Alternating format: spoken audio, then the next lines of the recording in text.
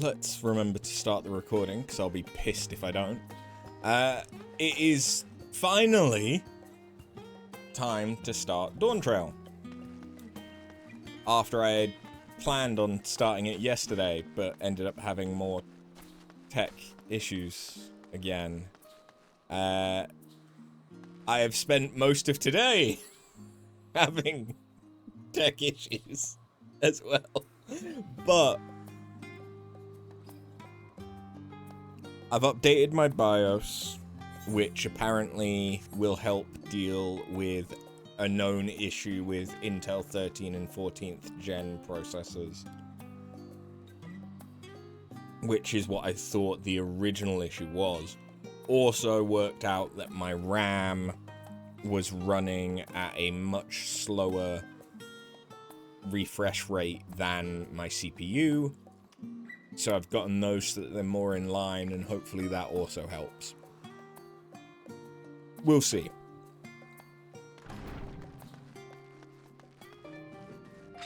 But without much further ado,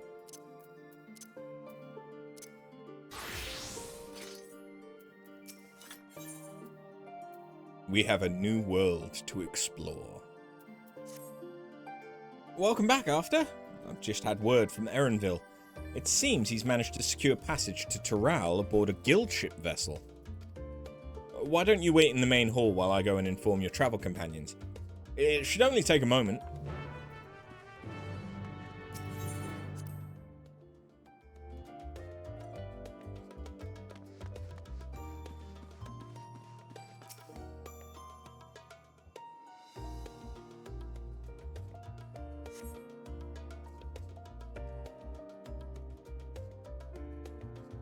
A 30 stream streak. If that's not a compliment, I don't know what is. Either that or you just have too much time on your hands. Maybe both. Ojika gave us the good news. We've made ready to set sail at a moment's notice. The only one yet to arrive is Erenville himself.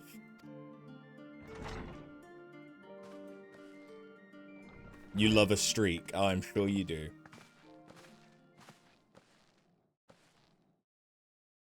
Ah, you're all here. It took some persuasion, but the Gleaner's Guild ship has granted us places aboard a vessel bound for Toral. There'll be other passengers, researchers and artisans and the like, so we'll need to share deck space. That's fine, Erenville.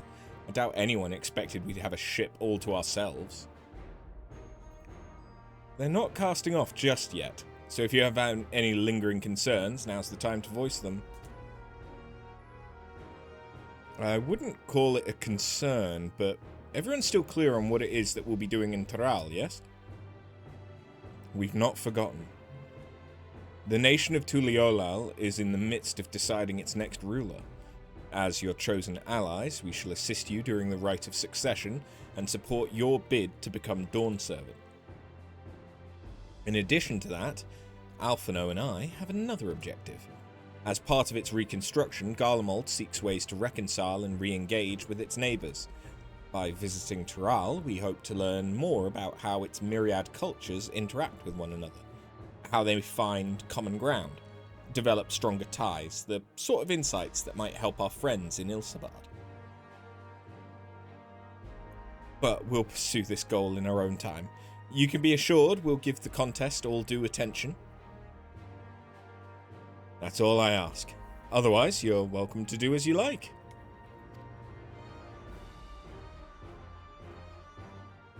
You wanted to find out about your grandfather, right, Krile? Yes. As far as we could determine from the old missive I found, he had been tasked with investigating the Golden City by your father, the Dawn Servant. Yet oddly enough, we have no record of that investigation in our archives, and nothing to explain the earring which accompanied the letter. Thus, for reasons both official and personal, I should very much like to get to the bottom of this mystery. I'm sure there'll be a chance to speak with Papa. You can get your answers right from the source. I look forward to meeting him. In any case, you're not the only one with an interest in the City of Gold. The Golden City is a children's bedtime story. I'm part of this expedition only because the third promise has commanded that I serve as guide. Still playing the part of the stoic servant, I see. What of you? Don't you dare tell me you've changed your mind. Hoist sail and let the wind take us as she pleases. We won't make you Dawn Servant by standing here and talking about it. I go wheresoever adventure is to be found. Oddly, Gwyd has more time than you do. You just happen to work office hours, so it lines up better for you. Ah. That's what they tell me. Right then, if we are still committed to the journey, then I say we make ready to depart.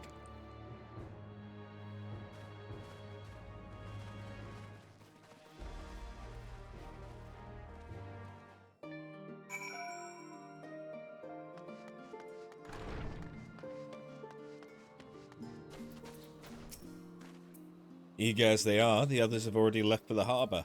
We're not in danger of missing the boarding call, but perhaps we should make our own way there as well.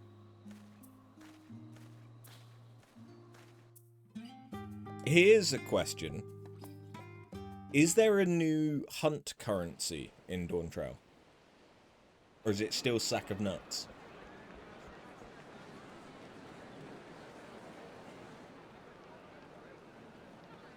I knew the answer at one point, but I don't remember.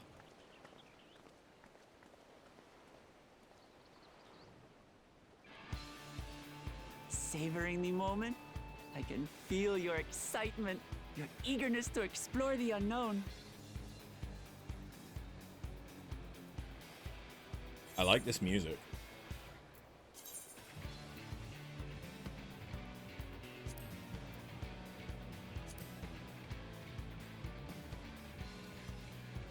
Well, for once, the fate of the world doesn't rest on our shoulders. We might even get a chance to enjoy ourselves. Do not be so quick to relax. Oh, Tural may seem but a short sail away on a map. The vast seas between brim with peril. The treacherous waters of Shade's Triangle alone have claimed countless vessels. And that's where the Occult Crescent is. Even following the safe route plotted by Admiral Bufiswin herself, this will be no pleasure cruise. Perhaps, but my voyage here was uneventful enough. Disappointingly so. Either way, the two of you have first-hand experience, which will be of great comfort in the days ahead, I'm sure.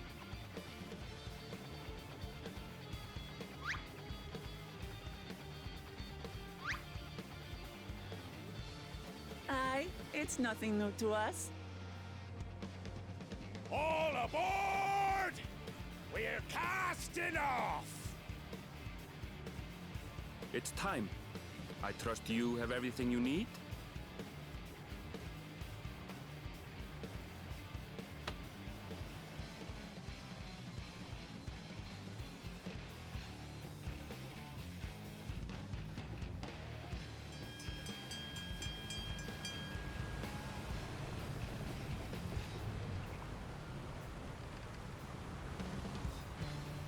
Oh yeah, I'll soon have a And use. so does our ship cast off from the docks. I'll soon have a use for all the tomestones and We sail west, scripts that I've gotten that I've not been able to use years yet. past, bound for the new world, known to her children as the continent of Tural.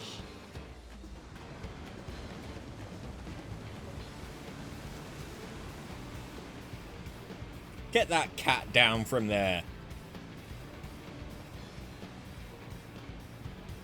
Just wait, Papa. When this contest is said and done, it'll be your daughter who sits the throne. Me, Woklamat!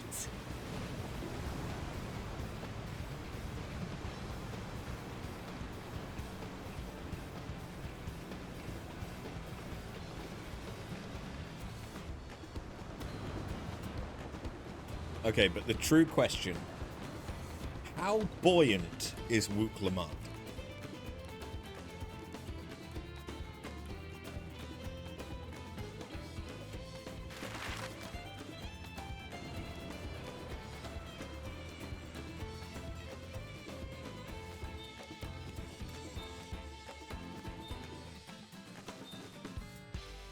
You would say sinks like a stone. Oh, okay, so it's literally just the continent further to the west. Like, it's not actually that hard to get to. You okay there, Alphanome? Alizé can barely see over the side. Wait, did that deckhand look like Balthier? Smooth sailing so far? Aye, so far so good. But this sea, she's a fickle one. Calm one moment, blowing a gale the next. I'll take my rest while I can then.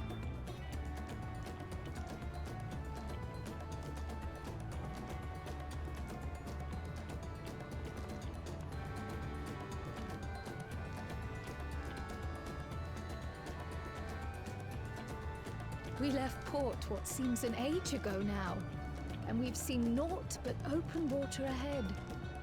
I knew Tural was far, but it's another thing to really know.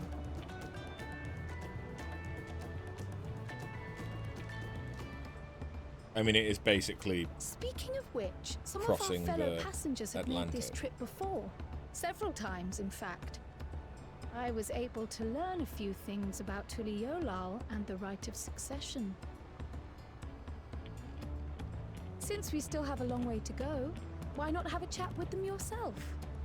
I'm sure you have questions of your own.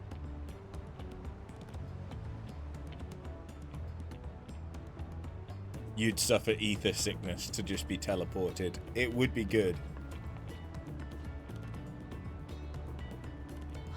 Did you look out across these same waters, Grandfather? Just make sure that you have some of the Amra Laxi before you teleport.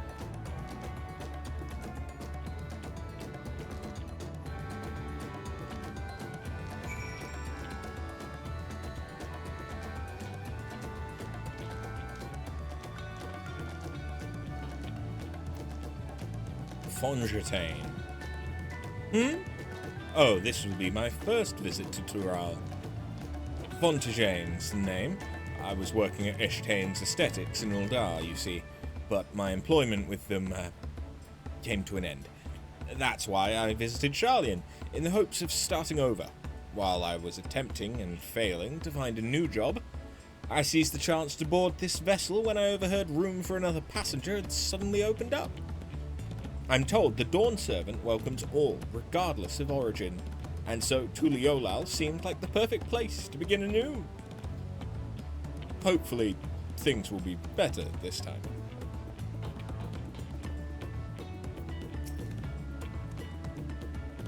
I see you in Eorzea before. You great and famous hero. Ah, I've had enough of playing the simpleton. There was a time when we took great pains to maintain the deception. But with more of you Eorzeans coming to Tural, it's become impractical.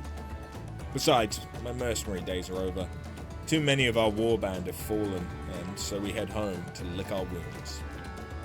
Okay, so are all of the Mamulja from Tural? My story? Well, since you asked, I want to retrace the historic journey of the great Keteram. You know, the first Eorzean to set foot on Tural. Almost 80 years ago now.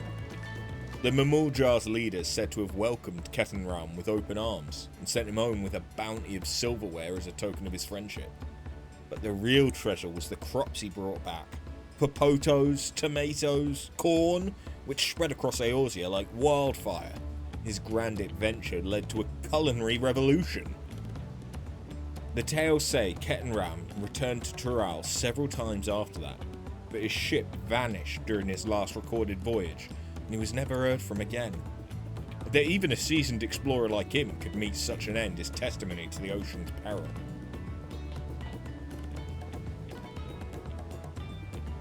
It's too early to say, but I'm going to try and remember that Ketan Ram disappeared.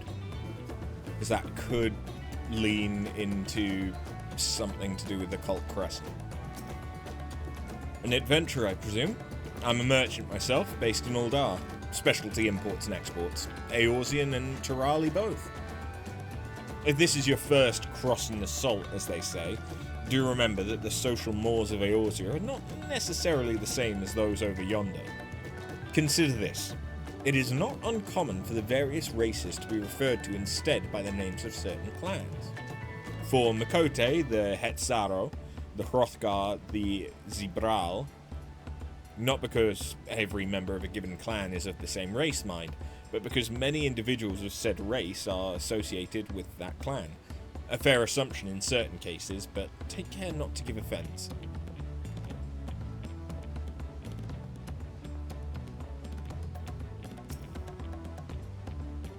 Did you want to make a wager? We're taking bets on who'll be sat next in the Dawn Servant's shiny chair.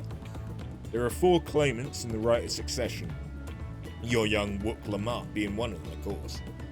But from what a Mamul Jar bloke was telling us, the other 3 are all strong contenders.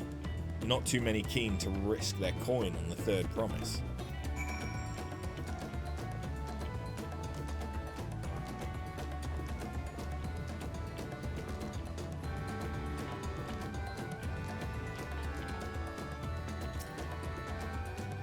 Did you learn anything of interest? Yeah, the Mamul Jar have been lying to us. Oh, and heard that about the clan names. We should have Wootlamat and Erenville teach us the ones we should know about. Actually, it's getting a little chilly up here on the deck. Let's all gather in the cabin.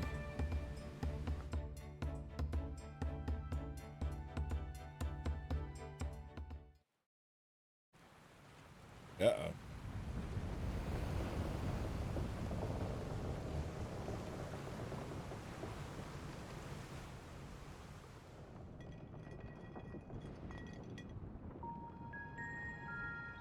You want to get drunk? We're in for a proper storm, it seems.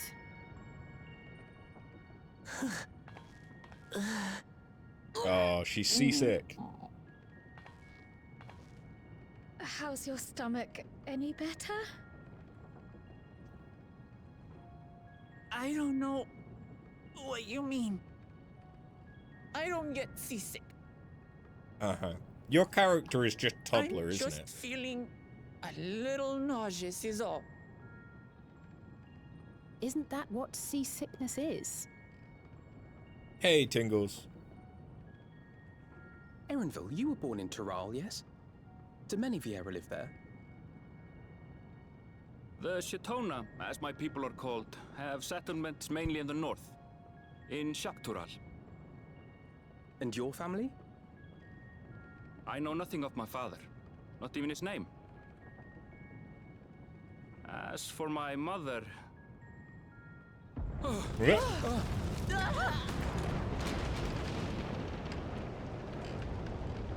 We're in the teeth of a narrowlands! Reef that sail for the last snaps! Oh dear. I'm gonna have to fight something on the bone, aren't I? Only elves have watch! This wind's too strong to take in your side! I'm going off the mast! We need help! Get in below decks first! It does seem a bit like we're about to fight Sin Come, on the way we should lend to what aid we Kilika. can.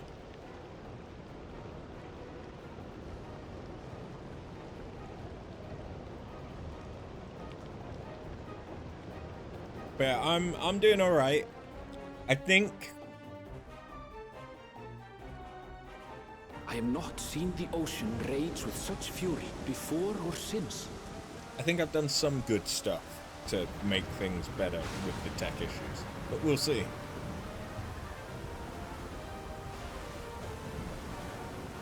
The heaving waves tossed our ship about like a toy, sending sailors tumbling.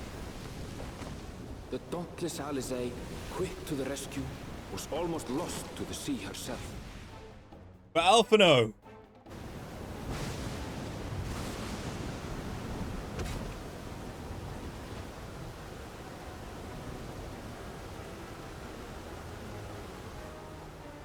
Meanwhile, our champion rushed to deploy the vessel's magical defenses, and thereby shield us from the lightning. Makes sense.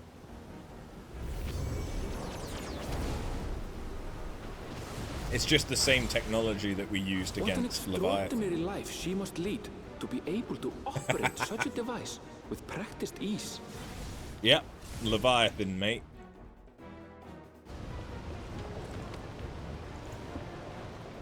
Woklama, too, threw herself into the rescue efforts, though one might have mistaken her for another soul in distress.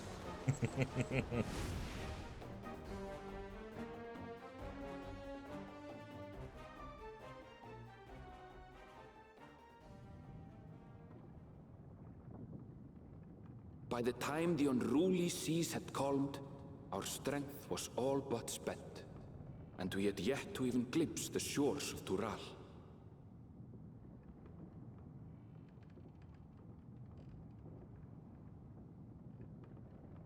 In retrospect, of course, that battle against the storm would prove a fitting prelude to the coming contest for the throne.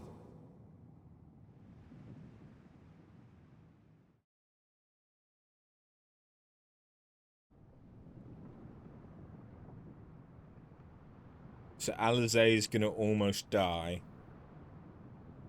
And so's Woklama.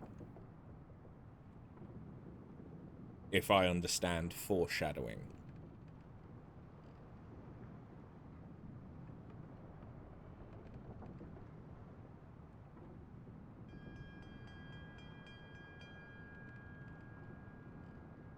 Land ho! What did you call me?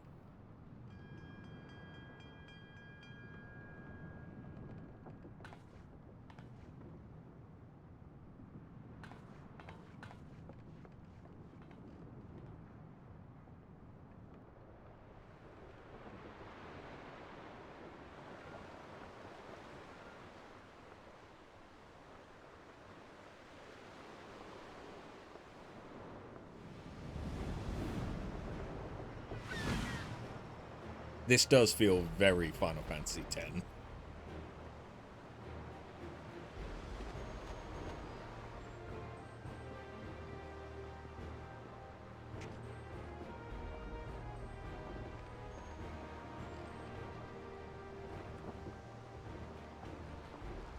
Morning.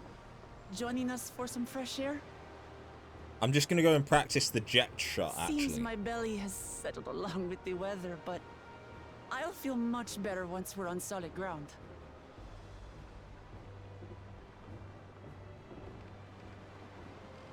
Ugh. Can't be much farther now, can it?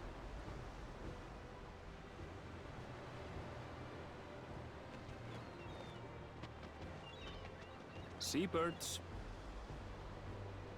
Blue-footed boobies. Or some Land must shit. be near. You need only hold out a while longer.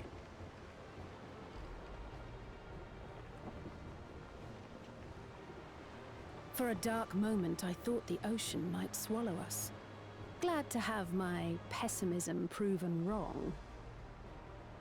In other good news, I examined the sailor who took a fall, and he's faring well. I'm sure he'll make a full recovery.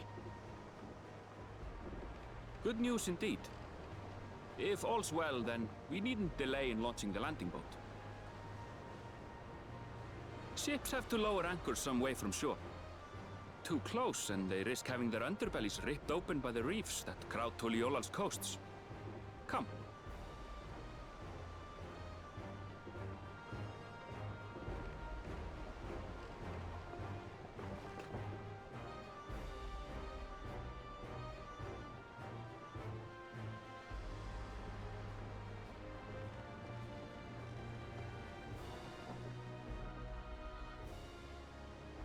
Thanks for bringing us all this way. I mean, we've still not seen the coast. We only did what we were paid to do. Couldn't hardly set you adrift halfway.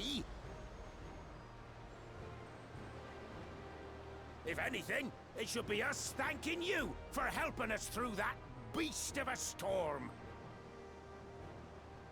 As a matter of fact, everyone's starting to fancy your chances in the contest. At this rate, we won't be able to lay wagers no more. Then I better not let you down. Blech. Easy, stomach. Easy.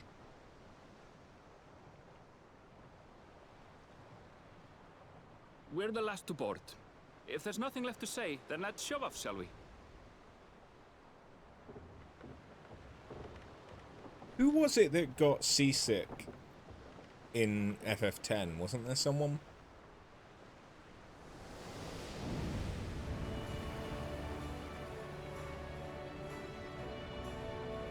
Was it Waka?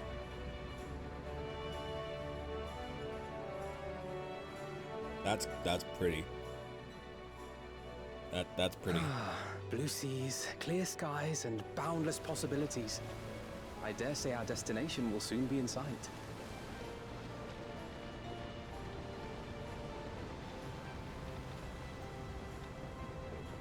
Enjoying yourself for a change?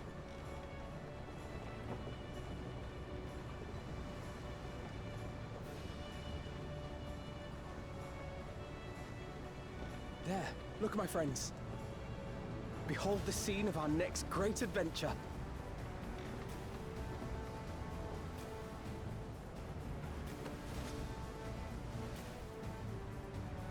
At last, we are come to the land you call the New World.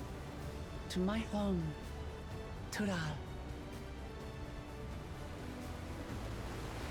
I'm not sure how I feel about her hair.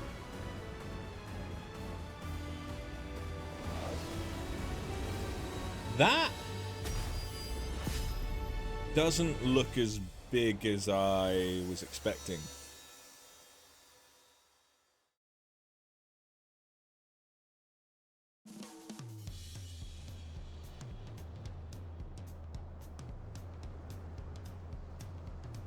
Juliola.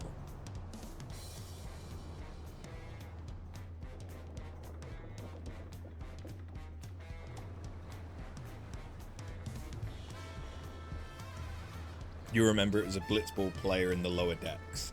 Okay. Maybe that's why I thought it was Waka. Ooh, I like the Aetheryte design. I'm also digging this music.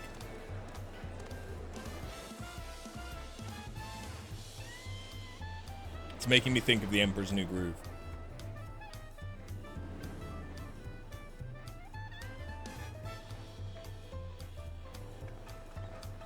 He was from the Besaid Auric, so easily confused with Waka. Ah, good, I'm not crazy.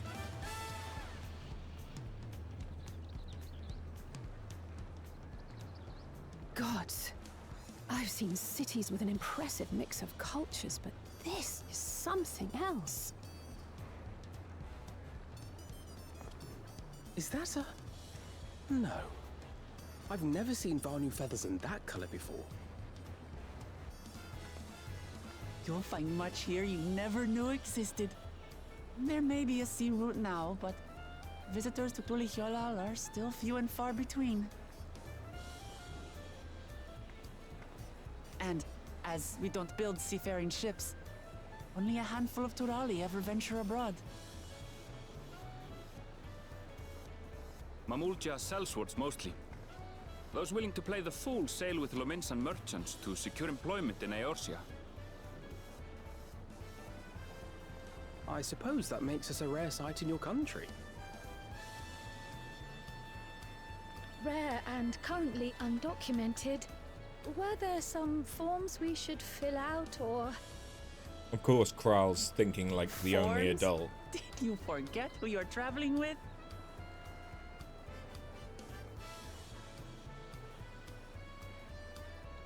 That's an interesting looking Hrothgar. Saldrin? You are outsiders? Visitors to Tural? We are.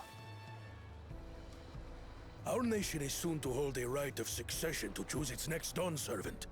We're aware. We will not abide interference from foreign agents seeking to foment trouble. What brings you to Tule Yolal? He is smart, though. I can answer that.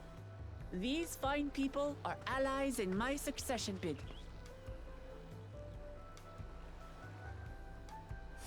Third promise. If you vouch for them, then all is well. Of course. Please, accept our apologies. I like the parrot No coloration. need to bow and scrape. That our soldiers are so diligent in their duties fills me with pride.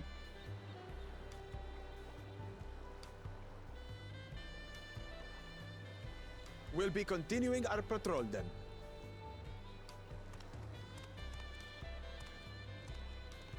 Finally arrived in Dawntrail. GG Aftermath. Thanks, Well, Yoshi. well. You really are a figure of authority here. Are you suggesting I don't look the part?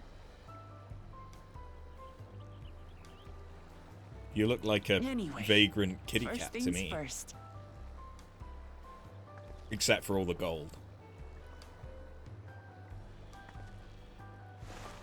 I bid you welcome to Tule Yolal.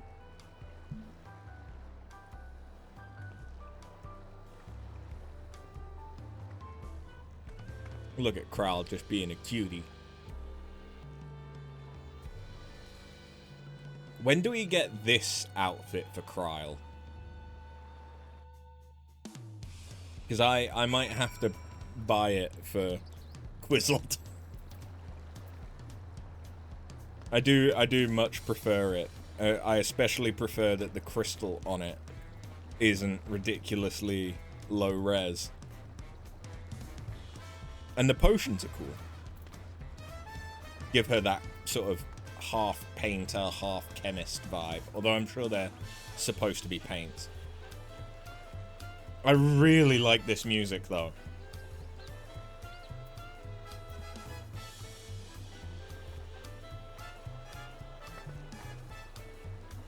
It really does feel like classic Disney.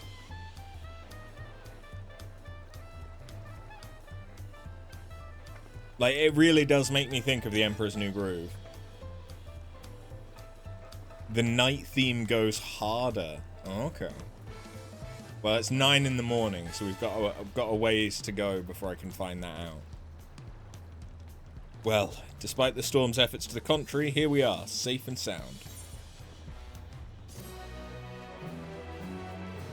No, fuck off with that. Play more of the background music. You've arrived in Tule Yolal. You can return to the city at any time by speaking with the sprightly sailor in Scholar's Harbour in Old Charlotte.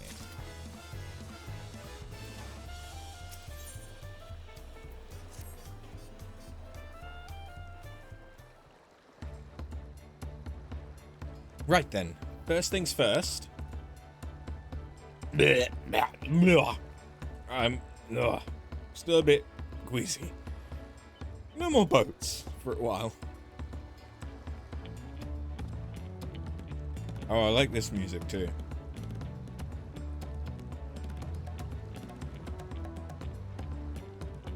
I realise we've just arrived, but we should get you familiar with the city before the rite of succession begins. No arguments here. I should very much like to explore. Then I'll guide you. Are you sure you're in any condition to do so?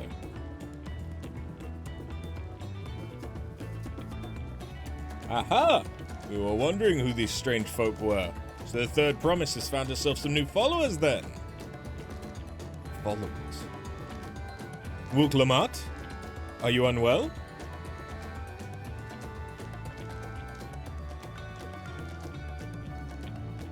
No, not at all. Couldn't be better. The third promise does not get seasick. No, sir. Hey, hello. As for my hand-picked entourage here, I've recruited them to help me win the right of succession. I was about to show them around the city, in fact. That sounds lovely. But a group of foreigners is going to attract attention, especially if they're in the company of the third promise. Everyone will be curious. We certainly were.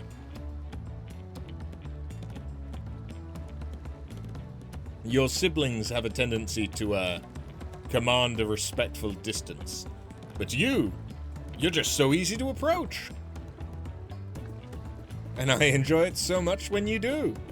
Please, don't ever worry that you're a bother to me. You're very kind. Good day to you, third promise.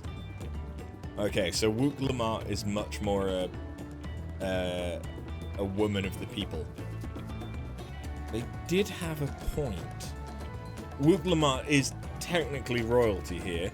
Like it or not, a person of her station surrounded by this many outsiders is bound to draw a crowd. Wait, what do you mean technically? I suggest we move in two groups so as to attract less attention. Just technically ignoring me then? Huh.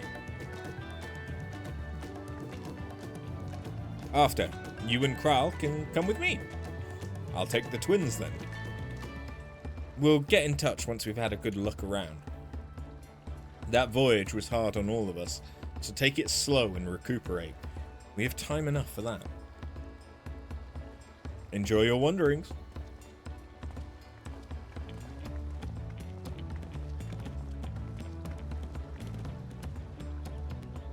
Perhaps we should wait a bit.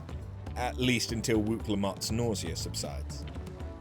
No need for that. Look, I'm ready to go. Blah. It's just a hairball. It's fine.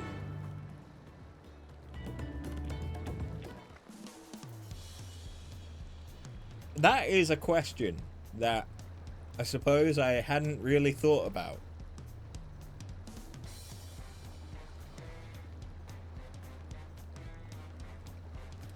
Would a bipedal, fur-covered creature with opposable thumbs still groom themselves with their tongue?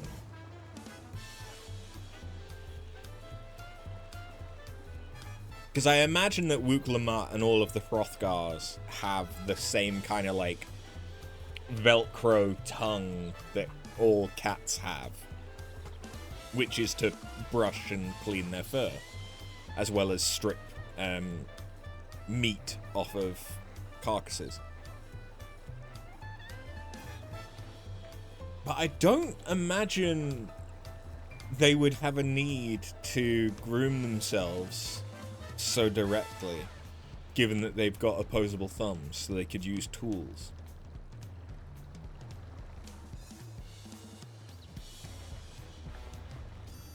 But when you see furries in fursuits,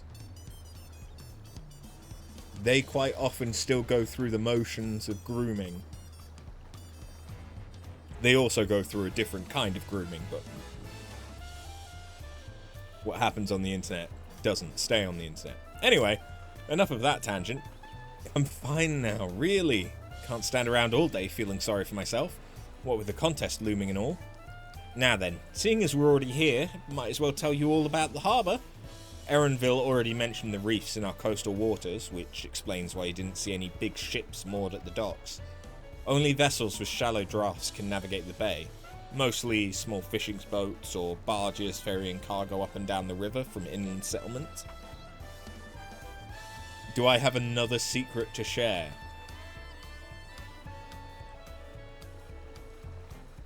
Is this when I come out as having a fursona?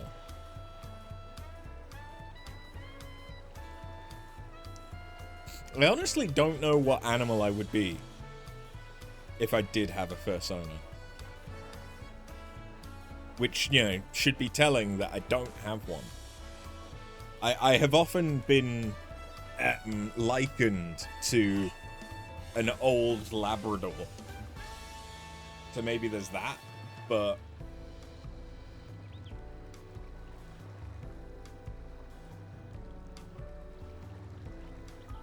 don't know. I do quite like ferrets and stoats and creatures of that type.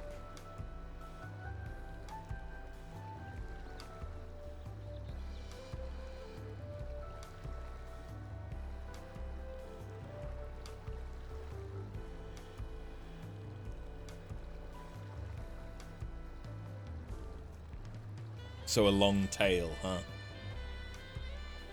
I suppose, yeah. I don't know what animal it would be, but it would have a long tail is kind of...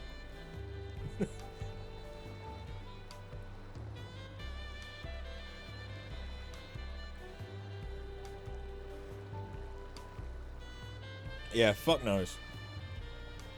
Some kind of weird Labrador ferret.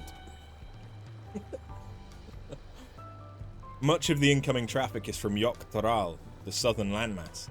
The clans there produce various goods for export. Their wares are unloaded here and carted off to merchant stalls in the neighbouring markets. Speaking of which, Bayside Bevy should be our next stop. Okay, now we're getting followed by both the kitty cat and the imitation kitty cat.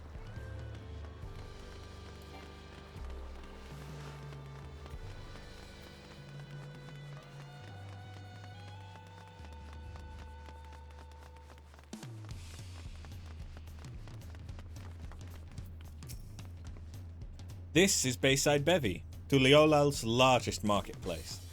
Being right on the harbour, everything from fresh fish to imported wares go directly to the shelves. Anything you want, they most likely have. Oh, right. I should mention that here in Tuliolal we buy things with Pel, a currency the Pelu Pelu created.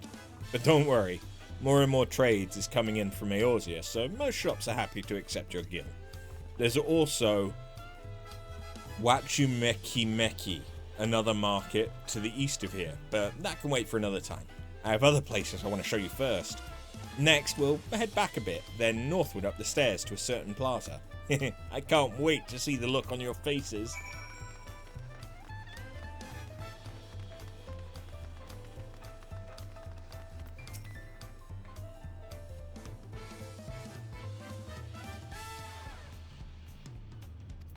Okay, I need to have done some quests. Hold on, I'm getting a phone call.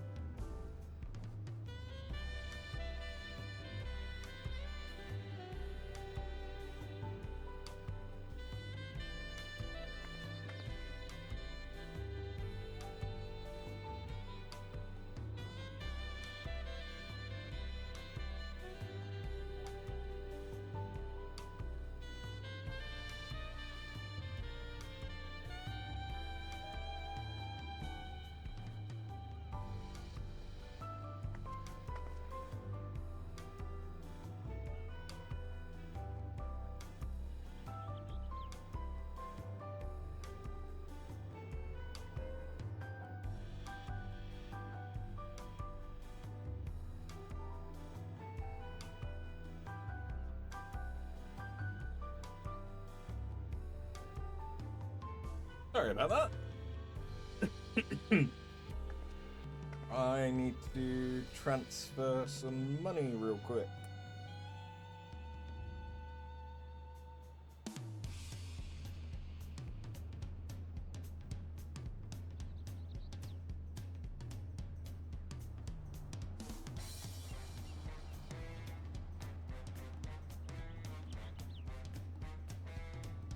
Hey, Amy. Hey, Ripper, how you doing? Your account's taking donations if I've got any spare. I do not.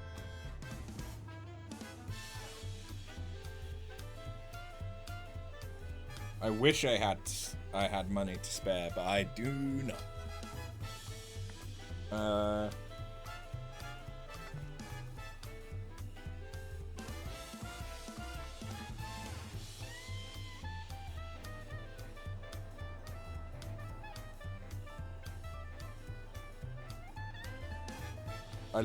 I bought some new RAM, and even the RAM, it was 200 quid, but even with that, I had to, well, I didn't have to, but I was incentivized to do the pay in installments thing. Hello, Shoebill. I see you followed me here. When was it that Shoebill started in Shadowbringers?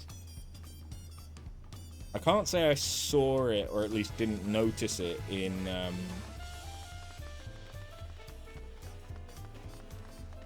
Endwalker.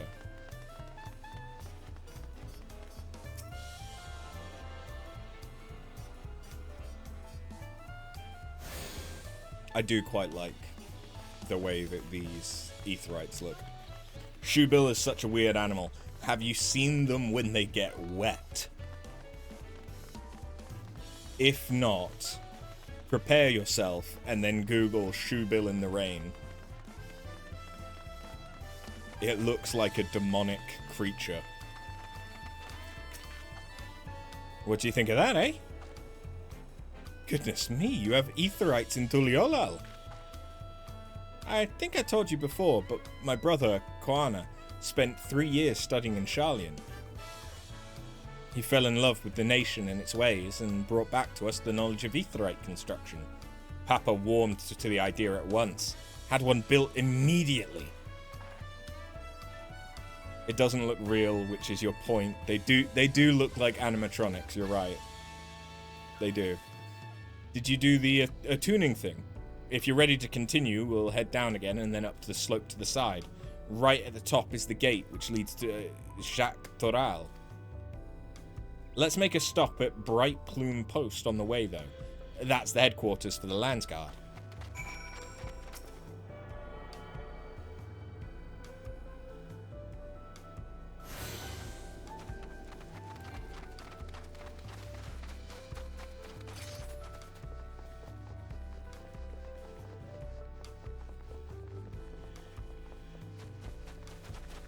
I guess this wasn't the way I was supposed to go. Oh. This makes more sense, yeah.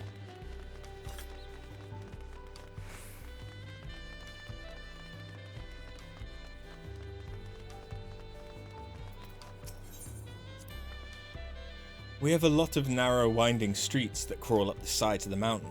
As you can see, though, the builders made sure the city's main thoroughfares were wide enough to accommodate wagons.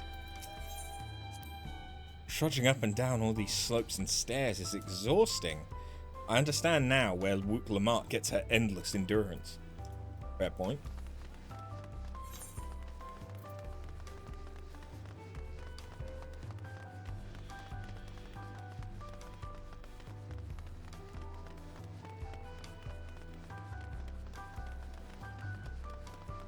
I do quite like the sort of Aztec Mayan architecture.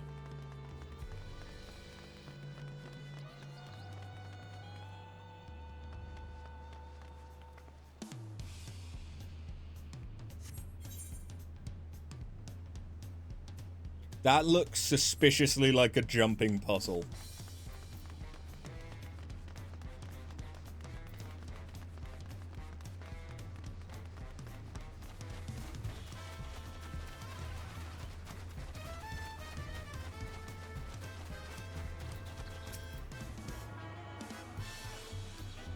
There are 2 in Tuliolal, and that's one of them. Fuck.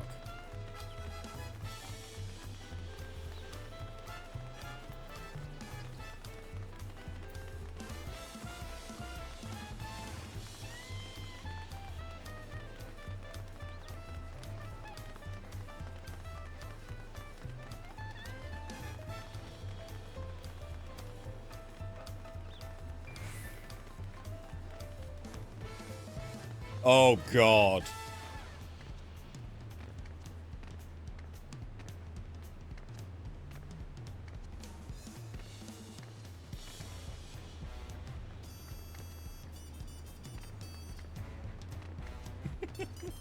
That's right, I'll do this with Woot Lamont and Kryle. Fuck you.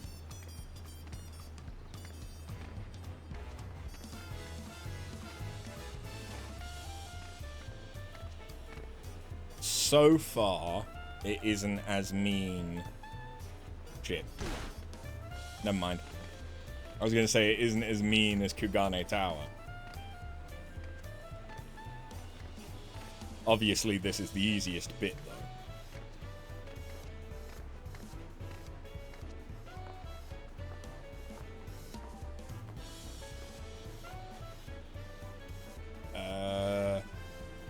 Okay, so I could either go around the corner or here.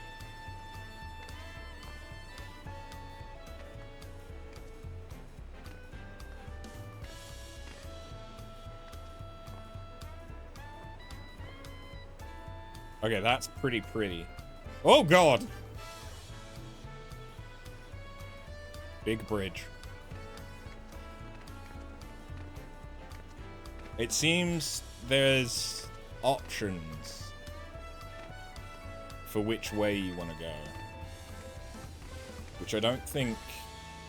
Oh, fuck. I don't think there was on any of the previous... I mean, I say that like I've tried lots of them. I've really not. I've tried the one in Ralga's Reach, which is very small. And I've tried the one in Kugane, and that's it.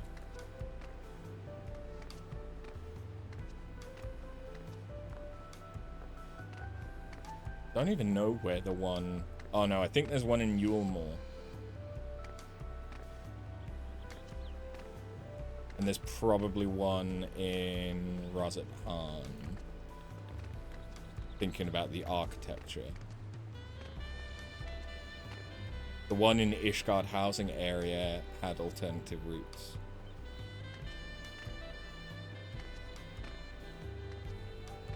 In the firmament. I didn't even know they had one.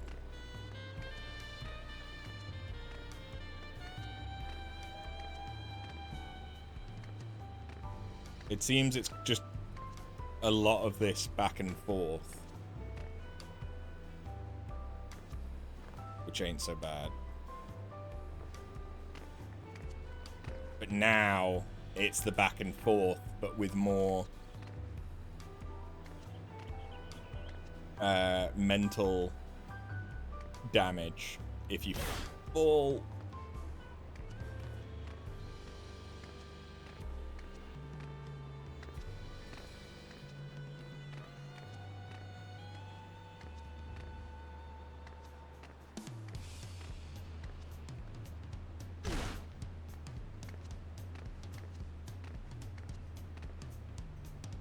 Firmament or Imperium is the actual housing. Firmament is diadem.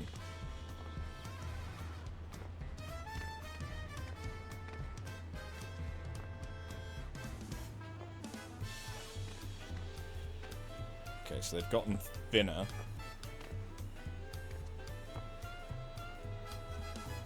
Okay, there we go.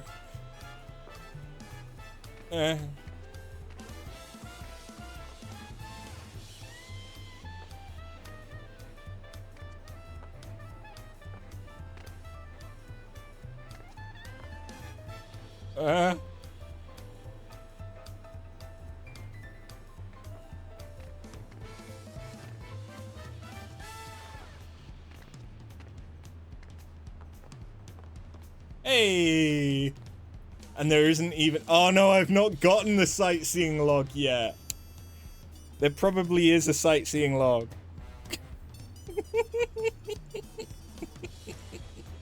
Shit. I chose the wrong time to climb this. But that was actually quite easy. I mean, that was very easy when compared to Kugane Tower. Not dragging Kryl up the puzzle. Yeah, boy. She's never been this high up.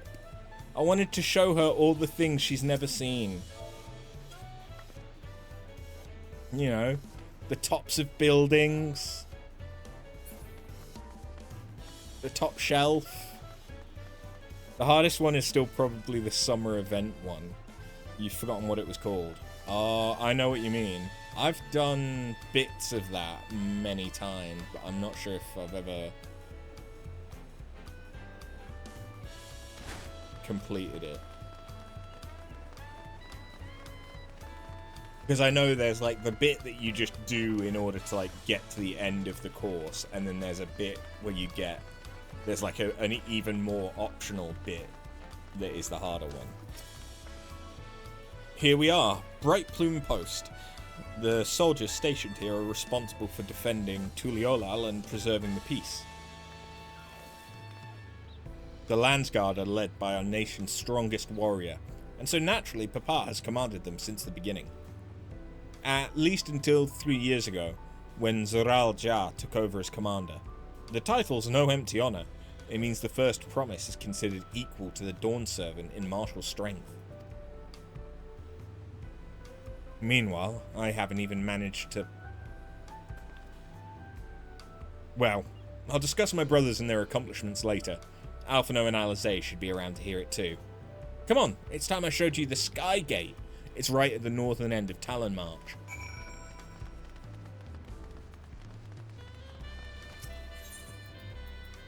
Just double checking that I had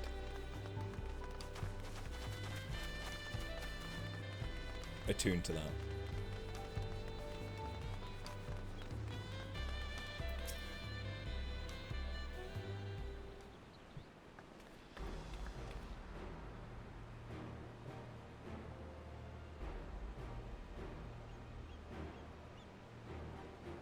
Massive, isn't it? And on the other side is an equally massive bridge to match. Both were constructed by the race of giants, the Yok-Hu. Strictly speaking, Thral's actually two separate continents.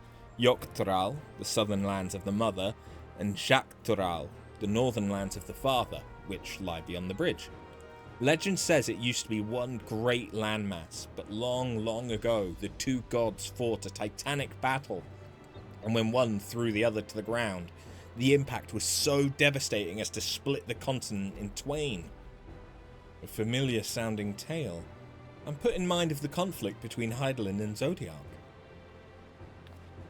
But getting back to Shak-Thral, those lands are also part of the Tuliolal nation, correct?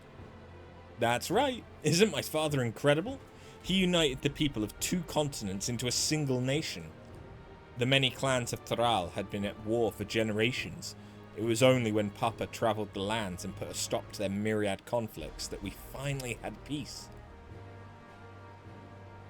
And that's the main reason I want to win the throne, so I can preserve the peace he built. But I see you're more interested in what's behind the gate than hearing about my aspirations.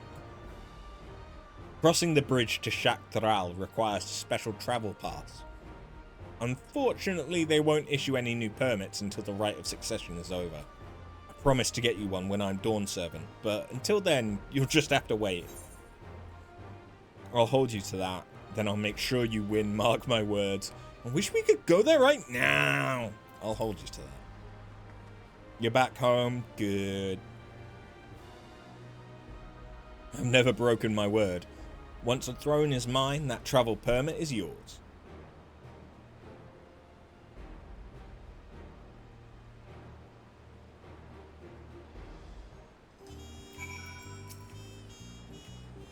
We must have covered half the city by now. Tuliyollal is unlike any other place I've visited. I'm thoroughly enjoying myself.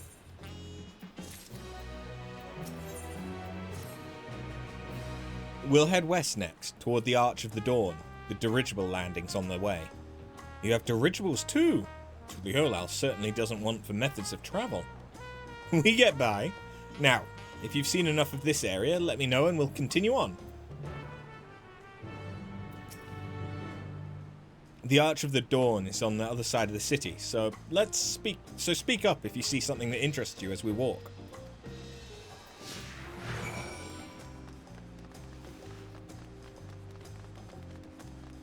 I probably should have changed to Fizz Ranged for Peloton.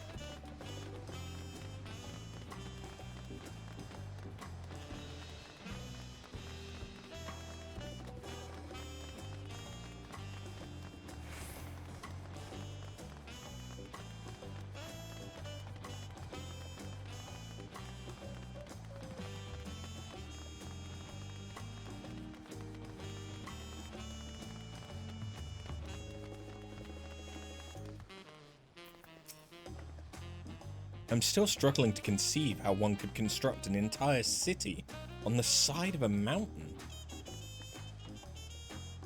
This was originally the site of a Yokhoi temple. The giants built it when they were first making the bridge to Shaktaral to appease the god who slumbers in the great ocean trench. After the Yokhoi withdrew, the temple stood empty for centuries, so when Papo was establishing his new nation, he saw a structure he could refurbish into a palace, sitting practically in the center of Taral. He gathered artisans to do the work, and the houses they built for themselves became the foundation of the city you see today. Speaking of houses, we'll be passing through the Resplendent Quarter, the biggest residential district in Tuliyollal. We climb these set of stairs here, all the way up. So how many people are screaming for Tuliyollal housing districts?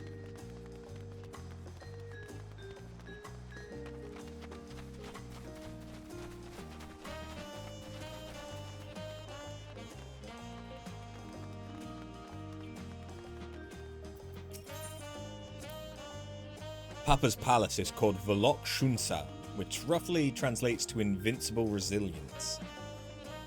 You probably want to take a closer look, but we'll be coming back here later. Let's move on for now. The sheer scale of this place is incredible. I wonder what that carving at the top represents.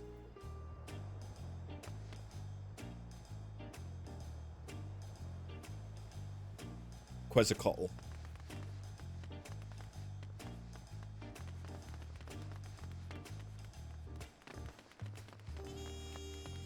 It's nice, but think we'll get housing in the first, maybe. I would like Crystarium housing.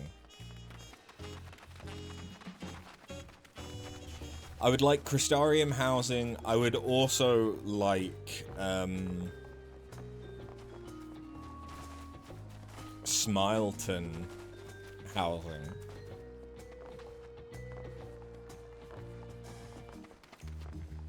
I mean, I play a bunny. Of course I want a house on the moon.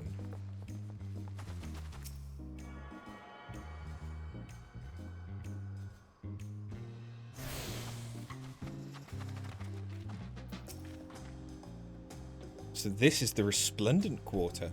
What manner of people live here? Oh, we have residents from all the Yoktaral clans.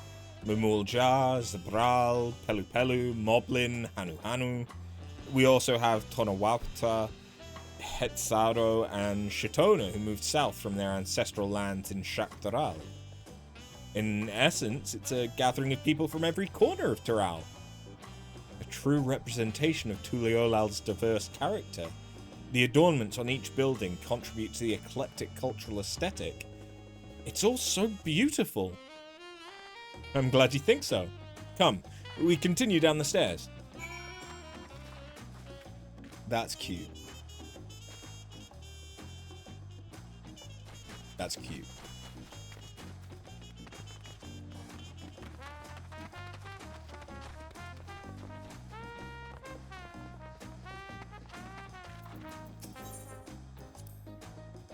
never seen such an enormous drum. What would one even use to beat such an instrument? My dick. That big drum there is called the Dawn Herald. They play it for formal occasions, like when honouring the Landsguard's return from a dangerous duty. I tried hitting it with my axe once and ripped the skin. Earned me a proper scolding, let me tell you. I think that was the time Papa held me upside down by the ankle. Okay. Alpacas! Yeah, so there's no chocobos. Welcome! If it's an alpaca you need, you can look no further. Before we get you saddled up, I'll need to add your name to our register. It'll make things smoother the next time you need a ride. Yeah, so instead of chocobos, Amaro, falcons... I think it was just chocobos again in Endwalker, wasn't it? It's alpacas.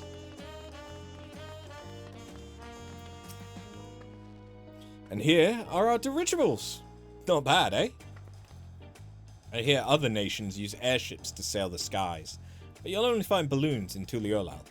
We have them for the exact same reason as the Aetherites. Koana brought back the plans from Sharlayan, and Papa thought them fantastic and commissioned their construction. This was around 3 years ago. Since that time, we've added flights to other settlements. Trade with frontier communities has never been easier. That's enough about dirigibles. The Arch of the Dawn awaits. I mean, they look very Ixal.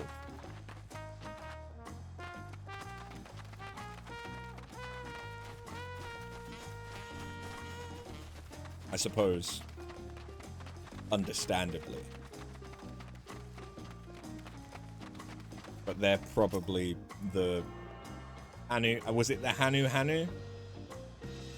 Which I guess is the Vanu Vanu equivalent.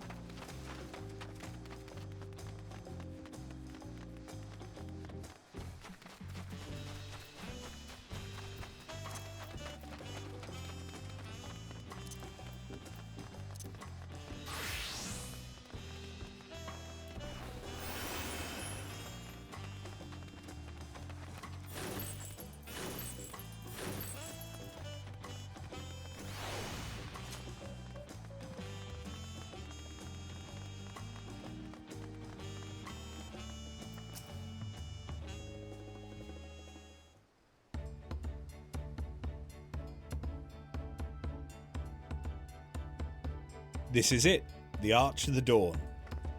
When the Giants were still here, it was known as the Yoctoral Landgate. But when Papa founded Tuliolal, everyone began using its present name in honor of his great achievement. Through this gate is Kozama Uka, the wetlands south of the city. Depending on what the Right of Succession asks of us, we might end up going in that direction. Kozama Uka. The name alone is intriguing. Speaking of which, what were those fluffy animals we passed?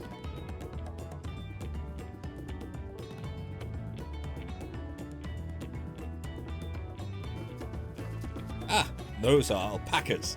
Fearsome, four-legged fiends. Fearsome? They seemed quite placid to me. Oh, but when they spit at you.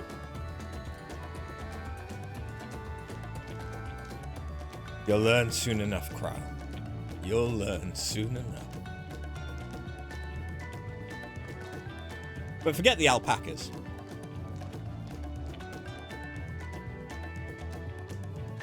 I have something far more important to show you. Come along.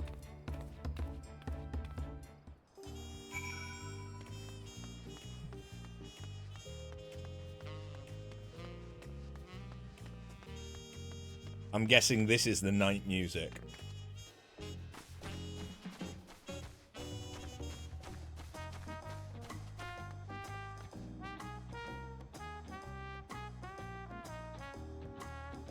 That's chill as fuck. If you wish to learn the history of Tuliolal, then look no further. These stone pillars, you mean? Stellas.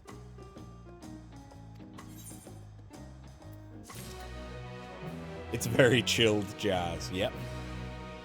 So, do you like jazz?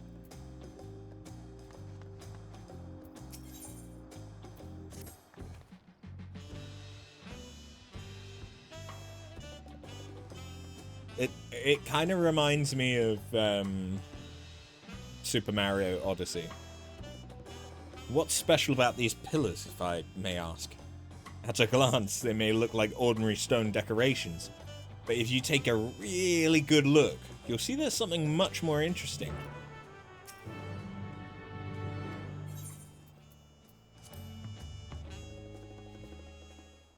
It's all smut. Here we've depicted all our favourite fanfics in hardcore hentai style.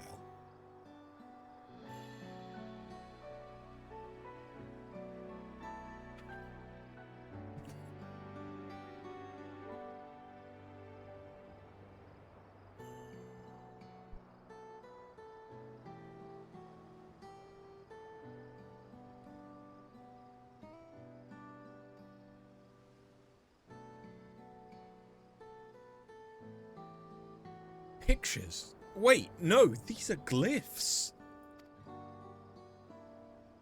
They seem to tell a series of stories, many of them featuring a two-headed Mamul jar. Oh, this must be... That's right. It follows the exploits of my father, Galul Jar, and his journey to unite our lands. We call it the Tuliolal Saga. The deeds he performed and the bonds he forged, all immortalized in stone. There's no better way to learn how Tuliolal came to be. Study them as long as you like.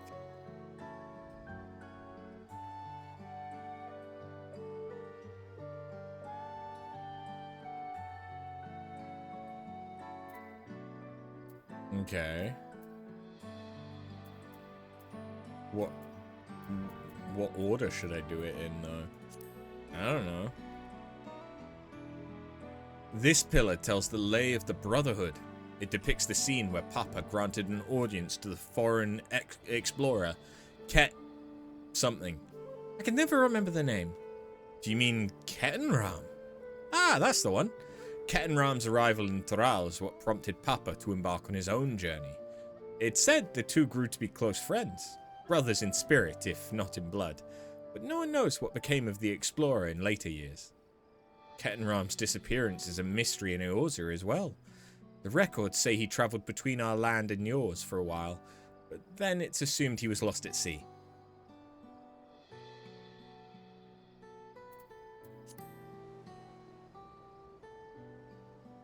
Here we have the Lay of Reeds. This is the story of when Papa visited the Hanu Hanu in their village in Kozamauka. Ah, the people Alphino almost mistook for Vanu Vanu. If not for the colourful plumage, he spent a fair bit of time among the Vanu in the Sea of Clouds, so it's no surprise he took an interest in your countrymen. I don't know how it is with your Vanu, but our Hanu are a bright and cheerful sort. They hold this one festival every year, very famous, and a lot of fun.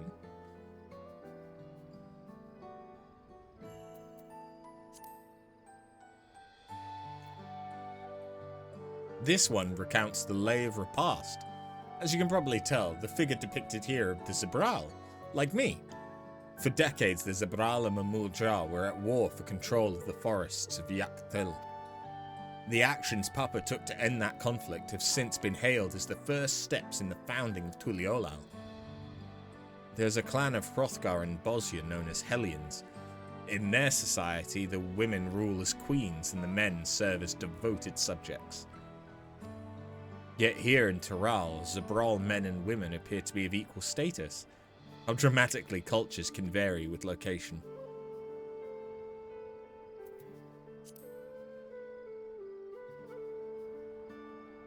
Ah, let's see. This one is the Lay of Pots, which depicts the moblins of Kozamauka.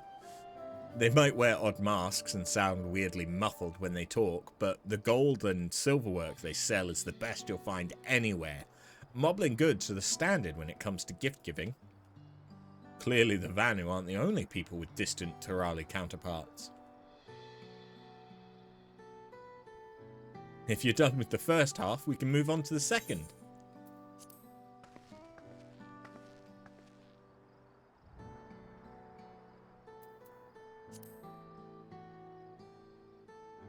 The Lay of Gold. This pillar shows one of the Pelu Pelu, whose homeland is in Urkopacha. Having created our currency, the Pelu are rightfully known as the Merchant Clan. They oversee Tuliolal's markets, and their travelling peddlers are a common sight no matter where you go in Taral. Don't let their size fool you. They might be mistaken as children, but beneath those beaked masks, they are clever and calculating traders.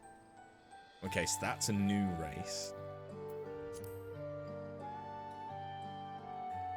Oh, this one is my favourite. The Lay of Ice. It depicts the battle with the legendary Tral Vitral Valagalmanda.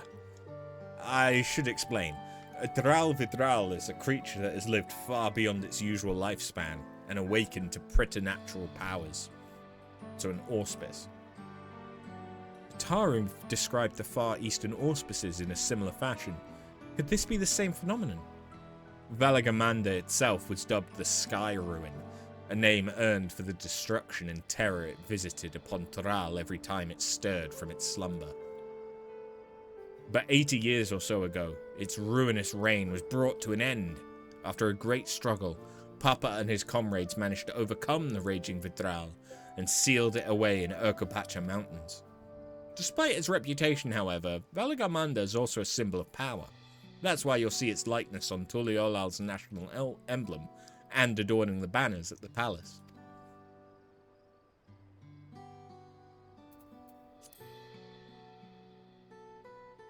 Ah, the Lay of Proof. The big fellow is of the Yok Hoi, the largest of Tural's people. These giants once used their great size and strength to establish a dominion encompassing all of Yok Tural. Having brought the southern reaches to heel, they then turned northward, setting their sights on Shak Tural. You'll recall the massive bridge they built beyond the Skygate? Sometime after launching their northern campaign, however, they just gave up. They abandoned the lands they'd conquered and withdrew into the mountains of Urkopacha. I've never even seen any of their kind so much as set foot in the city. This was a people with the power and resourcefulness to raise a temple on a mountaintop and build a bridge across the sea with stone. What would move them to renounce their ambitions and their place in Taral history?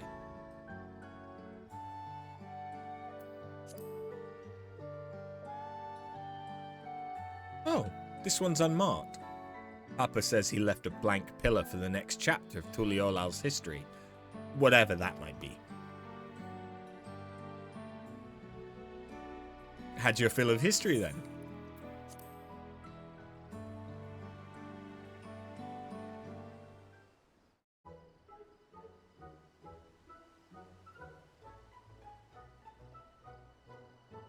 Glad to hear it. You know, I feel awfully hungry all of a sudden.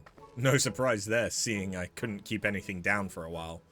Now I think I'm ready to eat again. So let's go have ourselves a bite of a local delicacy. Come, I'll take you to the best restaurant in the city. I like the sound of that.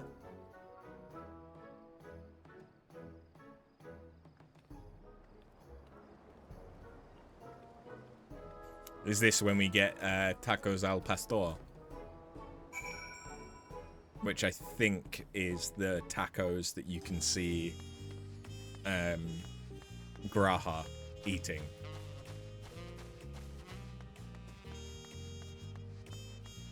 In the trailer.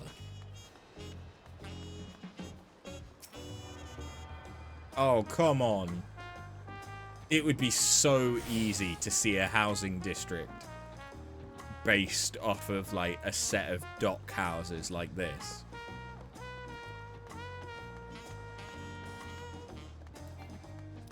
Tacos, big fat tacos, so big.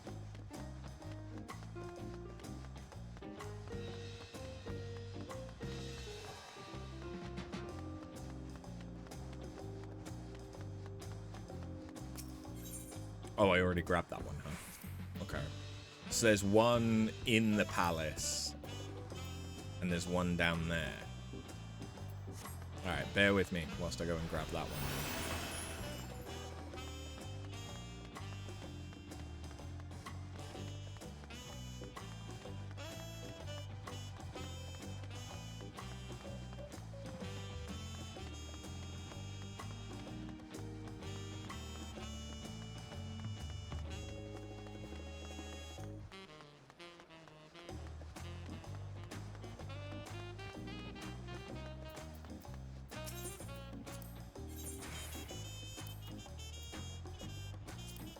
Okay, no level 100 gear yet.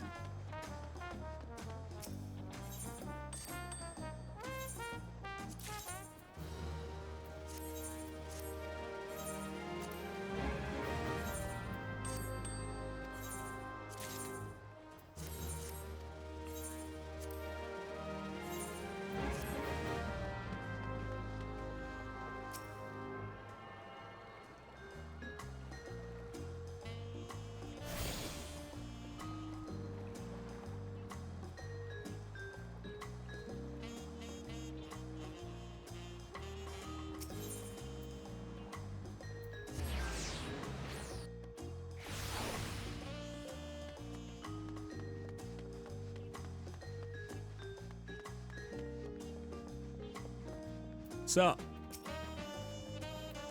have you ever had tacos? They're Tuliolal's classic. You bake a crunchy shell made from corn flour and fill it with meat and salad. A lot of shops and stalls sell them, but I like how they made it Shabalyavstye best. And I need one right in front of me right now. Let's head downstairs and place an order with old Brouk Evil. You don't think vendors sell level 100 gear, just the tome vendor? Script vendor normally has level 100 for crafter and gatherer, but that similar to how you don't unlock the tomestone one right away, we also don't unlock that one right away.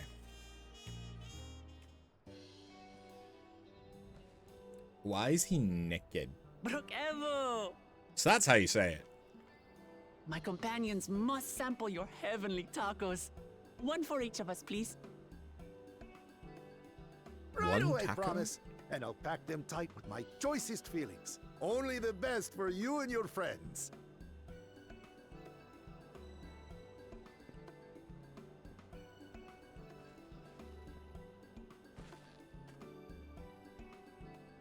Did you hear the silver scares are back? Seems their overseas foray ended in disaster. More than half their warband is missing, including their leader.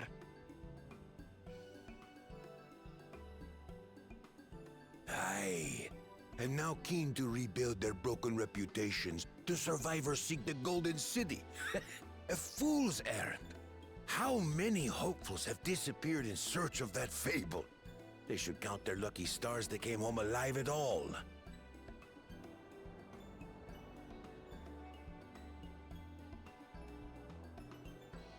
The legend of the Golden City is well known here, I take it. I like how there's It very is, obviously but as no one's ever salsa, seen it, many tortilla question if chips. there is any truth to the tale.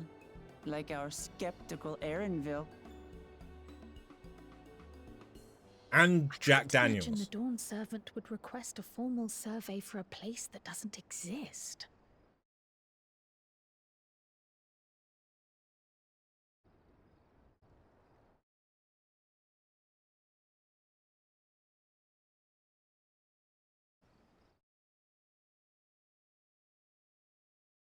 Now to find a spot with a pleasant view to enjoy our crunchy spoils. Did they have to be hard tacos? Oh. No, the tacos! You bastard!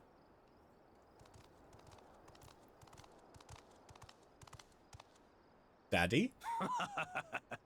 If it isn't the third promise.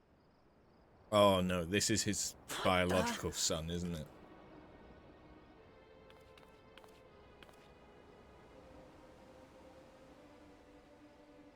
I don't know these ones. New salt. Dredge from foreign waters is my guess, brother. Of course, that's it. Wuklamat is so afraid of the coming contest that she went crying for special help. Was there something you wanted, Bakul Jaja? The third promise remembers us! Such an honor. Glory on your name, brother.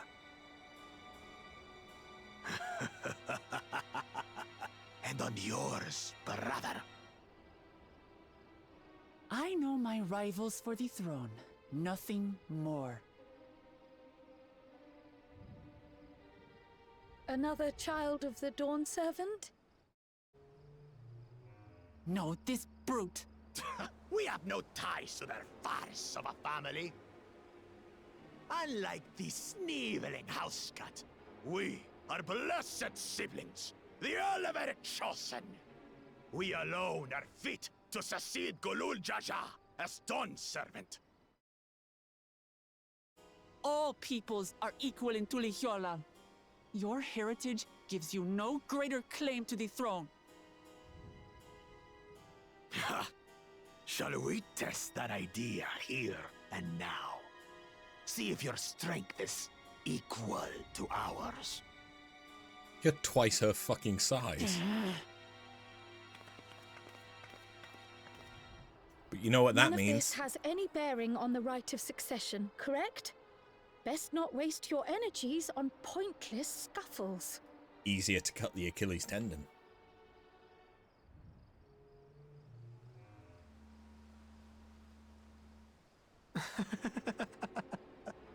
The kitten comes to the house cat's defense.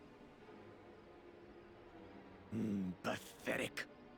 Since when was our nation overrun by mewling weaklings?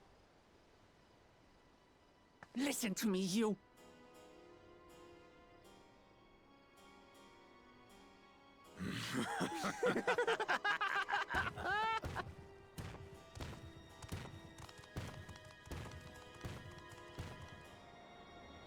A two-headed Mamulja. I knew of them, but that's the first I've seen in the flesh. I murdered one in Wanderer's Palace. Some get it into their twin heads that they're destined to follow in my father's footsteps. So they travel to distant lands to hone their battlecraft. Those are likely the ones you've heard about. Are there other two-headed claimants? No, just Bakul Jaja. Even in Tural, his kind are far from common. The Mamulja people largely belong to one of three clans. The Hubigo, the Bunewa, So that did look like a soft and the taco. Dopro. Every once in a great while, a two-headed offspring is born from a union between the brown-scaled Hubigo and the blue-scaled Bunewa. The child grows to possess immense strength, both physical and magical. So what if you had an orgy with all three?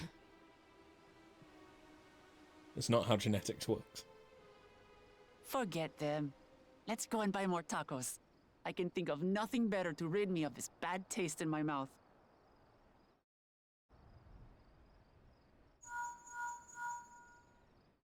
Enjoying your tour of the city, I trust.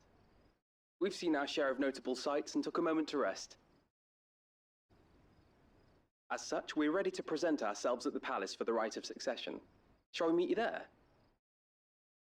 We'll bring tacos. Palace it is. I'll let Wuklamat know. Destiny calls. Perhaps we can return for more tacos later?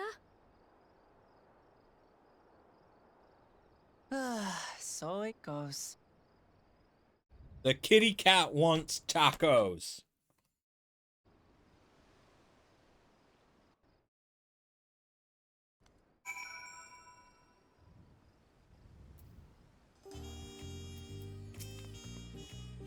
was looking forward to trying some authentic Tulliola cuisine, but we should hurry and join Alpino and the others at the palace. Alright, it's a bit of a climb to the top, but you can head up from the Resplendent Quarter, or even the eastern side of Talonmarch if you prefer. Now that you have an idea of how the city's laid out, I'll let you find your own way to Volok Shuna, or Shunsa. Ah, my poor empty belly. Always feed the kitty, yes.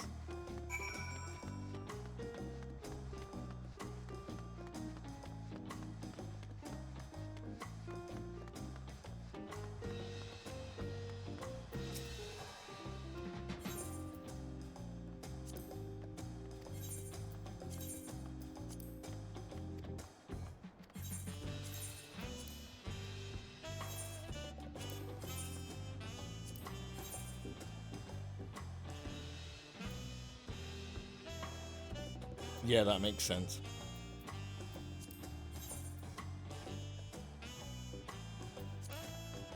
Yeah, the gear met vendor isn't there yet for the 99 artifact stuff. Oh, I didn't expect them to be. I expected that to be locked behind progression.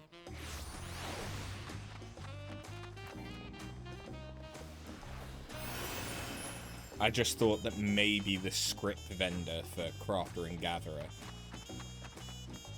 might let me do stuff. As soon as I unlock hunts, I'll have access to the hunt gear, though.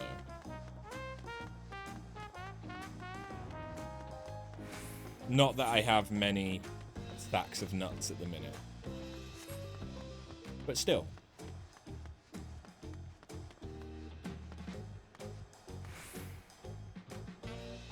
You look very flamboyant. Yes, I have indeed drained my sacks of nuts. Or drained my sack of nuts.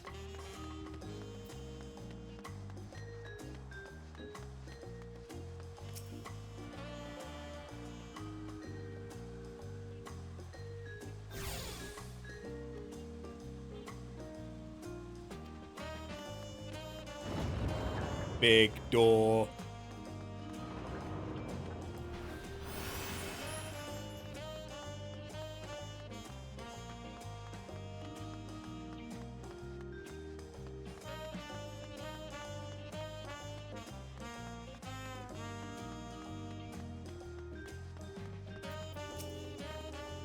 You made it. Good. Then we're all here.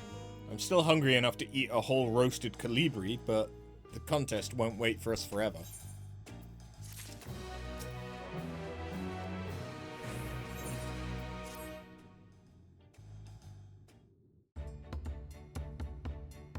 I've acquainted the twins with the city as best I could in a short time. Their unbridled enthusiasm made it rather difficult. Invariably, something would catch their eye, spurring them to run down an alley to investigate. It was like herding a pair of unruly girls.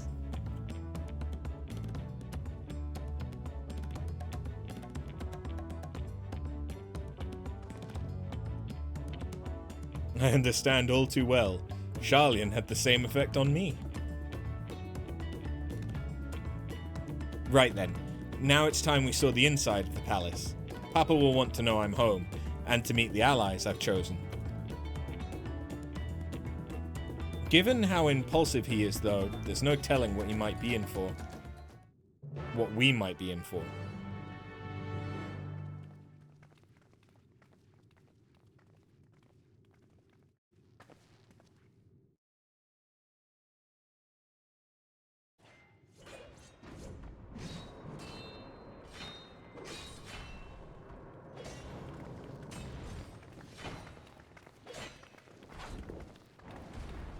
Estinian?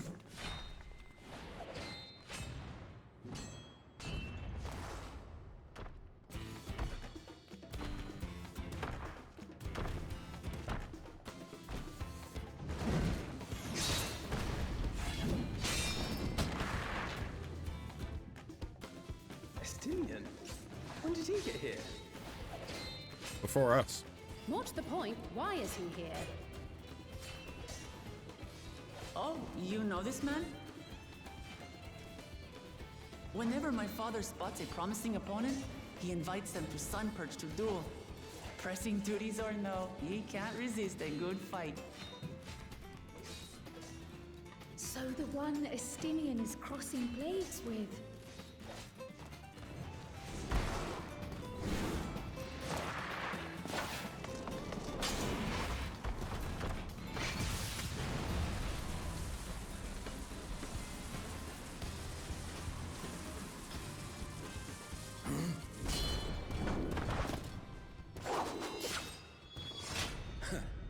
That will do, Spearman.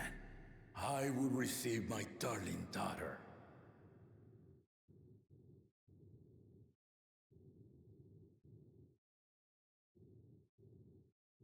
Know that you are the strongest I fought in many a moon, if not longer. It is the privilege of a life long lived to face such a formidable soul.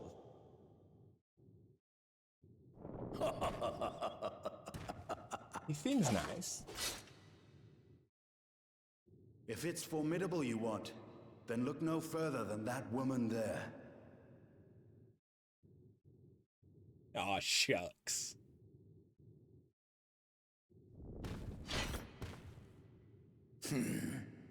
I see you, warrior.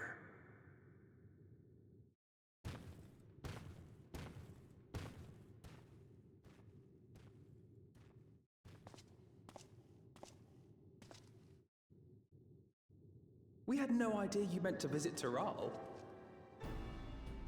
I've seen what lies east. This time I chose west. And thus did our itinerant dragoon make his travel plans. You witnessed our bout. If you thought he was fearsome, that was with one head dozing. I'm not sure I understand.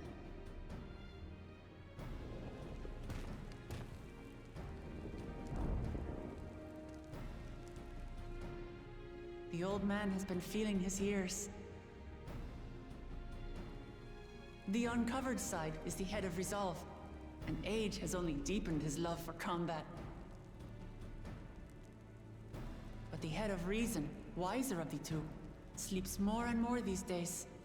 As I understand it, the veil helps with the restoration of his magical energies. Enough about me, Lamati. I want to hear of your adventures. Lamachi. A term of endearment. It's what my family calls me.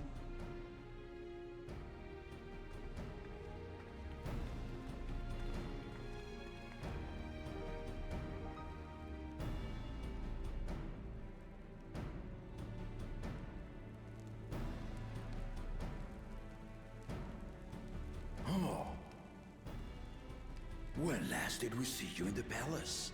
Greetings, Lanesh. It's Erenville now, Dawn Servant. Lanesh. I took the name while abroad, and have since grown accustomed to it. Erenville, then. Oh, he sounds so disappointed. And these others? I assume are Lamati's recruited allies.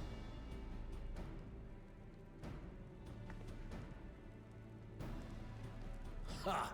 Old-tempered still. Yet as much as I'd enjoy testing their metal, the hour of the right is at hand. I will summon the other claimants at once. Then I shall leave you to it. Good fortune, my friends. Looks like Rex from Mass Effect. You're not wrong. Kinda does, yeah.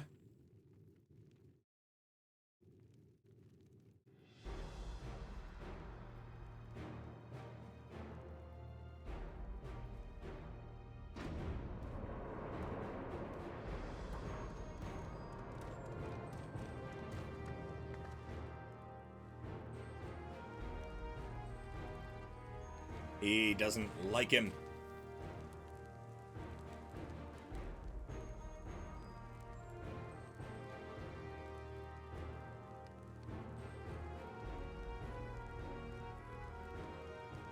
claimants are assembled. The Makote The does really first stand out. promise, Zorolja. The second promise, Gona.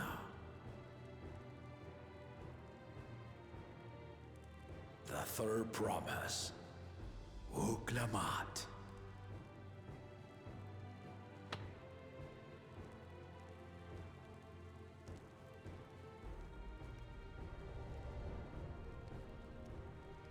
And lastly, the chosen of Mamuk, Bakul Jaja.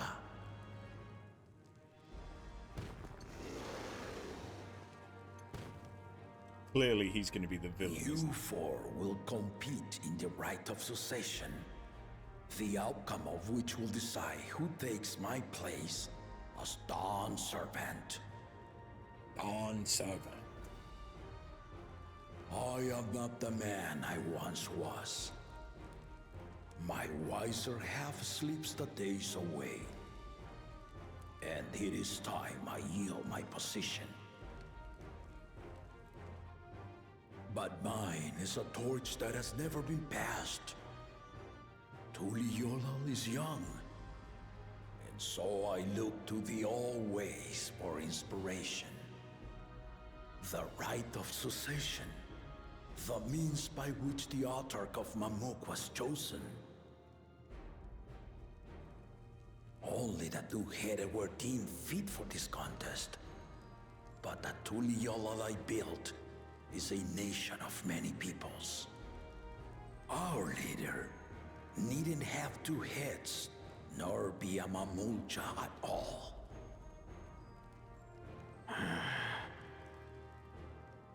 So I gave the right of claimant, not only to the Is he a son I machinist? sired, but to my adopted children as well.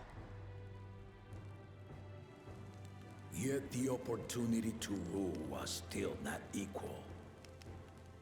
That is why a recent tournament offered a place in the contest as the winning prize.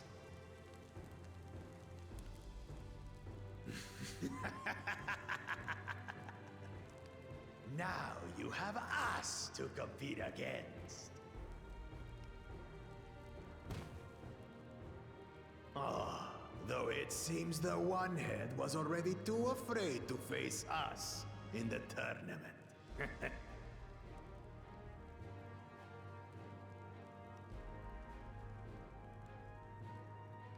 Our brother was in Shock Tural leading the Landsguard on a campaign to eradicate a Tural Vidral. Anyone with sense would know he was too busy for games.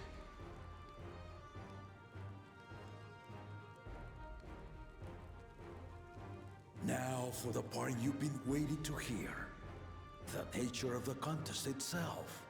There's going to be this giant rock floating in the sky.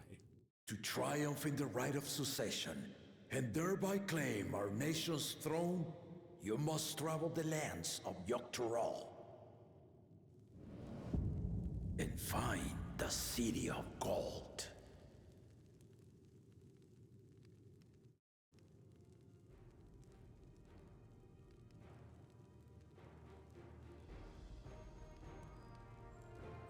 If I may, Father. Speak, Gona. The Golden City is an ancient Turali legend, but after so many failed attempts to find it, the story has become more fairy tale than fact. If you would charge us with such a quest, are we then to assume you have proof of the city's existence? I offer as proof my unbroken word, for I have seen it with my own four eyes.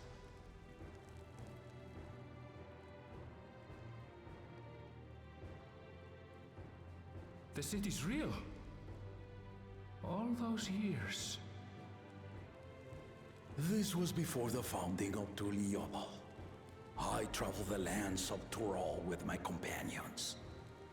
And we ended our journey at the gates to the Golden City. I mean to have you do the same. But in order to achieve victory proper, you need to break the seal I put in place. Bring them. So, is the City of Gold where they sealed Valagamanda?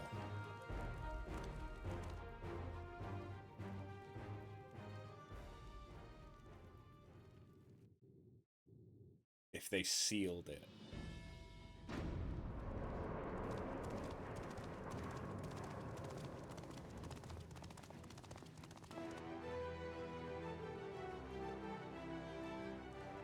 Yeah, they sealed Valley in the mountains. But is the mountains where the City of Gold is?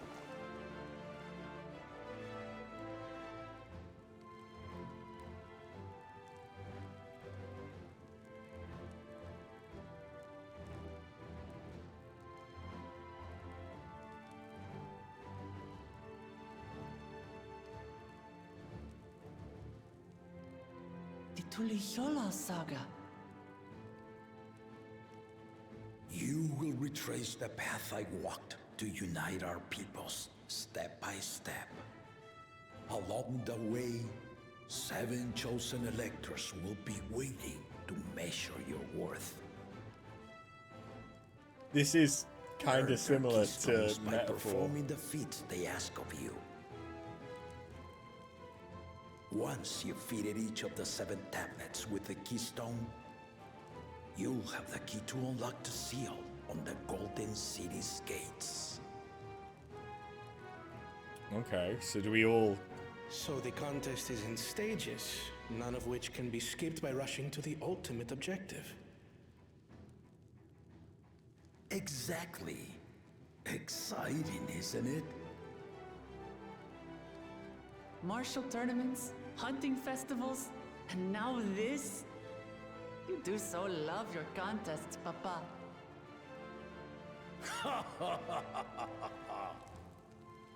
Were I a few years younger, I would have joined in myself, giving you a proper challenge.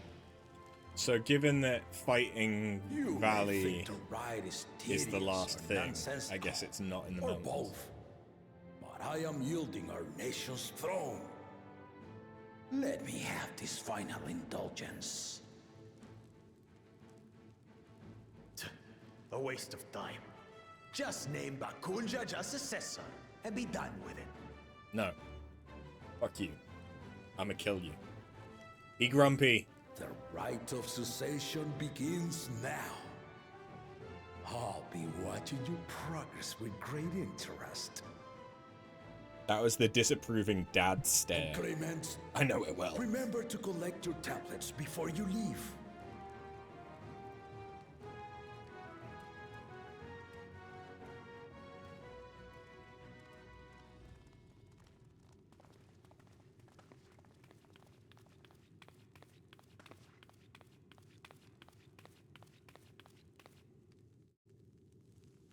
You are one of Lamachi's allies. Speak freely. Do you know my I'm granddad? Kai Baldessian, representative of the students of Baldessian. My name is perhaps familiar to you? Ah.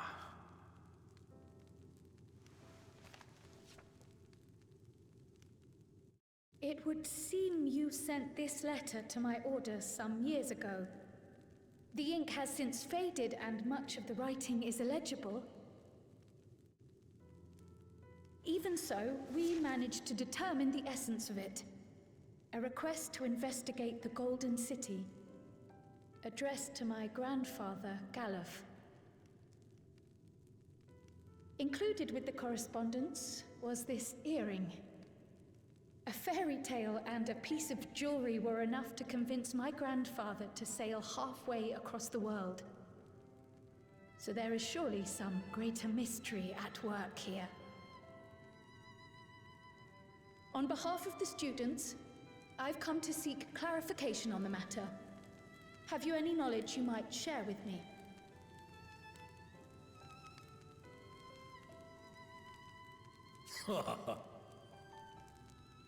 No, not at this time. I have tasked the claimants with finding the Golden City. To fulfill your request would afford one of them an unfair advantage in the right of succession. That's fair. But once the contest is decided, I plan to entrust the entire truth to my successor. If you want to hear it, then you had best help Lamachi win. Fair. Very well, Dawn Servant. On my honor as a student of Baldessian, I will find your Golden City. Thank you for hearing my petition.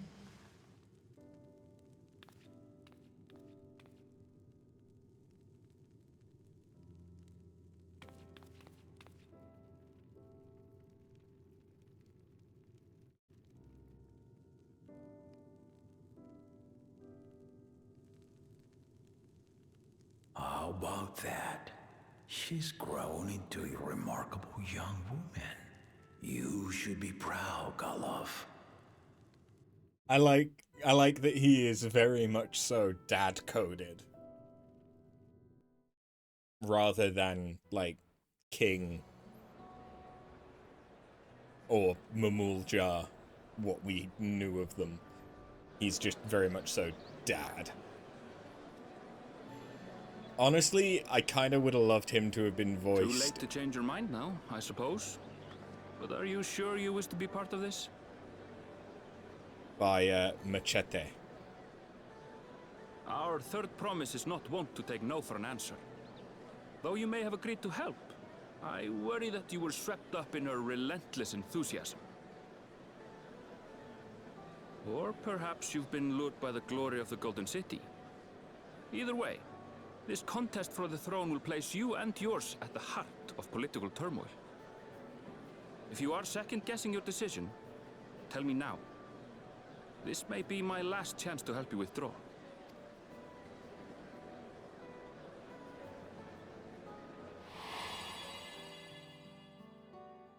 Life is a series of journeys, my friend, and there's no telling what awaits us on the long road.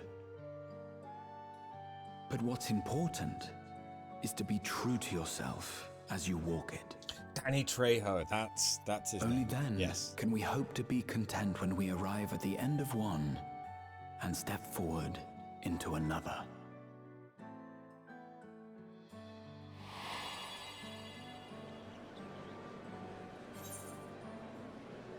I've made my decision, and I mean to see it through. You ain't getting rid of me that easy.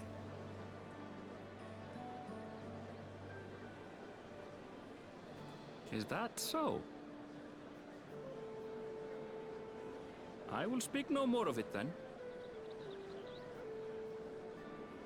As for my own involvement, I can no longer conduct myself as a mere guide, I think. Not after the Dawn Servant's revelation.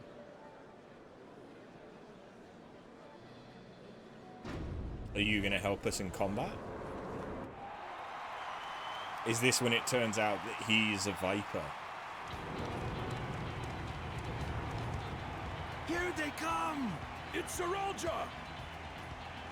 Such a fearsome mien. Make no mistake, there goes Tuliola's mightiest warrior. Uh-oh. First promise, our village needs aid. The cold weather stunts our crops, and the children of our village go hungry. Once you ascend the throne, I beg of you, grant my people new lands, please! Serelja. Take heart, tiller of the soil. The resilient son, blood heir to the Dawn Servant, has heard your pleas.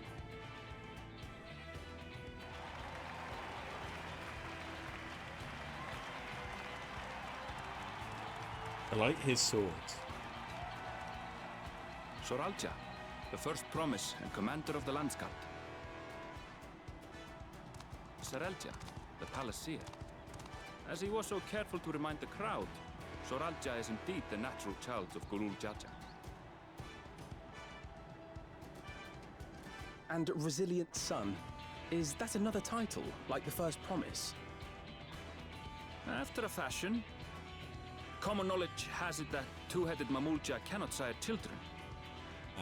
Yet Soralja was born all the same, with a head of Resolve's features and a head of Reason's scales.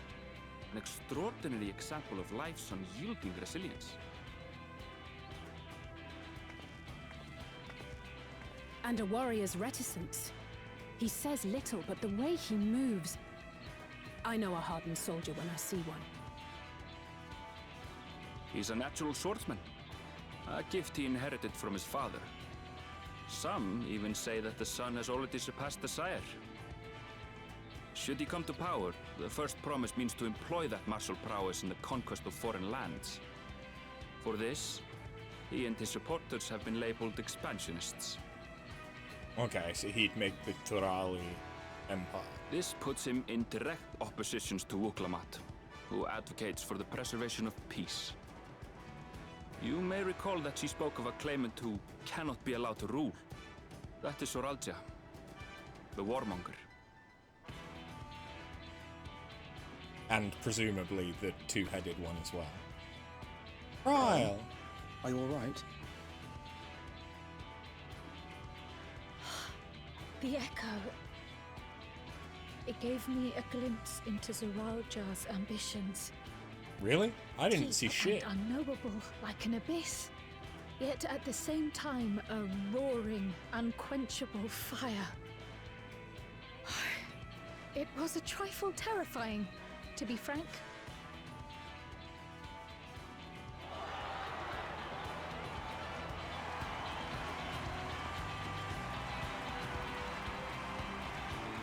He is. He's a machinist.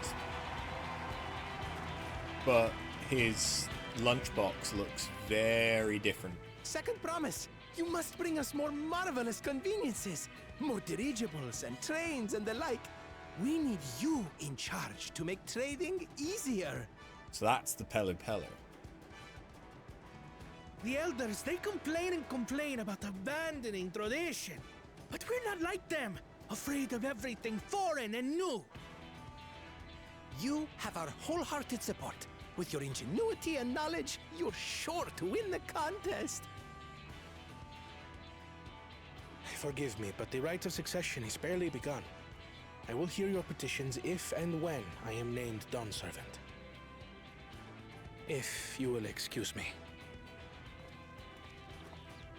I'm not sure how I feel about his color scheme, Plain but I do like spoken, his outfit. as always. That's Arcona. Practical to a fault. The Pelu Pelu kind of remind Here me we of have Shinra Kona, from the second promise, 10-2. who spent time as a pupil at Charlian's own studium. Now that you mention it, I think I did see him in the halls once or twice. There was nothing to suggest he was Turali, much less from a royal family. That was by design. He forwent his usual garb and took an Eorzean name to avoid attention. So it was Kona who introduced the dirigibles. And the railway too, given what we just heard. Railway? In furtherance of his goal, to enrich Tuliolal with every bright notion he learned of in Charlian. He is the hope of those who prize innovation. Yeah, he wouldn't be a bad Dawn Servant. As aloof as he may seem, Kona and Wuklamat actually get along rather well. They bicker and banter as only close siblings do. So if either of them wins, it's probably mostly the same.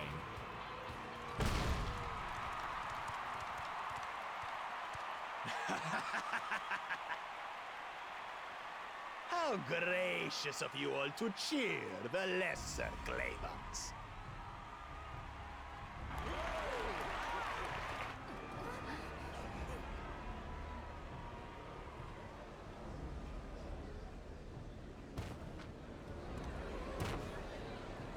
Oh god. Oh, come now. What are you afraid of? I'm no different from your Dawn servant. That my kind should reign is Mamulja tradition, and has been so since before there was a Tuliyola. Yeah, but you're a cunt. I'll brush aside your feeble contenders. And then you'll see who deserves your fealty.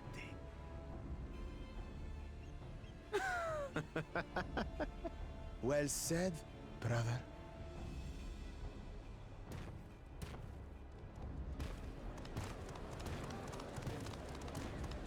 She... The Mamulja finally found peace in Tuliolal. I pity those fanatics are intent on keeping that tradition alive. She looks like she's got a terrible case of pink eye.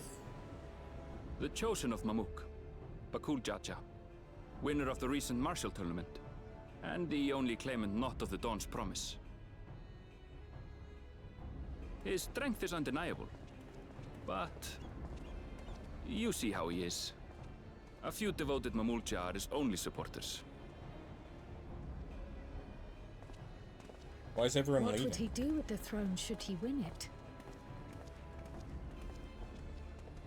His policies and so forth.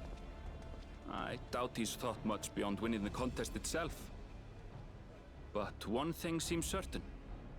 If he does become Dawn Servant, he will see the Mamulja exalted as the ruling class, and all others forced into subservience. Sounds like another that cannot be allowed to rule.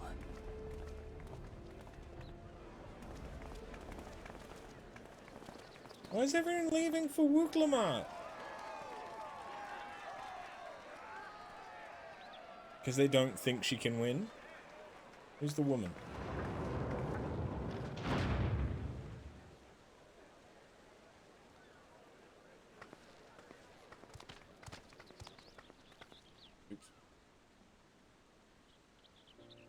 We wish for one thing and one thing only, Third Promise.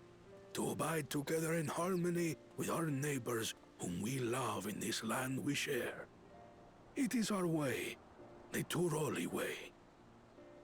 Galul Jaja built for us this peaceful nation, and we beg you to preserve it. You have my word. I won't let your pleas go unanswered.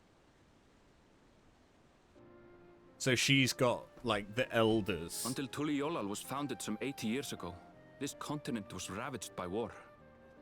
The eldest among us remember that dark era, and they are Wuklamat's most ardent supporters. Makes sense. Apologies, it's hard to get away.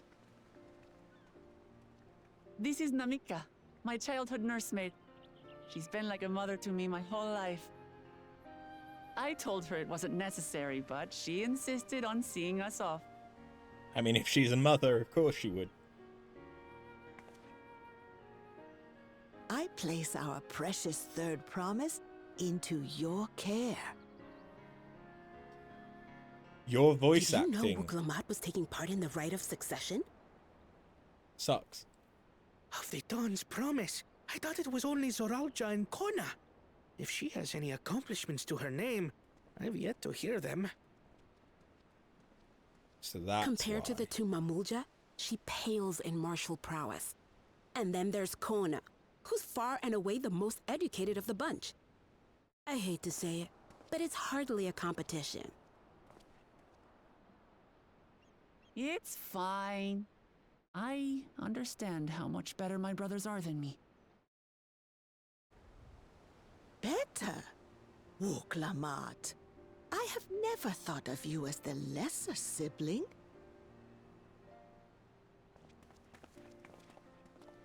Your brothers may excel in their respective ways, but you boast qualities that both lack.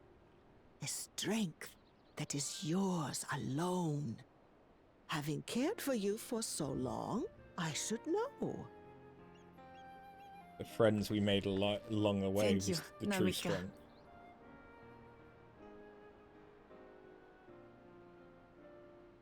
Well, we ought to be on our way. Yes, hurry along. I await word of your victory with bated breath.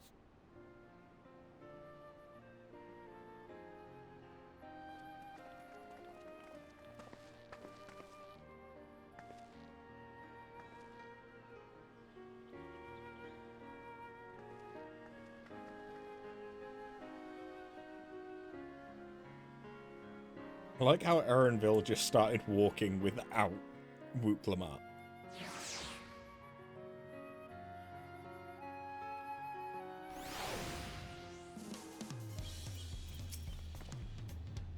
Well, so much for the brief reunion I had in mind. Papa's not one to waste time when he decides to act. I'm used to it by now, of course, but others are often caught off guard. In any case, we should talk about how we're going to find the City of Gold. All we have to work with are the 7 tablets and their connection to the Tuliolal saga. Might I suggest first comparing the tablets against the pillars? We could check for any discrepancies between them. Good idea. Let's go and take a look.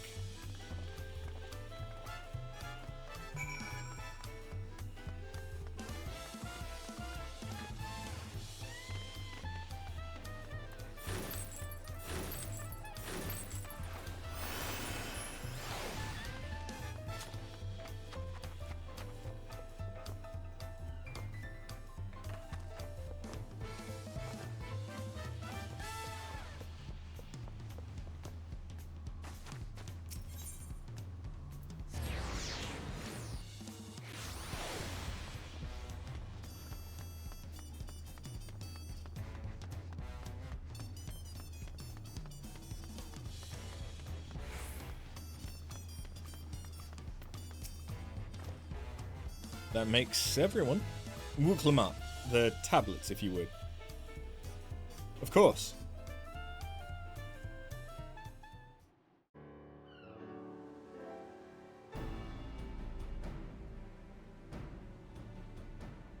Everyone has a tablet. Then let's compare them to their respective pillars. Keep an eye out for even the smallest differences.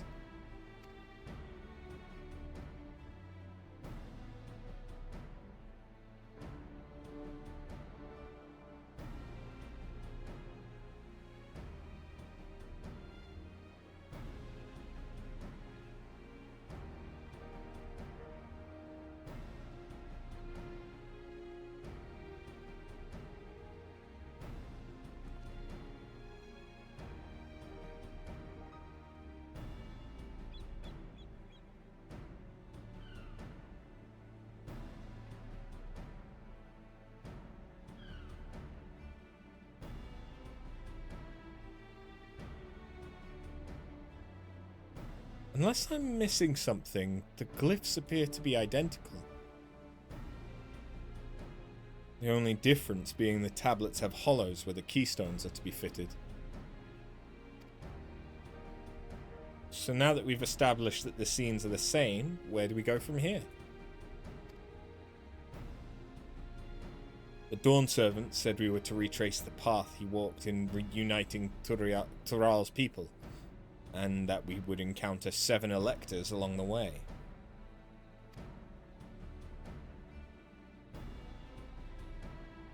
Then we have the answer here in front of us. Papa's path is all laid out in the Tuliolal saga.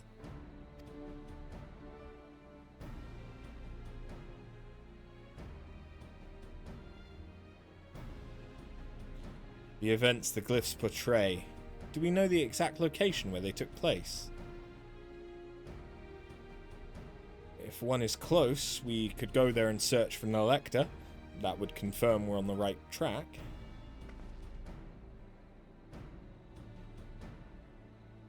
Let me think. The Lay of Reeds was in the nearby Hanu settlement. Papa took me there once. It was during festival season, and the whole village was alive with good cheer. There's also the Lay of Gold, the one involving the Pelu Pelu village, which is about the same distance from here.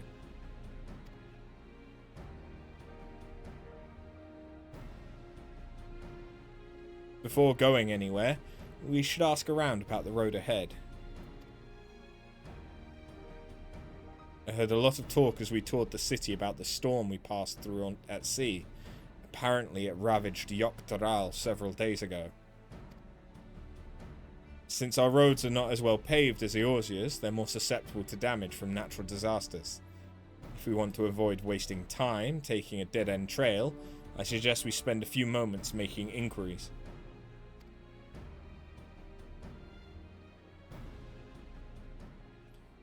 If it's information we need, just leave it to me. I'll bring the information to us.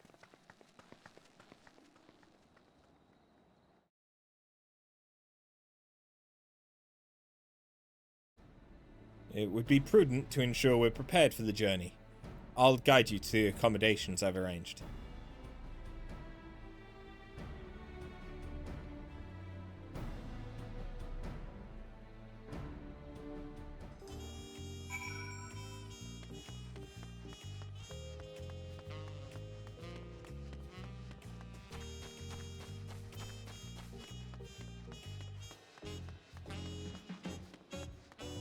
Oh, is our room one of these? Oh.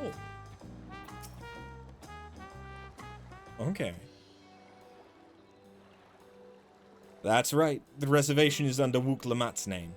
If you don't mind, I'll leave my companions to you. Certainly, sir. I'll go and track down the third promise. Once you've finished organizing your gear, you can meet us outside Shabalyavtier.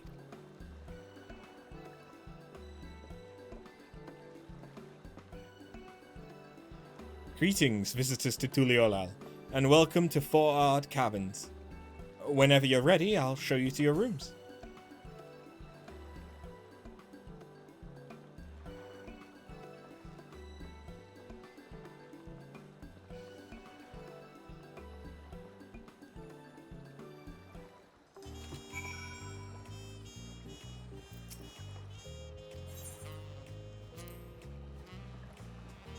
What do the rooms look like? Ooh. Lots of fruit. Which I do not hate at all. So we've got some pineapple, some grapes, I presume, kiwi, orange, and melon. I'm not sure what that is in the middle. But there's bananas, oranges, a lemon? I'm guessing that's a green apple. That looks like a mango. That's obviously a pineapple. That could be a prickly pear. Or a dragon fruit. Like a green dragon fruit.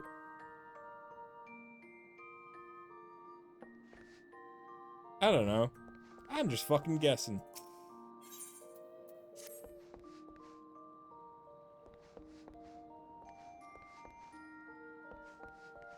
Wait. We get a motherfucking view?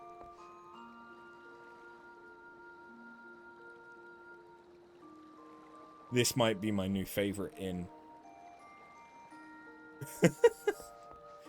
This might be my new favorite inn.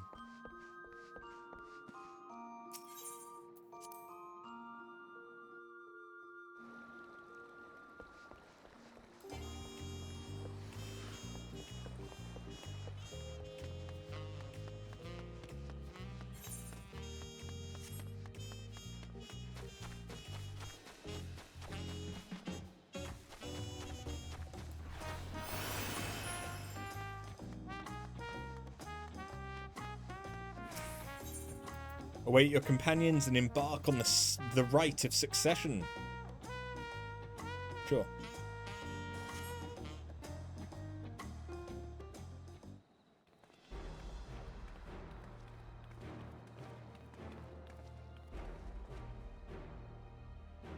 Trust you to be the keenest to head out.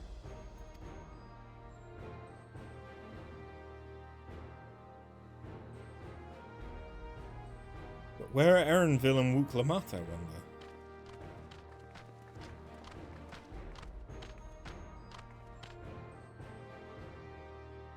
Ah, good. You're all here.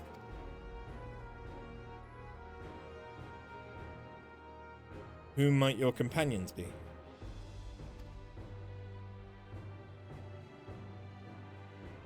Seeing as we needed information, I thought who better to get it from than the locals. These two hail from the villages we're thinking of visiting.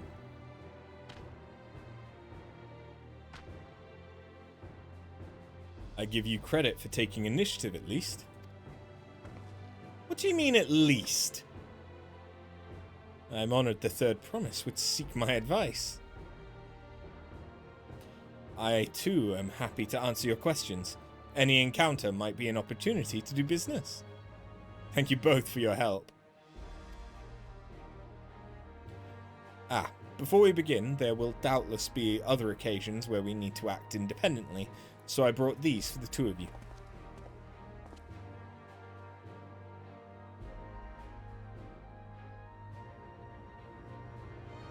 What's this? It is called a link pearl, a gemstone harvested from a special shell. When linked together, they allow people to communicate across great distances. Is that so? What a handy thing to have.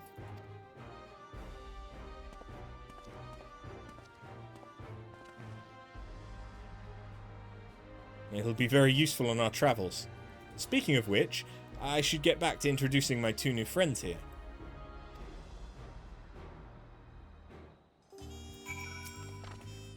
The Tuliolal saga features a number of Tural's clans.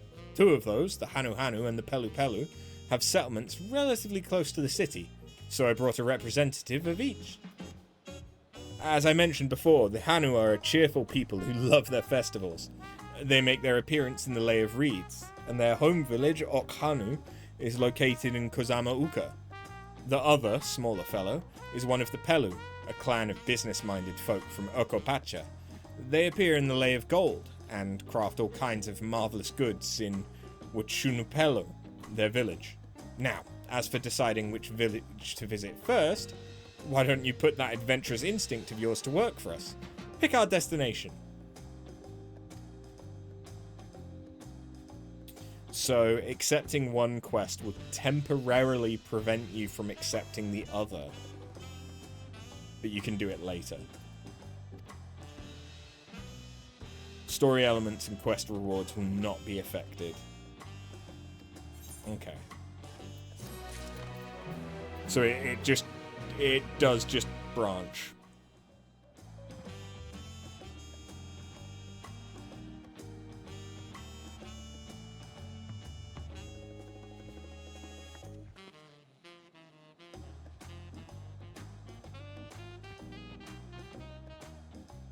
Let's go with the Pelu.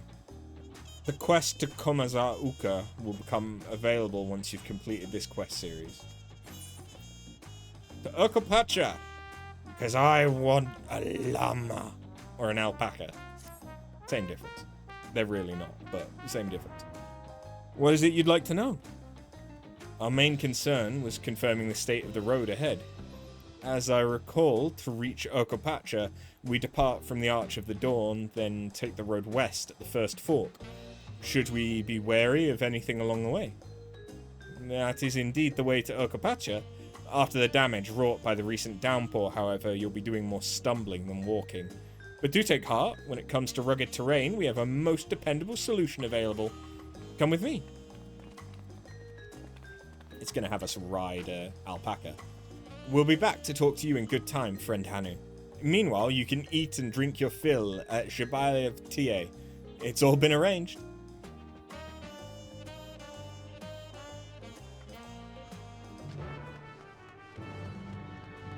Oh? Ah, hunts. You there. You're Afterbun, are you not? The adventurer from across the salt who's been lending the third promise her strength. Then well met. To tell the truth, I've been meaning to make your acquaintance for some time. I have a proposition for you. You are familiar with Eorzean hunts, yes? We have something very similar here in Tuliolal, and having heard much of your philanthropic spirit, not to mention your capacity for violence, we should very much like to recruit you to our cause. If you're interested, speak with my associate, Bola Gua. The Jabral is a master of the hunt, and administers to the bills in the square overlooking the port. Tell him the Wing of Protection recommends you.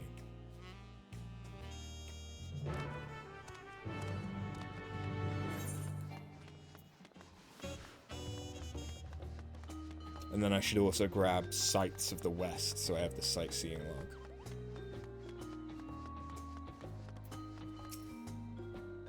What do we have here? Your posture could use some work, but you got good eyes. Eyes that have seen a few things. You here to sign up? The Winged Protection recommended you, huh? Well, we're always on the lookout for new hunters, and if you're good enough for Lamont, you're good enough for us. Pleasure to have you with us. Suppose I better get down to the introductions. Or maybe I don't need to. This whole idea came from your side of the sea, after all. It was Kona who showed us your ways. Either way, I'll keep it brief. Our hunts work much the same way they do in Eorzea. We put a bounty on those beasts that prove themselves an enemy of the people. You kill them and bring us back the proof, you get your reward. While your reputation may precede you, rules are rules. And the rule is I have to test every hopeful out on beginner bills. Can't have every youngling with nothing to a name put a plowshare and a dream of glory skipping merrily away to a doom. Prove yourself in Thrall and I'll give you some bigger, bitier fish to fry.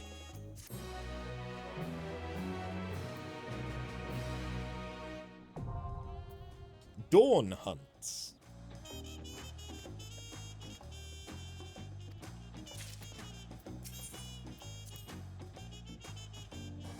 Okay, so I have to do MSQ in order to unlock anything more.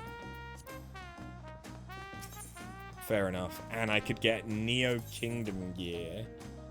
Or a cat. No mount.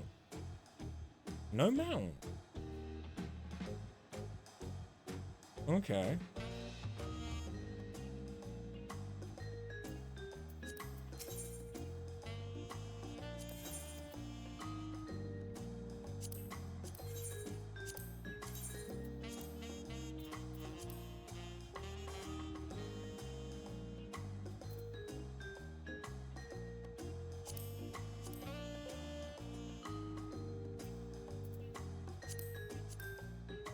I'm guessing there isn't the higher eye level hunt gear yet.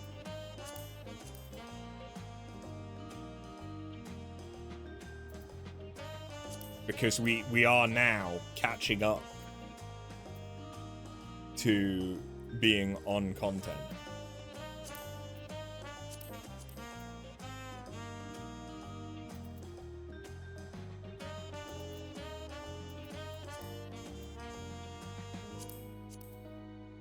I want the hat to work.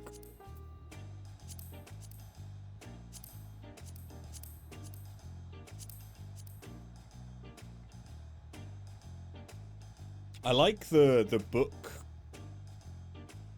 like, carrier thing. That's cute. And that's just part of the coat. It's not dissimilar to, Crypt Lurker in style.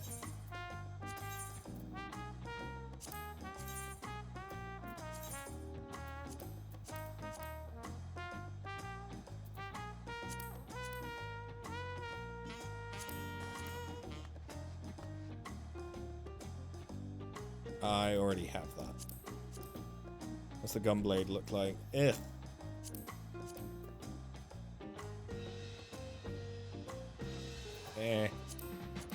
Scythe? Like, shotily. Ooh.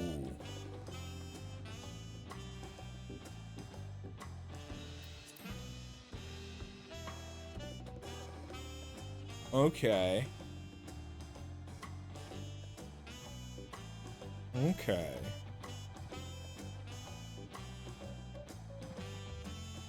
I like the little knife that we get as well. I don't hate those. They don't have any kind of a glow though, so I'm probably not going to use them.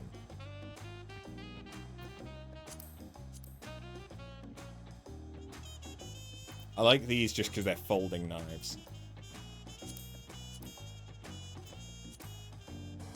Hate those. Hate them. Nope. Don't like them. Don't like this. Nope. Don't like that. Not a fan of that either. Dislike those.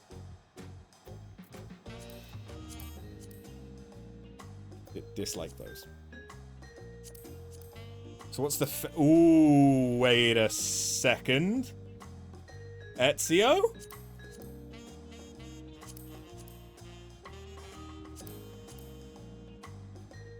Ezio?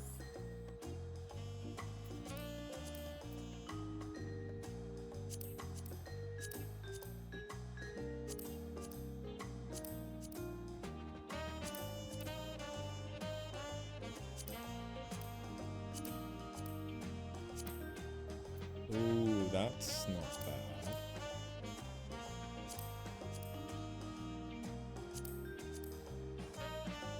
I don't hate that either. What I really like is the fact that this fucking works as a Viera.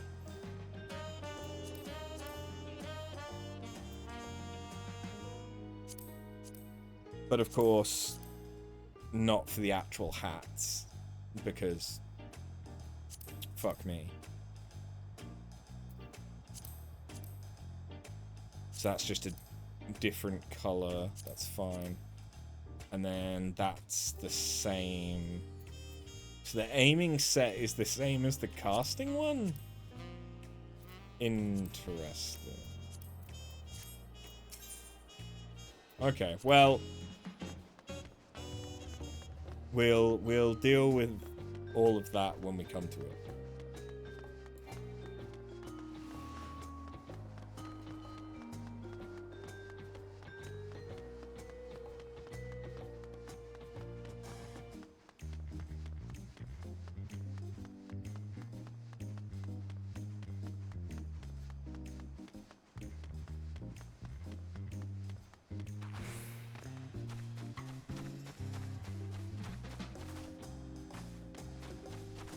Yep, this is definitely the way I was supposed to come.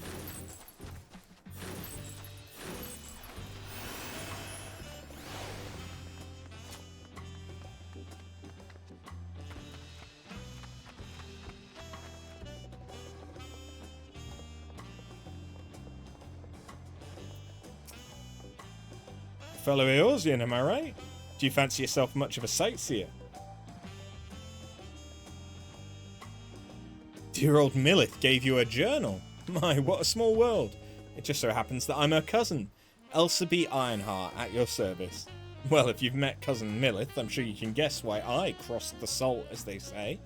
This continent's positively brimming with sights unseen by Eorzean eyes, and I'm here to discover them all. My twin sister and I, that is, you see.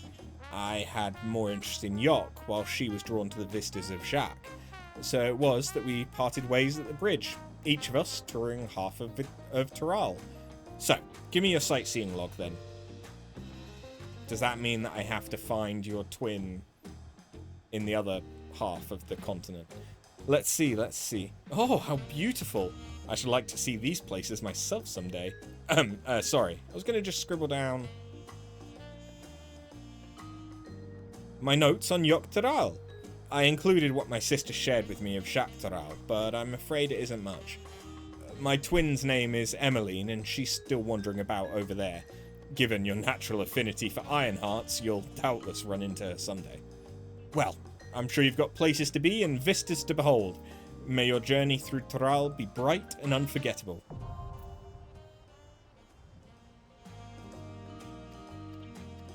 There we go.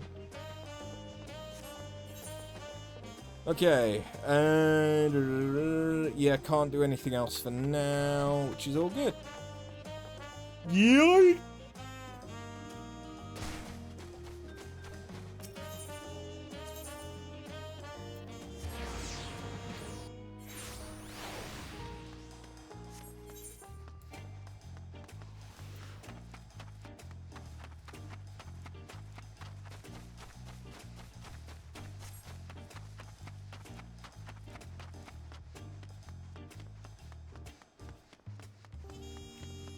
I have yet to do a single bit of combat.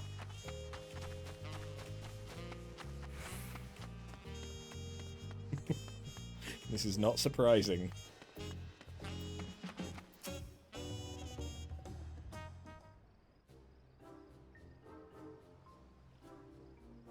May I introduce you to our most dependable companion, the alpaca?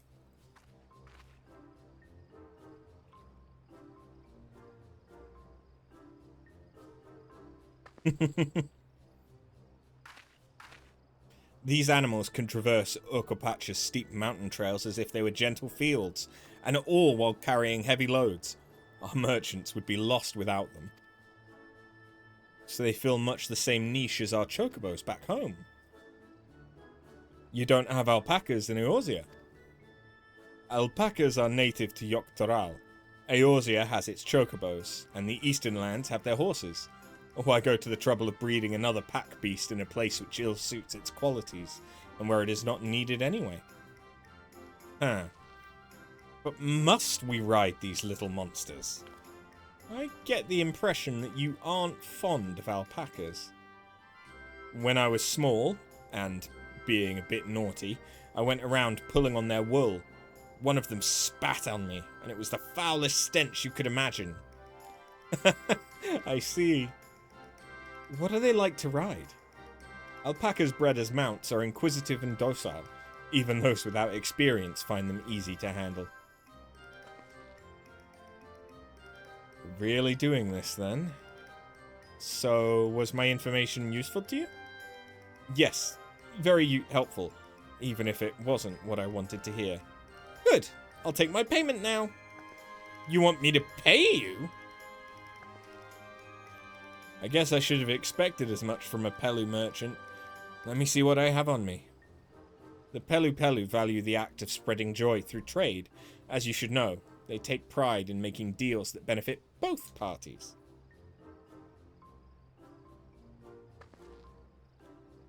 Here you go, a fair price for your fair advice. Yes, I made a trade with the third promise herself. My friends will never believe this. I shall be on my way now. I wish you safe travels. Off you go then, and thank you.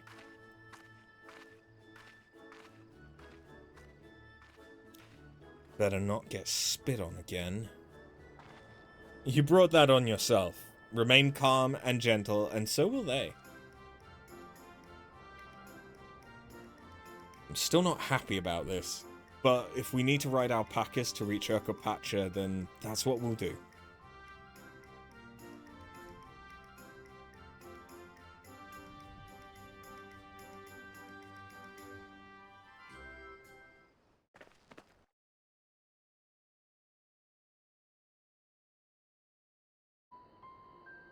Okay, and it just does it. Alright. Turali poets of yore sang of a mountain that would stand tall, even should all other lands sink beneath the sea. Indomitable and eternal, it arises from Urkopacha, the 100 peaks of time. Of all the beasts which crawl and fly, only the legendary Valigarmanda could hope to disturb the summit's serene majesty. Yet, with that flying calamity imprisoned by the Dawn Serpent, what great feat remains for those who would claim the throne?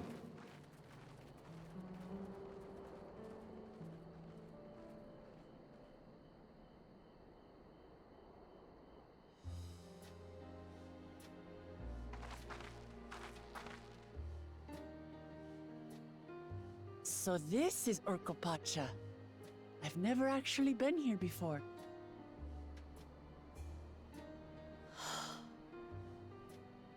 The air is so crisp and clear. Mountains everywhere you look. That one massive peak in particular has quite the presence. It puts me in mind of Som-Al. That is Workor Sormor, the tallest mountain in Yogg-Toral. Its sheer height makes it an imposing climb. But there are other reasons the ambitious keep their distance. That's where Valigamanda is sealed. Oh? Do tell. Where to begin? Excuse me, but you're Wuk-Lamat, are you not? I hadn't thought to encounter one of the Dawn's promise here, of all places.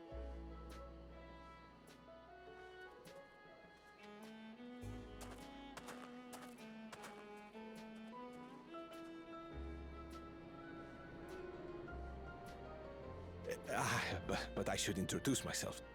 I am Bol Nok, a weaver by trade. That almost sounded Well met, Coulson. Bolnok. We're on our way to Watchunpello. Oh, truly. I've just come from there, as it happens. I'd asked the Pelu Pelu who sell me their wool to give me a tour of their alpaca ranch. The head rancher and I shared a bottle of mezcal while he explained the finer points of wool production. Ah, so they have agave here. Mezcal, is that a local beverage? It's an Urgopacha specialty. A spirit made from distilled agave heart juice. Yes, and it must have done wonders for my mood, for I tripled my usual order of alpaca wool. They did offer me a discount, though, so it wasn't a bad deal in the end. But listen to me, boring you with my tedious stories. I will leave you before you are lulled to sleep. Goodbye, and safe travels.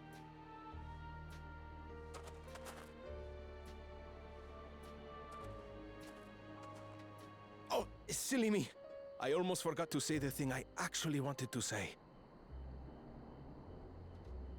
Peace for Tural. I agree with your vision, Third Promise. You have my support in your bid for the throne.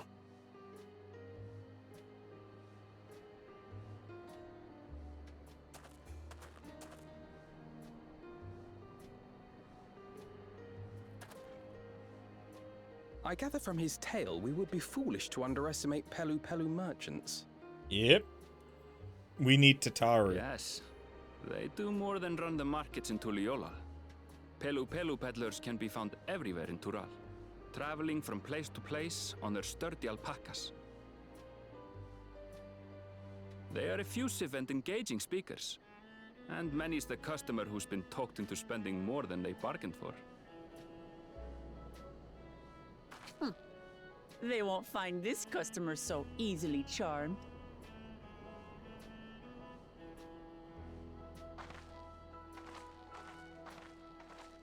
Watchunpello's down the path! Off the main road! Don't get lost! It's right there. It is right there. To be fair, how little does Erenville trust Wook to get lost so quickly? Hey! Combat.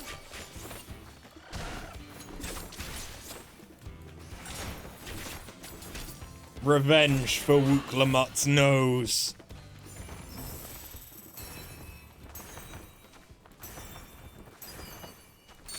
Revenge.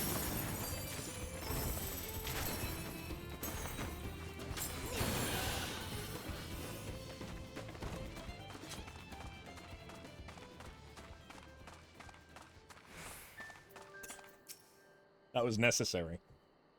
That was vital to the plot. This is it. Watchunpello, home of the Pelu Pelu. Wook should have arrived before us. She was literally like 50 meters ahead of us. That's not good.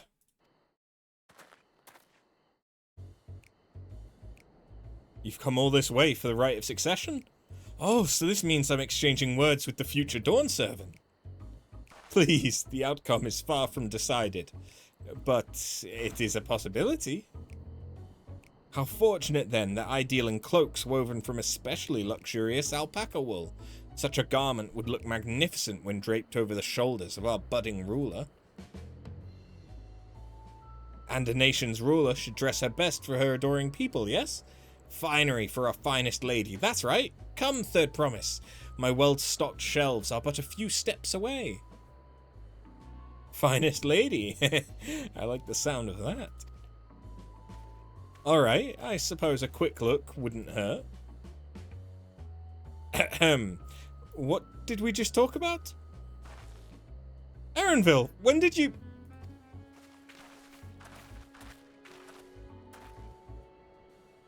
Ah, Shatona from far-off Jacques Toral. Northern winters are bitterly cold affairs, I'm told. Cannot imagine how you survived them without a lovely warm cloak of quality alpaca wool.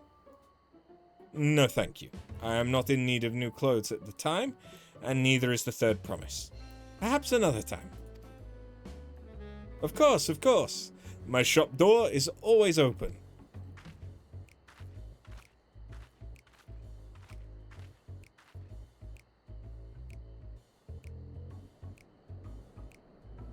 You were saying something about not being easily charmed?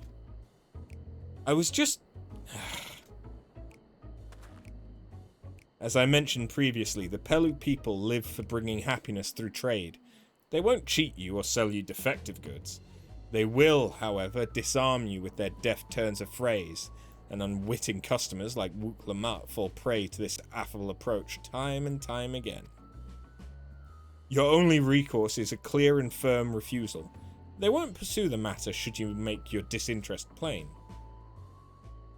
A valuable insight into the minds of the Pelu Pelu. Let us take Erenville's words of caution to heart. We should probably... yeah. We should probably say that all to Estinian. I feel like he's the one most at risk. What happened to Estinian, by the way? Is he still fighting the Dawn servant? I am going to quickly pop to the toilet.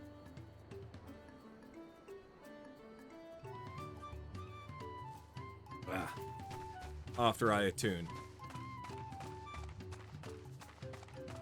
And I'm being lazy.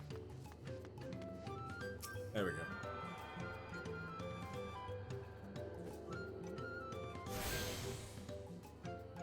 Alright, I'll be right back.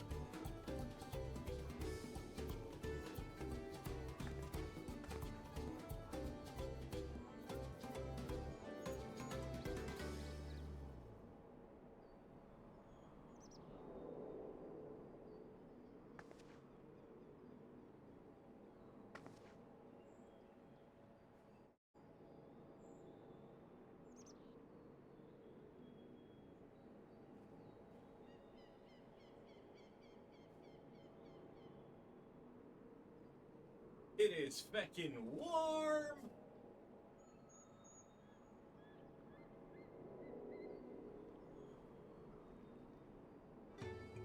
Opening the window hasn't helped very much.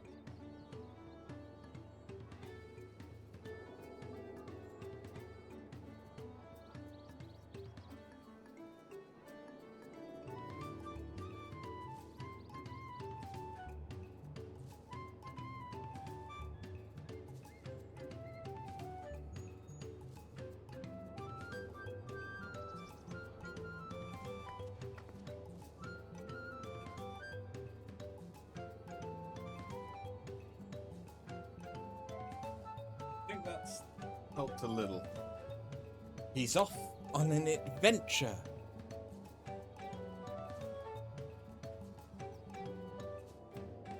Something like that.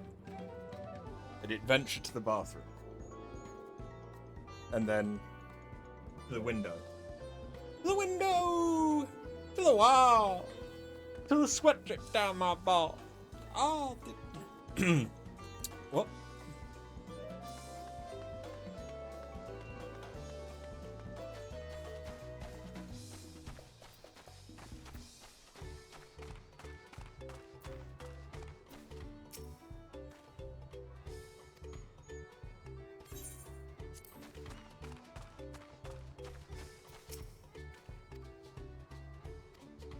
Okay, so bi-color gemstones are a thing again.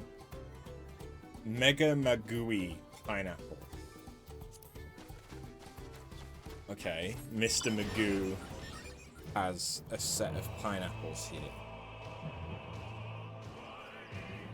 I understand.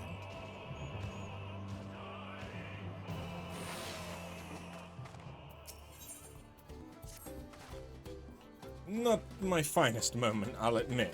But now that we're here, let's do what we came to do. Find the Elector.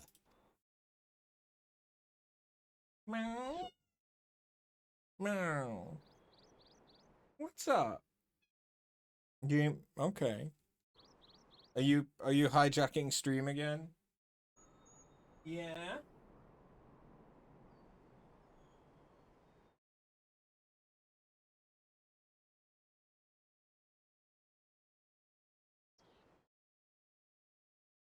Yeah, you are. Hi. Hello. Little baby. I mean, your feet are very... Ow. Just the one foot. Toe beans.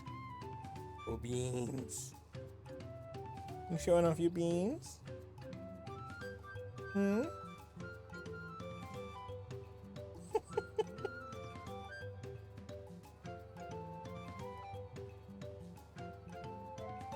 He doesn't seem very happy. Yeah? Yeah. Yeah, you found nipple. That didn't take long.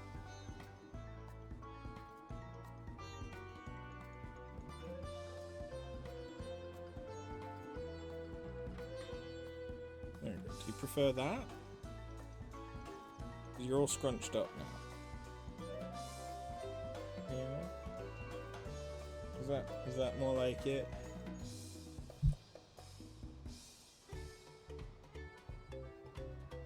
You need a good brushing. You're purring now. I think she does prefer to be held this way. Although it's not... it's not the greatest. She's like all just hunched here. Well, I'm kind of squishing her butt up. Oh, oh, oh! What you doing, girl?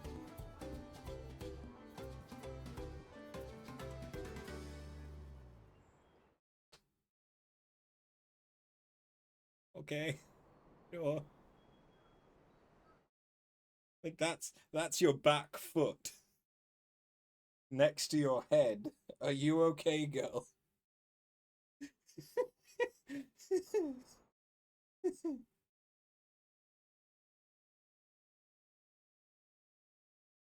I mean, she's purring. She is also digging a claw into the other side of my arm.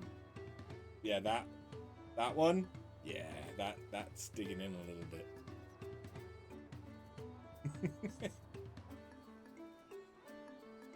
Mr. Bond, we've been expecting you.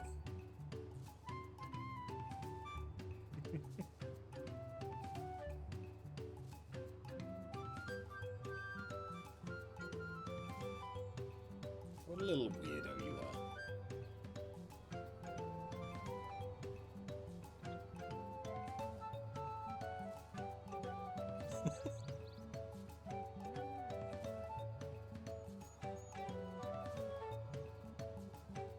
Okay. Allow me to propose a strategy then. Krile, Alizé, and I will speak with the merchants. Wooklamat, you and Erenvile might try approaching travelers and passers-by.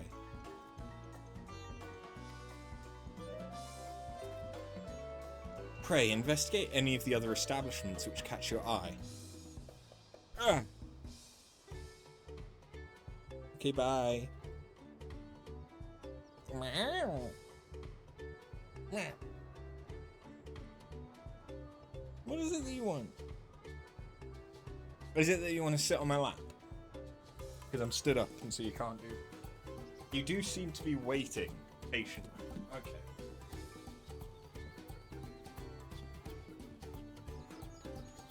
I am wearing shorts, so this may not be the most comfortable.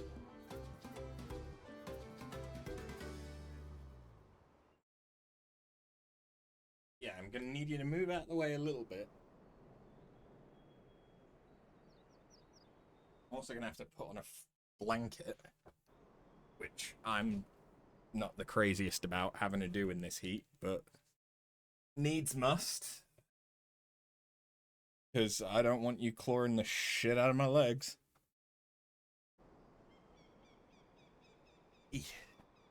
Okay, come on, go.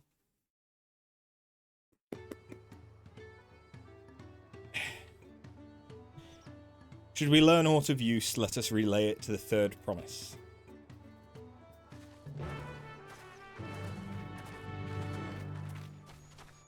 Is that a tornado? No, it's just wind. Okay.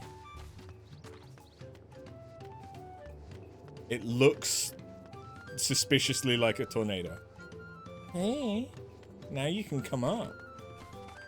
Yeah. Ah, Mezcal Distillery. I don't think I've ever actually tried Mezcal, but it's basically a smoky, perhaps more fiery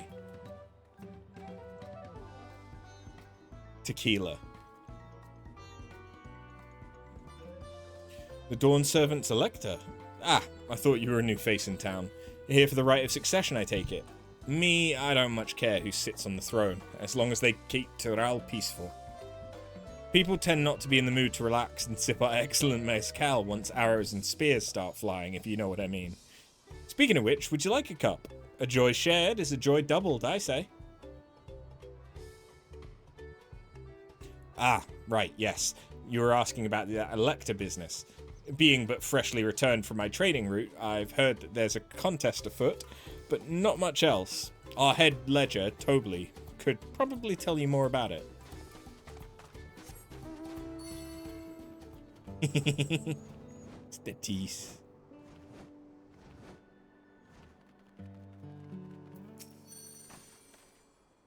Electors? Oh, yes, I've heard all about the right of succession. They're looking to put a new ruler on the throne, eh? Personally, I'm rooting for Zerulja. If the first promise wins, he'll look to expand our sphere of influence. That means access to more resources and more customers, in the thousands column, potentially. So many new trading opportunities to spread happiness far and wide. Others have been coming round to my way of thinking, so I've begun crafting goods inspired by the resilient sun. Would you care to purchase something? Please, just answer my question. Very well. You said you wanted to know about the Elector. I could help you, but I won't. I can tell you're no supporter of Zeral Jar or his policies. It really is like metaphor Jesus.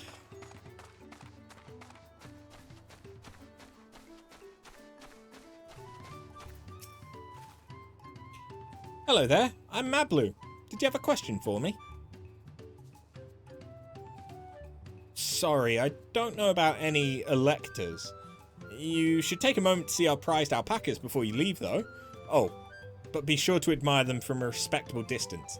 Get too close and our nervous darlings may be tempted to spit on you, and that stuff stinks. It happened to a visiting buyer not so long ago. Tobley, that's the head rancher, was so mad at me for not giving a proper warning. No one makes a mistake without Tobley noticing. He knows everything that happens on this ranch. Hi. Hello. Pretty baby.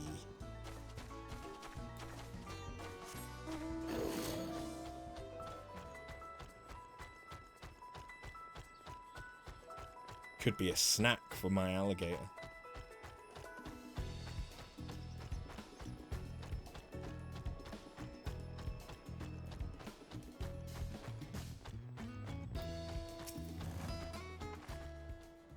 You really have to watch yourself around these silver-tongued peddlers. I almost bought a bottle of mezcal and a stack of blankets, and then there was this enchanting ornament. Anyway, I did manage to learn that Tobley's the man to talk to about the contest. Now, if only they'd share where this head ledger of theirs is to be found. Really? He's also the head rancher? Well, the alpaca ranch isn't far from here. I say we pay it a visit before the others return.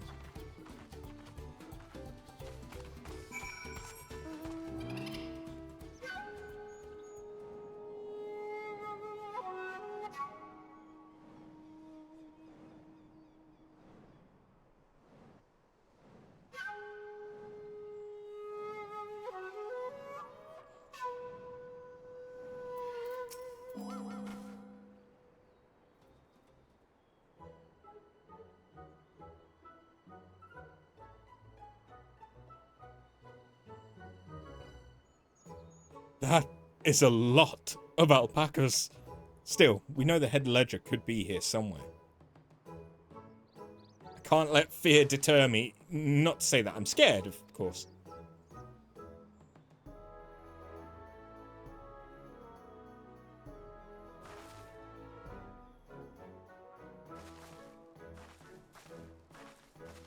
Excuse me, is one of these workers Tobley?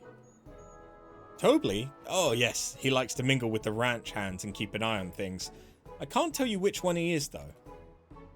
You can't? Is this part of the contest? All I can say is that Tobley often mentions his favourite pungent subject. He also can't resist a profitable trade, though who among us could, am I right? Still, if you bring him a very good deal, he might let his identity slip. So it's like a game. Easy enough. All I have to do is offer Tobley a deal he can't ignore. No problem at all. Well, maybe one problem. I don't think my purse is deep enough to pay everyone who we think might be Tobley. Let's ask some questions first to narrow down the field. Great, we can meet back here to share our impressions. Okay. So we have to work out which one's which. Well, we know it's not Mablu. Is it the alpaca? Ah, visitor from across the salt, if I'm not mistaken. Be warned, the alpacas will spit if you startle them. Suggest you keep your movements slow and deliberate. The beast regards you with wary eyes and a twitching jaw. Backing away slowly may be the wisest course of action.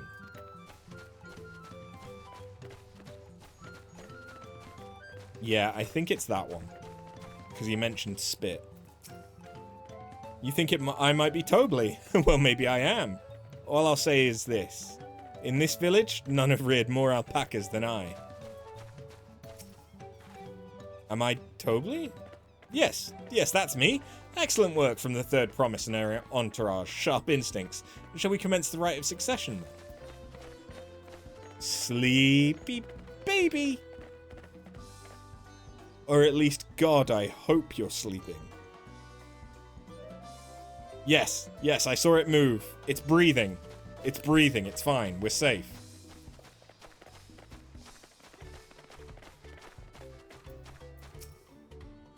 Huh?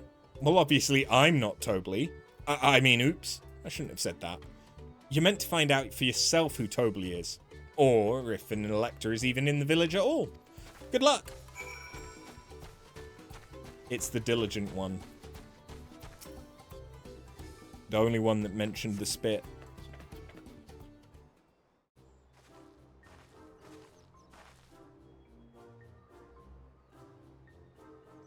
I see we're both done with our interrogations. So who do you think it is? I have my suspicions, but let's hear your pick. The diligent one.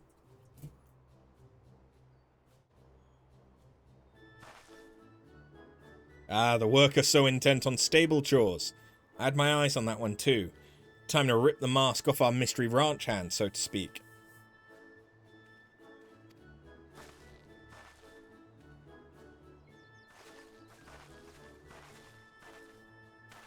We know it's you, Tobley, and to prove it, I propose a deal.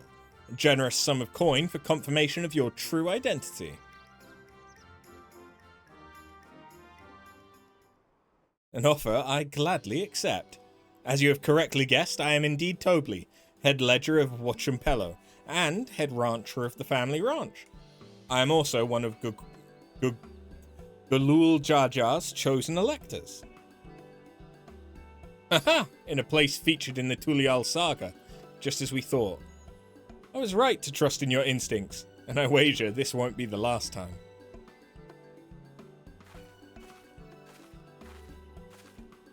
She found you out fair and square, Tobly. And I'm glad she did. Would have been a pity had her bid ended here.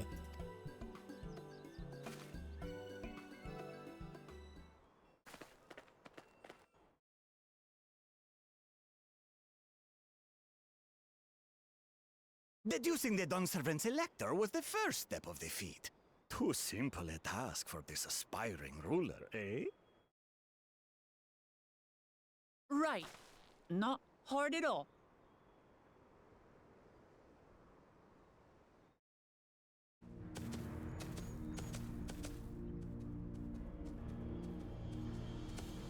And now he just gets to sweep in and Zorolja. know who it is because we're already talking to him. I am told the head ledger, Tobly, is to be found here. You have to guess which one of us is Tobly. That's part of the test.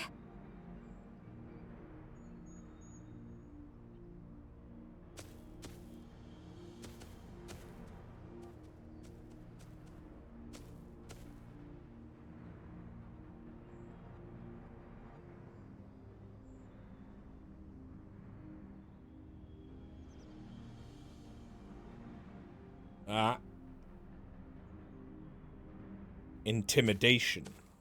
You're Tobly. Without even asking a single question. Very impressive indeed.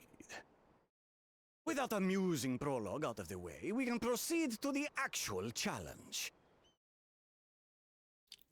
Per the Dawn Servant's instructions, I was free to devise any manner of feat. I considered the number of possibilities in the 10th column.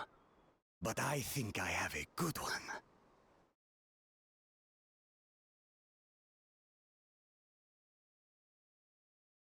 You must go forth and capture for me an alpaca.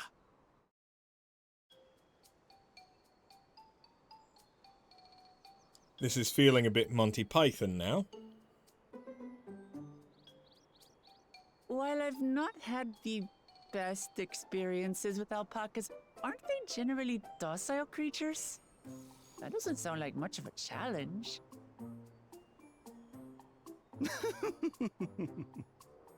Bring out the example! The example?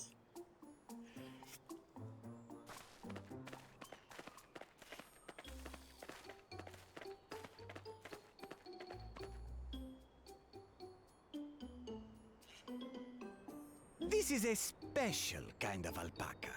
Would you please approach the animal, Third Promise? Is it just gonna spit on her? Who? Me? Well, it should stay calm if I stay calm, right? That's what Erinville said.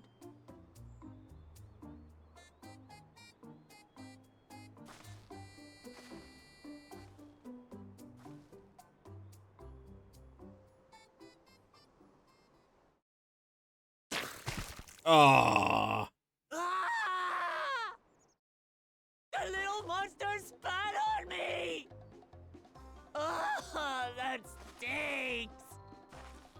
I can't. Jesus. Its spit is filled with a neurotoxin. Alpacas are paradoxical creatures, being both extremely curious and extremely cowardly. Press your luck when they're frightened, and you'll get a face full of spit, as you've all just witnessed. Has an awful stench, their expectoration. The globs contain half-digested food, you see, making it an effective deterrent against perceived threats. It does look like it's in a Wild defensive valley braids like position. this one are especially timid and can therefore be quick to lash out. They're also especially hardy. Indeed. We take the rugged wild alpacas and breed them with our gentle domesticated stock. This produces the strong but biddable pack animals prized by our traveling merchants. Makes sense.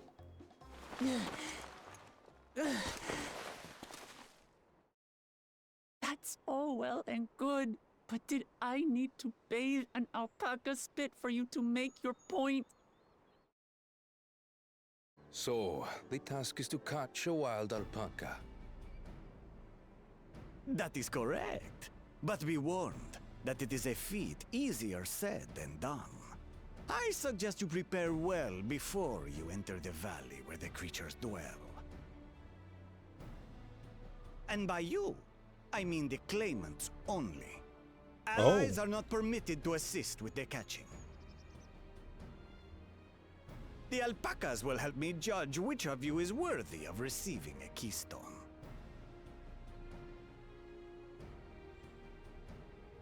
So I'm to chase down a fluffy, spitting demon, and that somehow proves I'm fit to rule? As I said, the Dawn Servant granted me the freedom to decide my challenge. And when you reach the end of the rite, I dare say you will understand why I chose what I chose. That you've got to be patient and willing to understand others' needs and emotions. Something along those lines? Very well.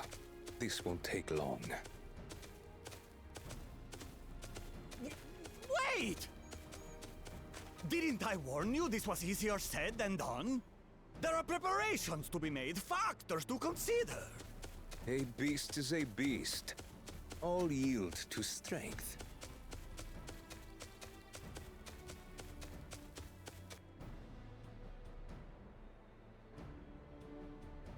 So far, this experience has done absolutely nothing to improve my opinion of alpacas.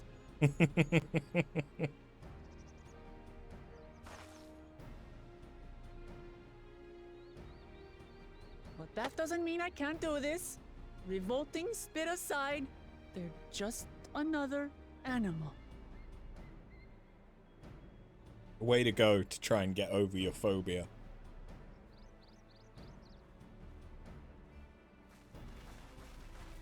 Is there a certain grass or something? Are you alright, Orclamat? We thought we heard you like scream. catnip for alpacas. The third promise does not scream. It was more of a startled yelp. Scream, in other words.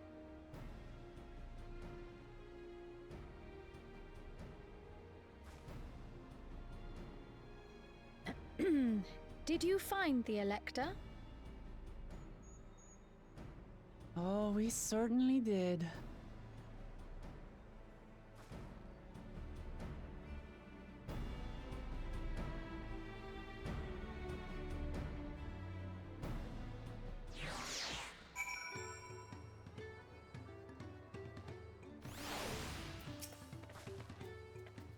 Had to go and wash that nasty stuff off my face. I think I got all of it. But do you mind taking a sniff for me just to make sure? The stench has ruined my sense of smell. Hey, I saw that look.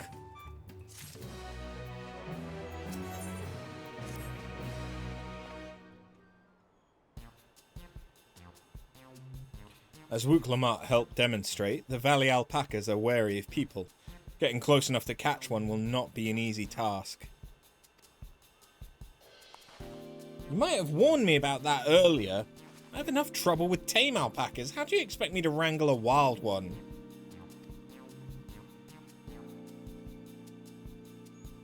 With the proper saddle, we infuse the leather with a relaxing scent that soothes the spitting beasts. Ah, wonderful. Give me one of those then. Have you perhaps forgotten we are a clan of merchants? If you want a taming saddle, then you'll need to find a saddler and make them an offer. I'm starting to see. They don't come cheap, of course. Crafting a saddle will cost you the equivalent of 10 pel, in the thousands column, so 10,000 pel. You mean 10,000 pel? I don't have that kind of coin. Converting to gil, that comes to around 1 million or so. Mayhap if we all pitch in. No.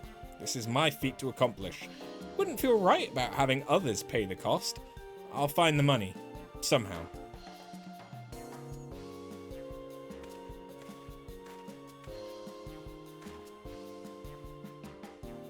In that case...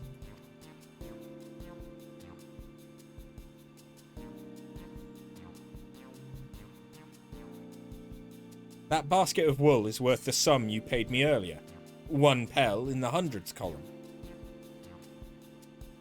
Beginning with the wool, you can trade for ever more valuable goods until you have something suitable to bargain with for the saddle. Okay. That makes sense. That's a nice gesture. You think I can turn 100 pel into 1 million? That's 10,000 times more.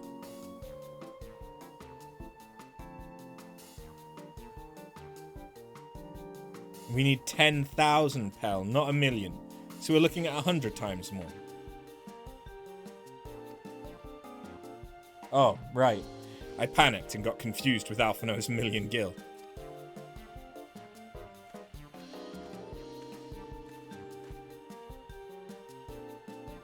I'm not so sure about this trading idea.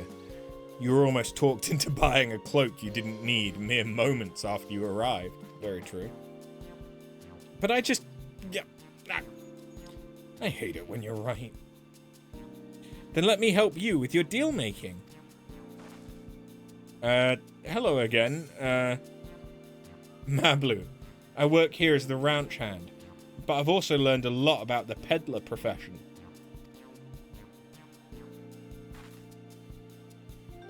It's alright if I aid them now, yes? I guided the claimants towards the first step of the feat, like you asked.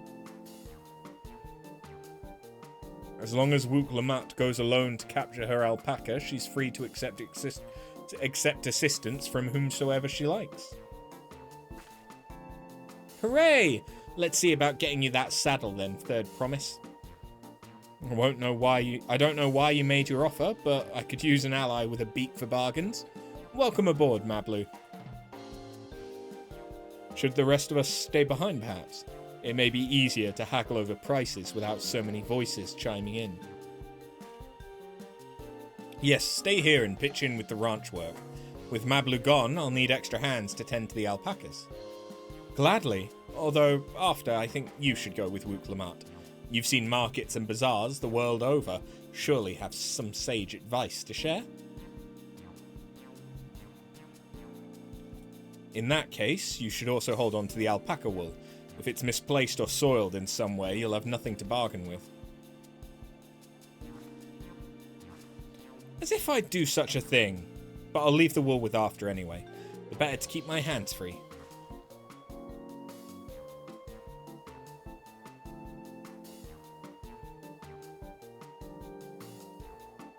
To begin, I suggest we try trading the wool to Havli, the saddler. He won't agree to the deal, of course, but it'll give us an idea of how much he'll accept for his wares.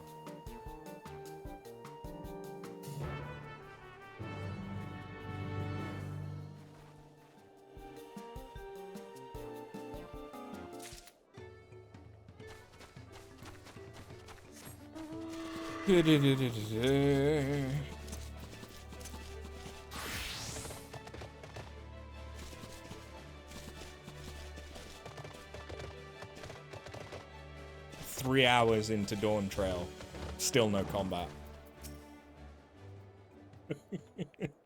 I mean, okay, yeah, I murdered a few alpacas, but...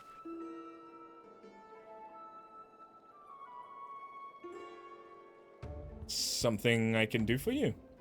We've come to bargain. I need one of your special taming saddles to catch a wild alpaca. A saddle, is it? And how will you be paying for it? With this basket of fine alpaca wool. Another 5 to go. 5 more hours, huh? What use does a saddle maker have for wool? Besides, this would barely cover the cost of a single strap buckle. Offer me something I actually want. What do you actually want?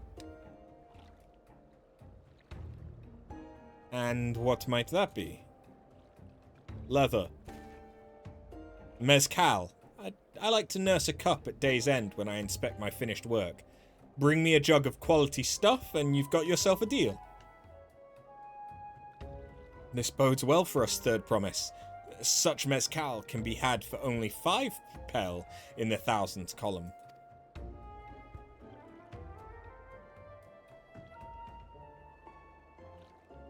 Hold on. Did you say Third Promise? Then my offer has changed. The saddle's gonna cost you a jug of premium mezcal, aged 3 years at least. 3 years? That stuff's valued at 10,000 pel or more. Why have you doubled the price? Because I must support the man of ambition who'll see my business prosper. Zerul Jar will go to war, and his cavalry will need saddles. Lots of saddles. It's nothing personal, Third Promise, but I won't sell you my craft for anything less than my asking price.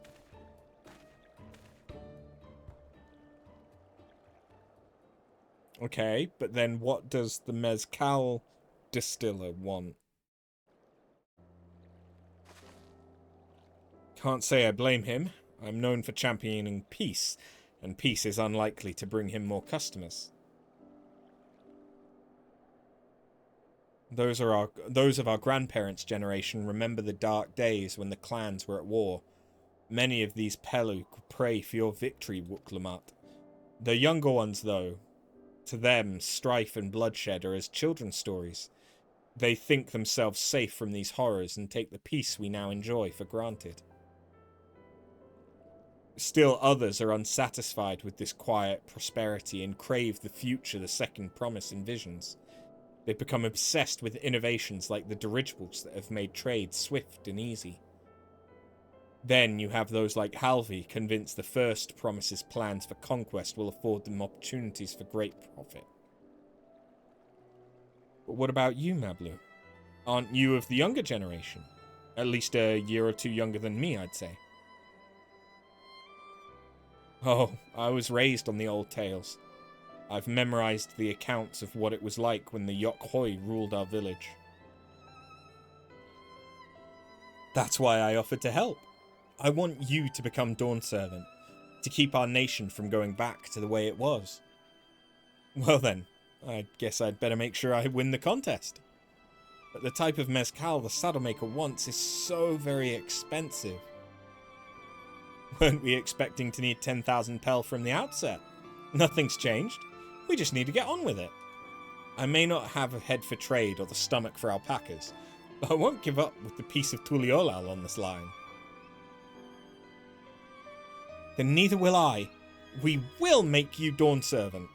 Aiming for that 10,000 pel jug right away will only bring us failure and frustration, so let's first try exchanging the wool for anything even a touch more valuable. The trick is to find someone who needs alpaca wool and is willing to trade at a loss to acquire it. Someone who supports your bid for the throne, for instance. Given that this is a village full of alpaca tenders, yeah, it's probably going to be someone outside of the village.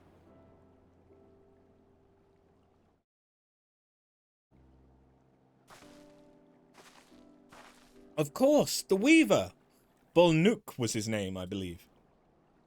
He went out of his way to say he agreed with my vision and he was here to buy wool.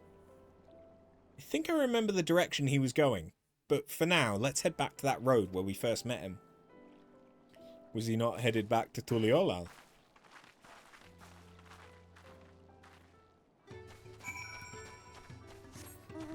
It definitely looked that way to me. Where is the ether current?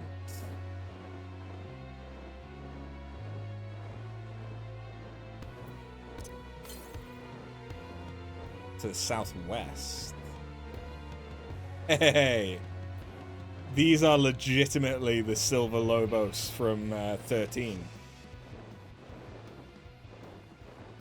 Nice.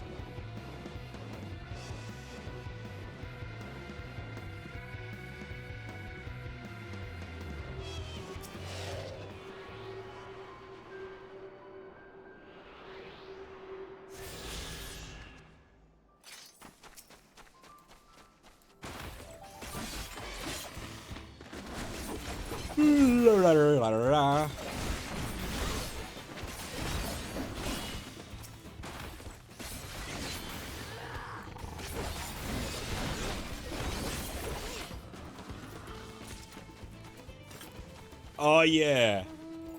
I got 3 nuts.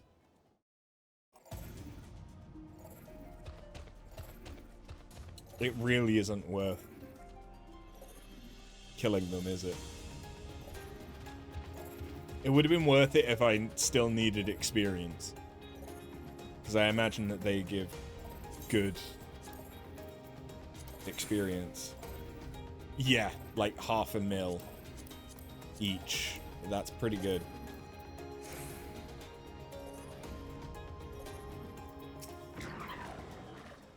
This is the spot. After Bolnuk talked to us, he walked off to the south. And he was probably going to Ikulvno's Inn. Most visitors to Watrampello end up staying there. Let's go and check, shall we?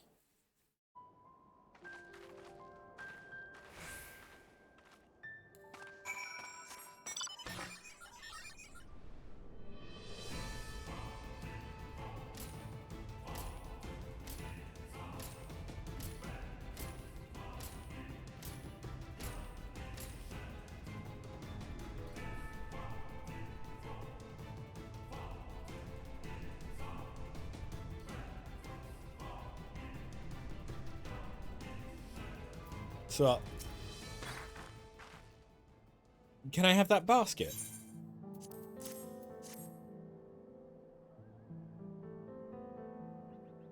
Thanks. Now let's see if we can turn a profit. I mean, he's just bought 3 times the wool he needed. So, to be honest, he probably doesn't need more. Bolnuk, I'm glad we found you. Are you interested in making a trade? Third promise, you wish to do business with me? May I ask what this is all about?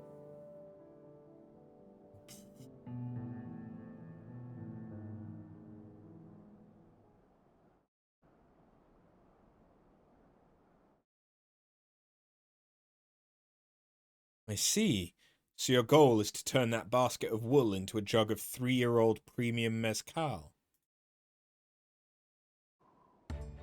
Then allow me to invest in your efforts.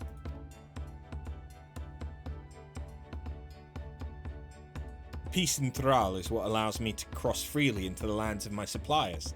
Naturally, I would prefer that one pledged to preserve that peace win the throne. Thus do I humbly offer you this wool poncho, a small token that I pray contributes to your victory.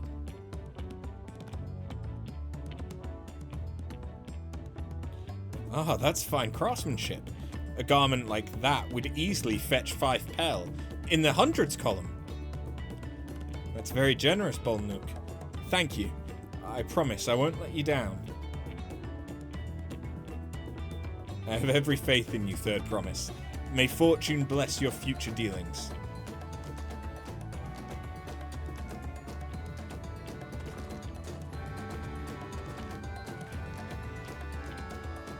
I can't believe you quintupled your investment with your first deal. We're off to a spectacular start. Only because after I remembered our weaver friend, all I did was hand over the wool. That's not true. The connections you build with people are vital. This is one of the most fundamental precepts of trading, one which you've instinctively mastered. You think so? I know so. Now, let's take our 500 pel poncho and trade it for something even more valuable. Here, you take the poncho. If I lost it somehow, Erenville would never let me hear the end of it.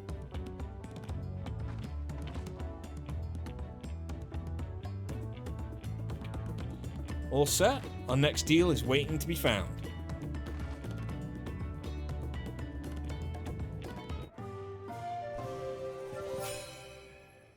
Okay, that's cute. Success! You traded a 100 pel basket of alpaca wool for a 500 pel wool poncho. Do you want to know what's funnier though? I'm a level 100 weaver which could have just made the poncho.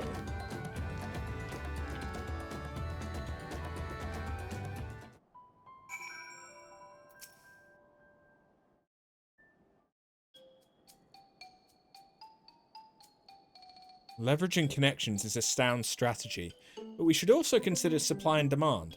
An individual in urgent need of a good poncho will offer more than a merchant simply looking to stock his shelves. That makes sense.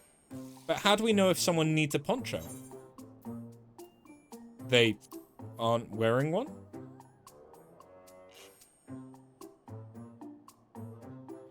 That's the obvious answer, isn't it? We look for a person without a poncho and hope they're eager to buy ours.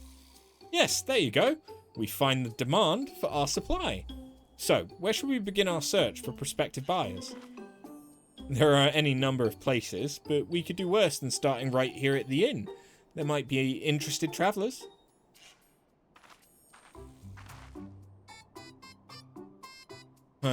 Who here needs a poncho? A lot of Mamul Jar hardly wear anything to begin with. Those are probably Landsguard or sellswords. Mamul Jar who soldier for a living prefer not to wear much above the waist. It hampers their movements. So even if they have bared shoulders, Mamul Jar carrying arms can be struck off the list. Okay. Well, you already have a poncho.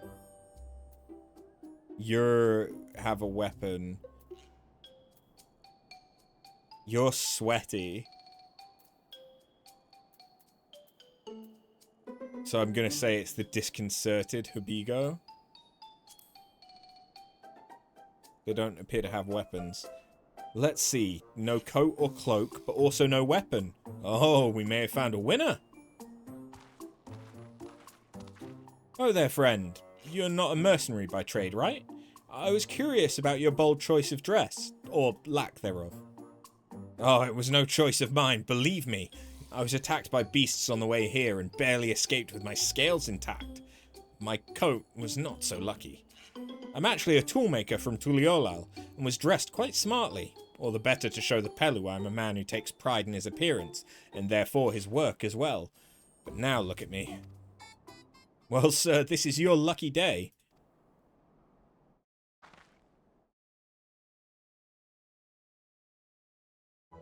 What a splendid poncho!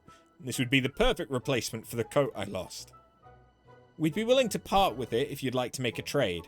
For one of your fine tools, perhaps. What about this hatchet?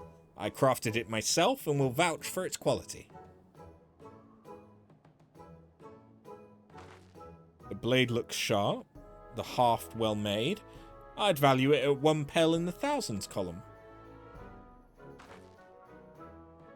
Oh, from 500 to 1,000. We have a deal. Wonderful. A fine garment such as this should put me on even footing with any Pelu merchant. Like the eponymous owner of Miplu's mate garden, for one. Her field hands use hatchets to harvest the mate, and I thought to impress her with the tool I sold you. No matter, I have other wares to sell. Glad I am to have met you. He's also just given us a hint of where to go. Hello. Yeah. Meow. Meow. I can see you there on the green screen. Meow. Meow. You wanna come up?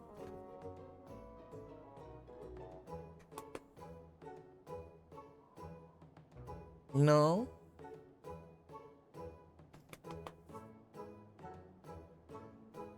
Yeah, come on. Come on, baby.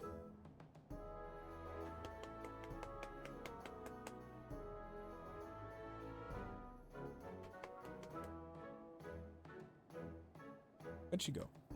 Oh, there she is. The fact I saw her on the green screen.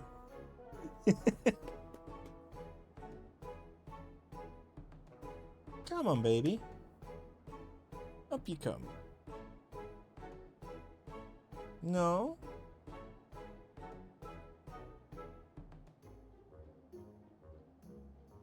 You don't want to come out? What's up, baby?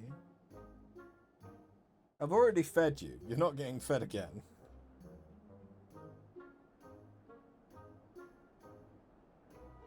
Oof, big yawn. Okay. Did you hear that? We've already found our next buyer. To Miplu's Mate Garden we go. Yes, but it's a fair distance on foot. We should take alpacas. These ones will be the calm type, right? Excellent trade!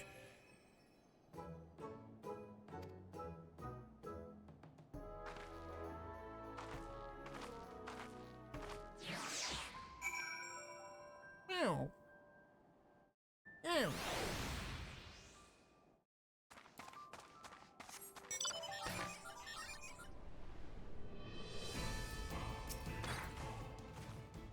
Well done recognizing that toolmaker as a potential customer. If you've a mind to change professions, you'd make an excellent merchant. My gill coffers beg to differ. Yes.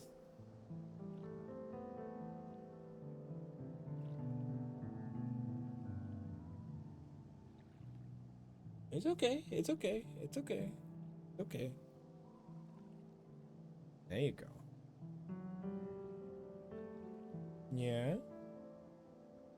Baby.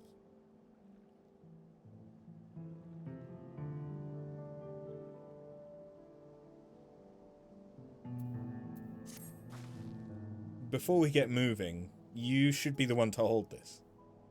We just can't trust Wuklamart with shit, apparently. With that, I suppose we should hop on the alpacas Mablu has so kindly provided.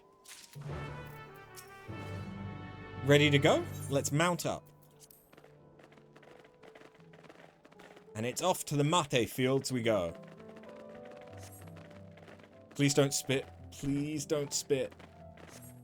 You'll be fine. These ones are accustomed to people. I still don't trust them. You have a knack for riding, no matter what you say. Without our alpaca friends, we Pele would never have become traveling merchants. Can you imagine walking all the way across Toral? I swear, that mountain's too tall to be real. Wakor Zamor, wasn't that the name? Forbidding sight, isn't it? One I've never appreciated up close. You have to take the long way around the cliffs to get there, to the highlands beyond the Yokhoi.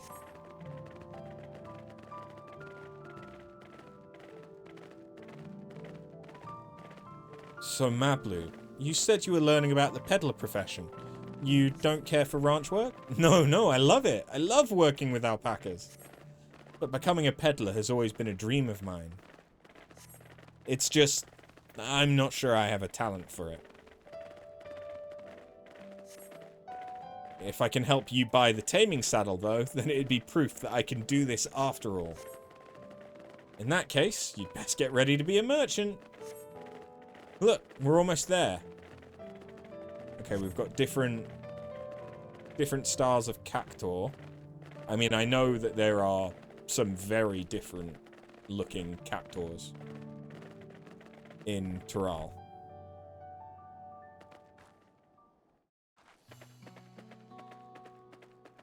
Big stretch. We made it, and without a single smelly incident. I sent the alpacas back to Ikulvlo's inn, so we'll walk along the main road when we return to the village. Speaking of roads to travel, you were adopted by the Dawn Servant, weren't you, Third Promise? That I was. Then perhaps you understand. I was an orphan too, you see. Tobley took me in. He took in all the ranch hands, actually. All of them. Yes, and everyone works hard at their chores, grateful for the opportunity to repay the head ledger's generosity. Yet here I am, the only one wanting to go off and be a merchant.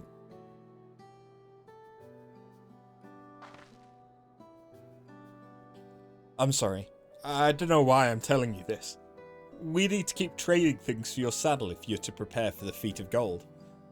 As it's mate harvesting season, you can't have too many quality hatchets. Add to that Wuklamart's way with people, and we should have no trouble making a favourable deal. That's Meatblue herself over there. Pass the hatchet to the third promise. Let's get to bargaining.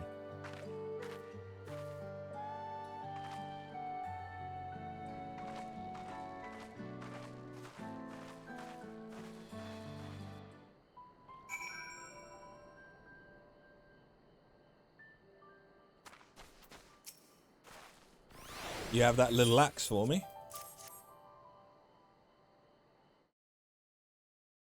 Thanks. Now to see what we can get for it.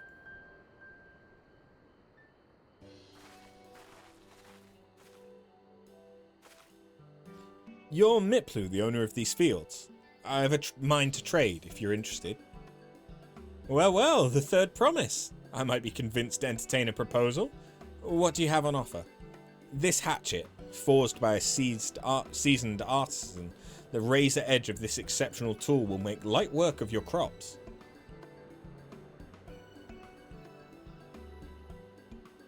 The quality is acceptable, I suppose. I offer you a large sack of mate leaves in exchange. Sack of mate leaves is valued at 1 pel in the thousands columns, the same price as the hatchet. This deal would bring us no closer to the mezcal. If I may, Mistress Miplu, it's harvesting season, is it not? Does not the demand for hatchets afford them a higher value? It is indeed the season, which is why I procured an ample batch of tools well in advance. Fair point. We've missed the window for demand.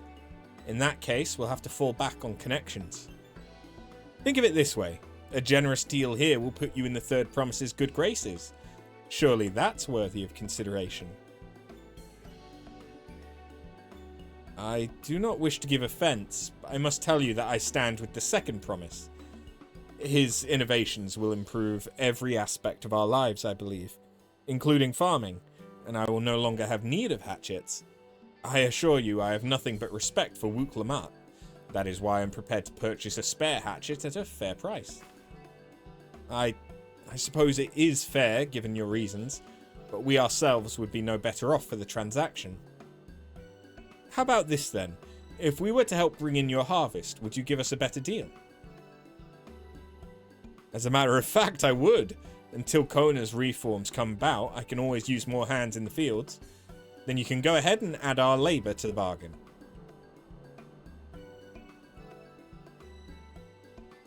Added value to tip the scales. How could I have forgotten one of the most basic rules of trading?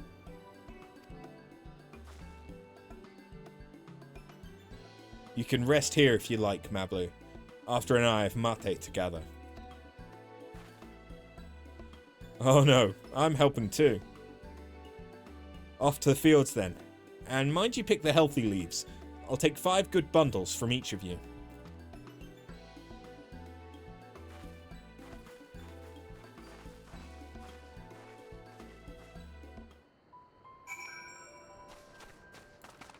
Okay, I'm starting to see what you meant, kinda. This is...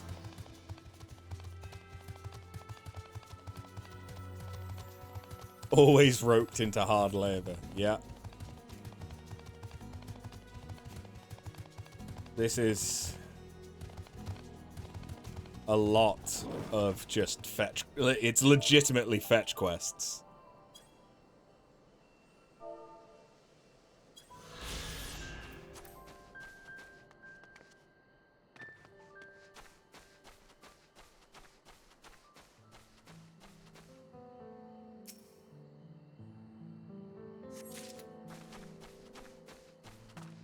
If I didn't know any better, I'd think this was a botanist quest.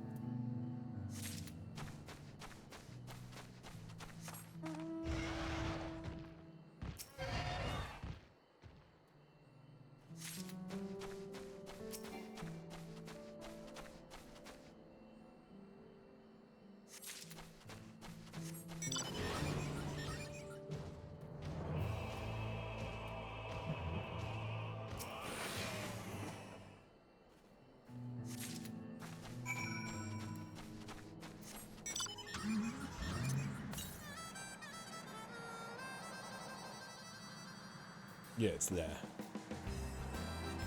Oh, these alpacas are hardier. The Stronka. Haven't seen any blue quests yet. We're apparently not far enough in the MSQ.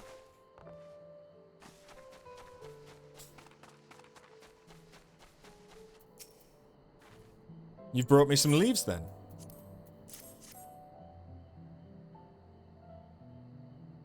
An acceptable harvest. We'll see how your companions fare before I make any decisions, though.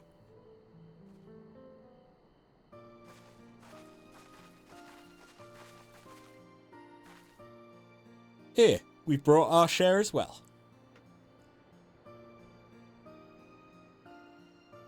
Thank you, Third Promise. This is more than enough to hold up your end of the bargain.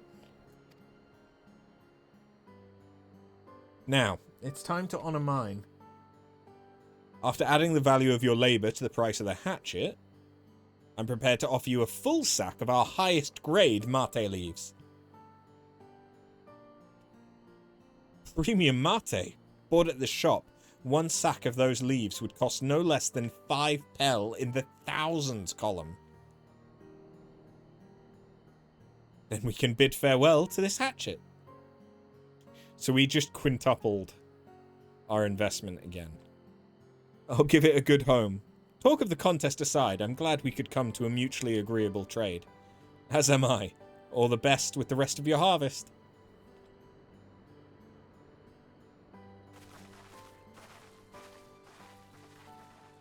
The other branch is also like this. Fuck me. Okay.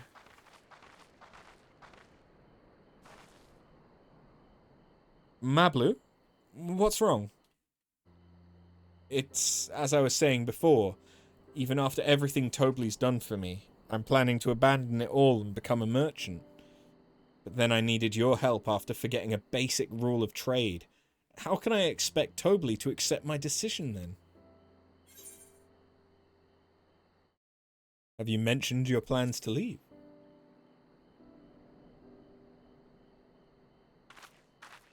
Not exactly. I wanted to prove I could succeed as a peddler before I declared my intentions.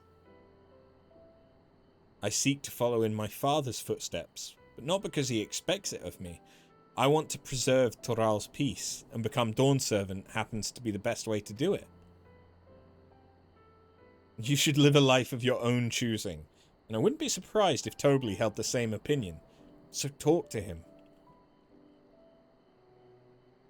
You're right. It's better to find out for sure than worry over what he might say. Thank you for the advice. But first, we have a saddle to buy. I want that success under my belt so I can be sure of my decision. What's next then? We try to trade our tea leaves for something halfway to 10,000 pel? No, I think we're close enough now. I say we go straight for the premium mezcal. You think there are some battles peppered in, but no dungeons, if I recall. I do find it odd that it hasn't been like, oh, if you go and kill this thing that was threatening the alpacas, we'll give you the saddle or some shit. Like, I was kind of expecting something more like that. Bargain our way into double the value, eh? Think you can do it? Trust me, I will make this trade work. I admire you, Third Promise. That you're holding your own against such strong competition for the throne is inspiring. Am I really holding my own against Kona and Zeralja?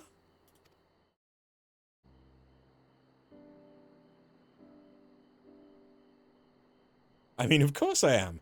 I'm Wook Lamat of the Dawn's Promise, after all.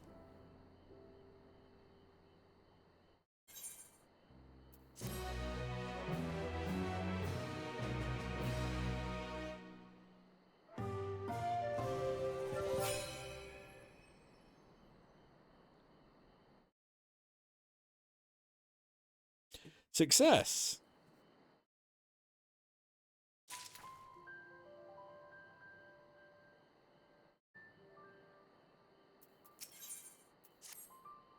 Before we go, let me give you the mate leaves. I don't need to risk proving Erenville's point. Ready then? Our next stop is the Mezcal Distillery.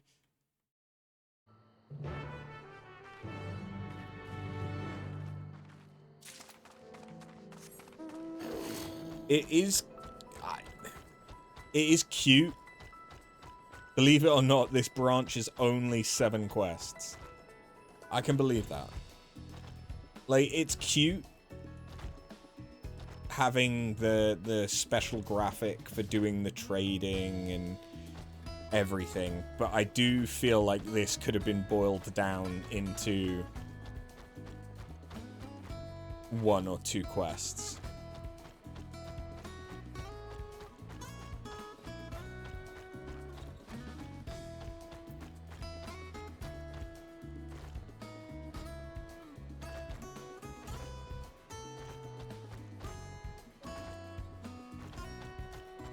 What the fuck? Hi.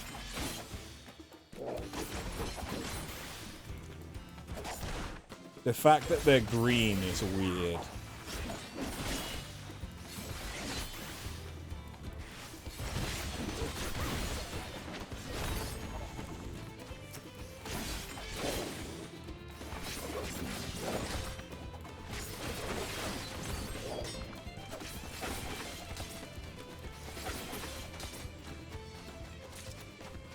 Normally those guys are brown. Oh yeah, how much do we get from a fate?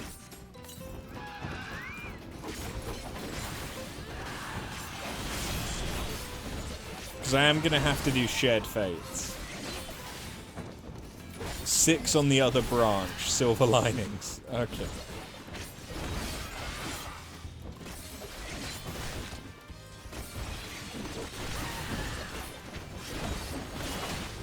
At this level, I'm not sure what the best class to be is.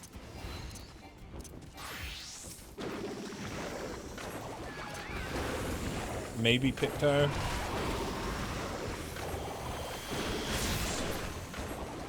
$400 to $500k, you think, for Fates? Yeah. In which case, Fates would be the best thing for level. I like doing feints and looking out for hunts whilst you're in between fates.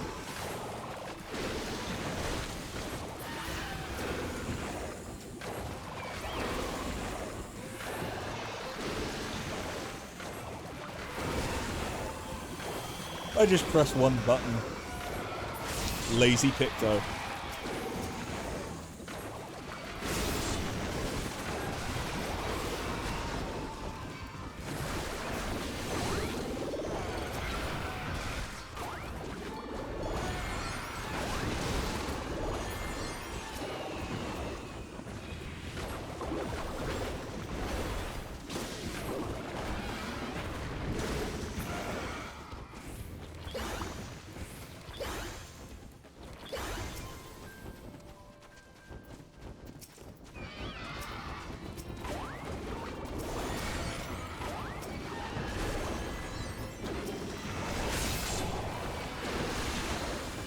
Gather around. I said gather round.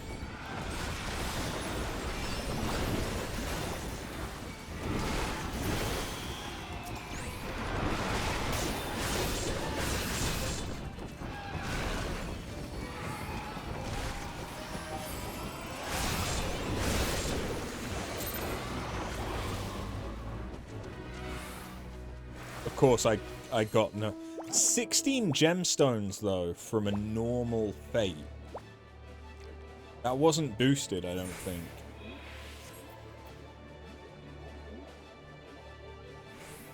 That ain't bad.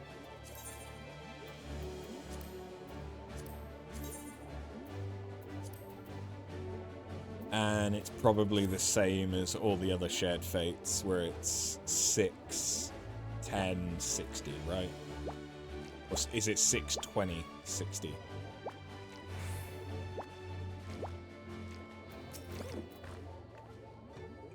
we'll want to speak with a man by the name of Gobli. Even among his fellow distillers, he's regarded as a master of his craft. He knows the value of his product, so if we're to convince him to trade for twice what the leaves are worth, we're going to need targeted information. That means asking around and taking in the gossip. If you could talk to the people here in the distillery, perhaps Wook could do the same at the village entrance. Meanwhile, I'll head to the north side and see what I can learn.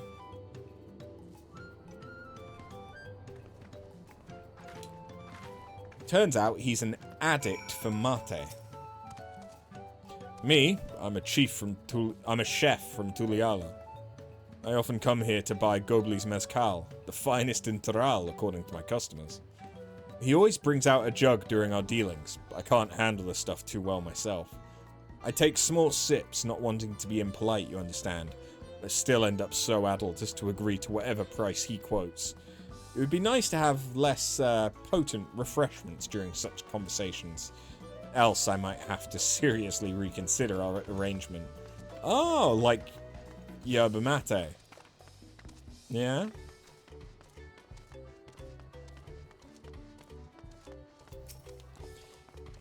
Gobli might be a deft hand at distilling, but he's got no sense when it comes to appearances. Rumour has it he's been invited to the palace for business negotiations. If he presents himself to the court wearing his usual rumpled attire, though, he'll be laughed out of Sunperch.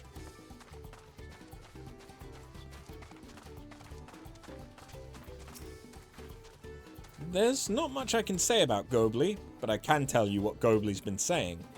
The other day, he was muttering about monsters prowling around Agave Jaws. That's the field where they gather ingredients for the mezcal.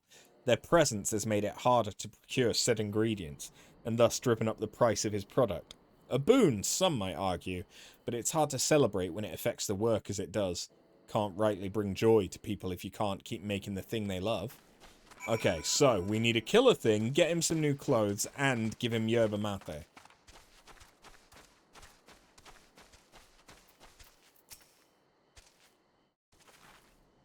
Itchy. So what did you find out? Not much then. Nah. Oh, we can make use of all of those tidbits. The deal is as good as sealed. As for me, I found out where Gobli's working. There's a millstone at the top of the slope behind the distillery. You go on ahead and I'll bring Wook Lamar.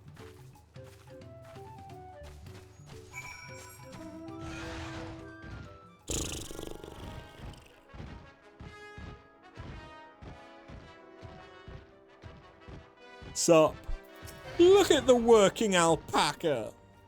You have business with me. Why don't we talk down below so as not to distract the alpaca? So as not to distract the alpaca. What an excuse.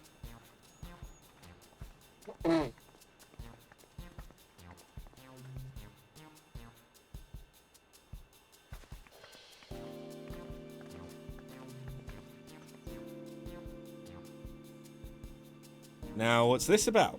Keep it brief if you would. I'm a busy man. We're in the market for a 3-year-old jug of premium mezcal.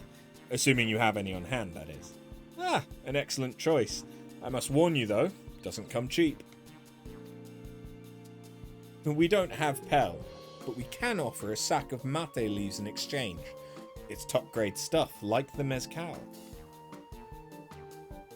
No deal. Mate leaves are well and good, but I don't have any use for them. Yes, you do. No deal? Just like that? Still, I'd hate to send you away empty-handed. Why don't we sit and chat a while over a cup of mezcal?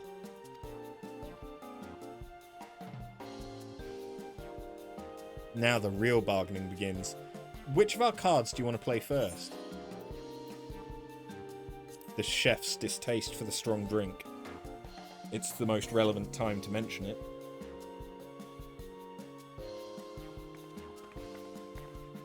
I appreciate your hospitality, but I'm afraid I can't hold my drink. I've heard one of your regular customers, a Hubigo chef, is the same. Seeing as not everyone can enjoy mezcal, I wonder if you might benefit from having other refreshments to offer. Something like mate tea, for instance, And brewed from the finest leaves, of course. Ah, you're right, absolutely right. I had noticed a growing reluctance on the part of my Hubigo friend. Did not realize I myself was to blame. I must endeavor to be a better host. Still, even with that added value in mind, no sack of leaves is worth the mezcal you're after.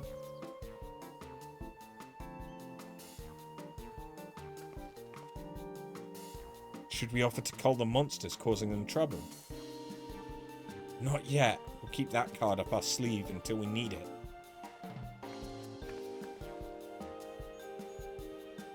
As I expect you're aware, the rite of succession is currently taking place. That's why the third promise has graced us with her presence. When the contest is decided, the subsequent ascension ceremony and banquet will be a prestigious affair.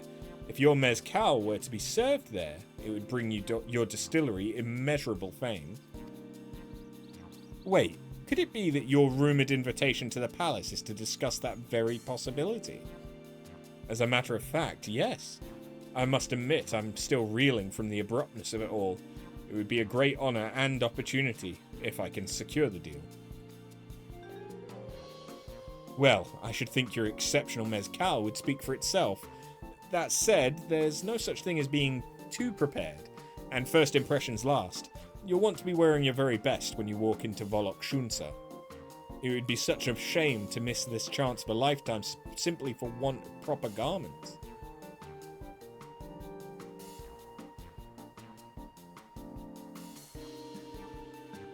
That it would. Are you saying you have garments to offer? Something ideal for core? We have no garments on hand, I'm afraid. But we can provide you with the next best thing, an introduction to a weaver. His name is Bol Nuk, and his works are highly regarded in Tuliolal. This is mostly true.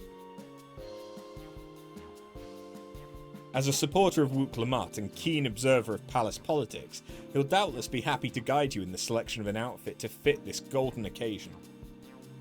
That's certainly a tempting proposal, and one of which I should like to take full advantage, but the scales still aren't quite balancing.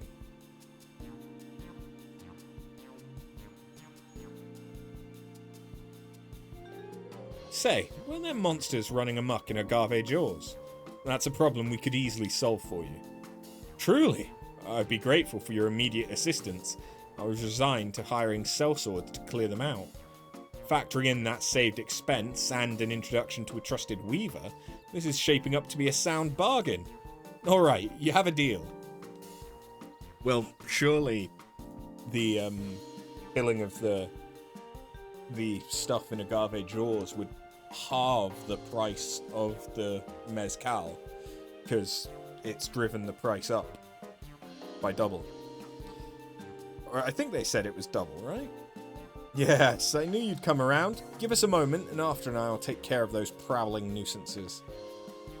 In the meantime, I'll use the time to pen an introductory letter to Bol Nuk. The fields you're looking for are just north of Huachimpello. Be safe!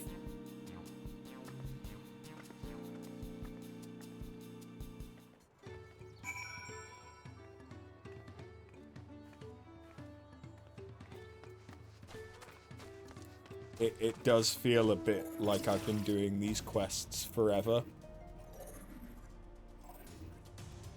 Imagine you had to barter for everything going forward in Dawntrail. I honestly wouldn't have hated having a secondary currency. I wouldn't have hated it. Like, I know that's different from bartering, but...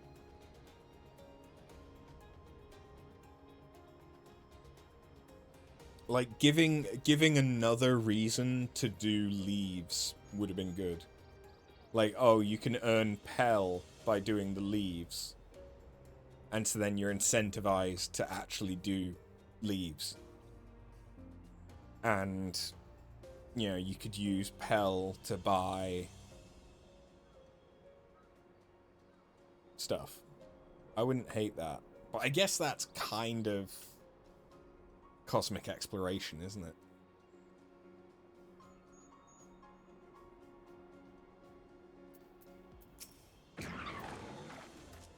That should be Agave Jaws just over there.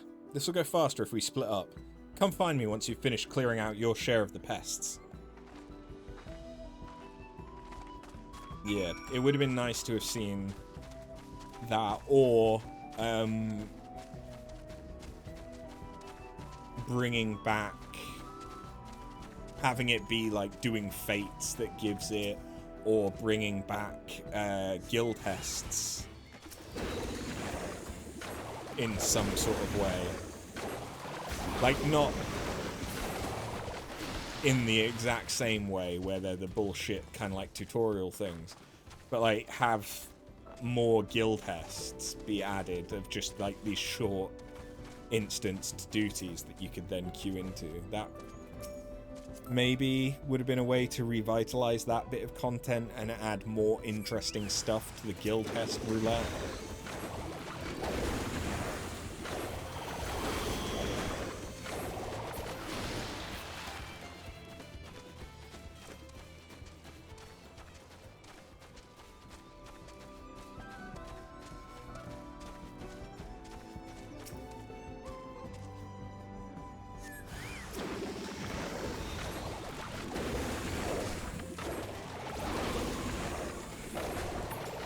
But people would have complained if they needed to start earning a different currency again.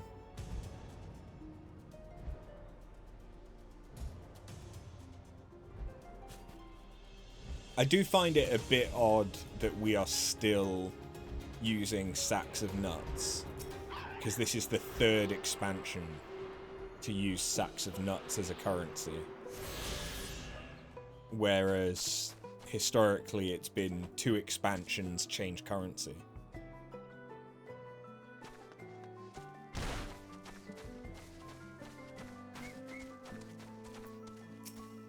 Compared to the creatures I hunted with Papa, this was no challenge at all. Come on, let's head back to the distillery. All that's left is to give Mablu the sack of leaves so she can seal the deal. It's like if it had been Hunt gave Hell. I mean, that would have been a really easy thing to rationalize. But then it becomes like, okay, well, what do you trade for with Pell that you wouldn't trade for with, like, bi-colored gemstones? Or Hunt currency. So it would have to replace one or the other, most likely. But, Those monsters were no trouble for you, it seems. Now, if I could just have the sack of leaves.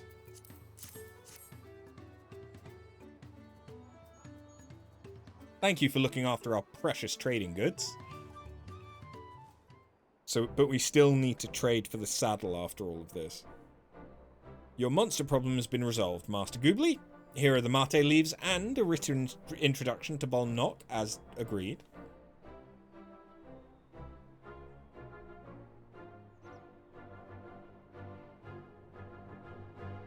Then the deal is done. Here, your jug of premium mezcal aged 3 years.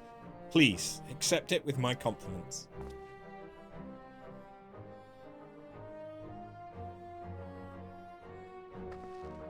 Yes, we finally have the mezcal. Great work, especially you, Mablu. You were the one that inspired me to come this far, Third Promise. But let's not celebrate until we have the saddle in hand. Mablu, is it? You drive a hard bargain, young peddler. I look forward to doing business with you in the future. Thank you, but truth be told, I'm just a ranch hand. For now. Should I ever become a proper merchant, though, I'll be back to strike more deals with you.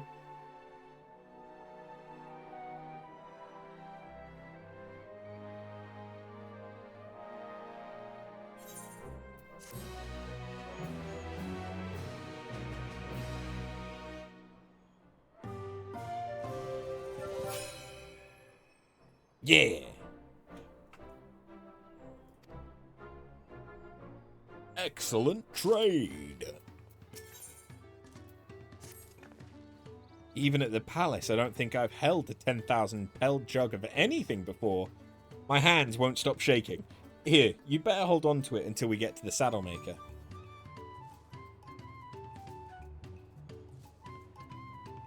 Can you imagine if we dropped it and had to start all over again? Luckily, Havli's place is not far. We just need to head across the plaza.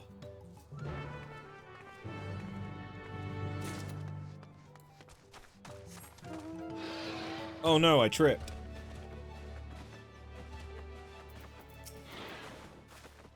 This is it. The trade we've been working toward.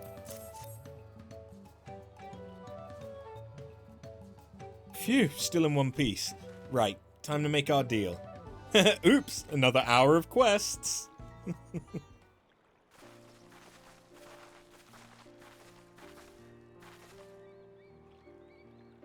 god. Oh god. Oh god.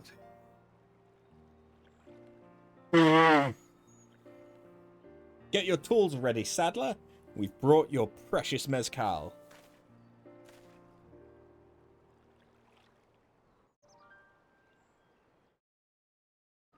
Wait, you actually got your hands on a jug? But you had nothing. A few measly clumps of wool. What we had was an aspiring trader with a gift for negotiation.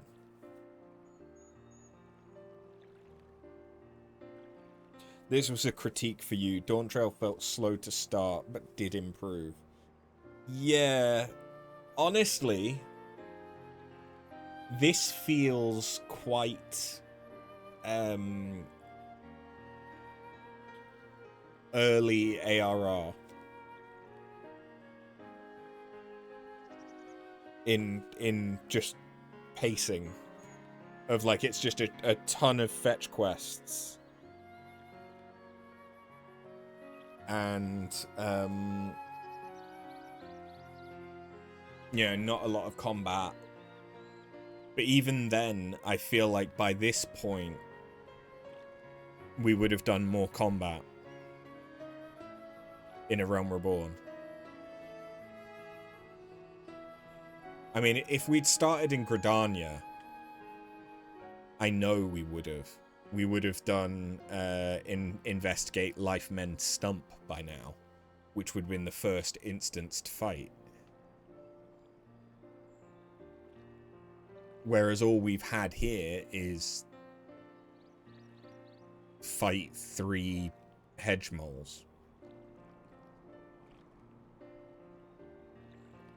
And like, fair enough, I can do hunts and I can do fates and stuff already. There. The pacing feels very base game, not expansion. I do like the characters that it's introduced us to, assuming that they come back. But at the same time,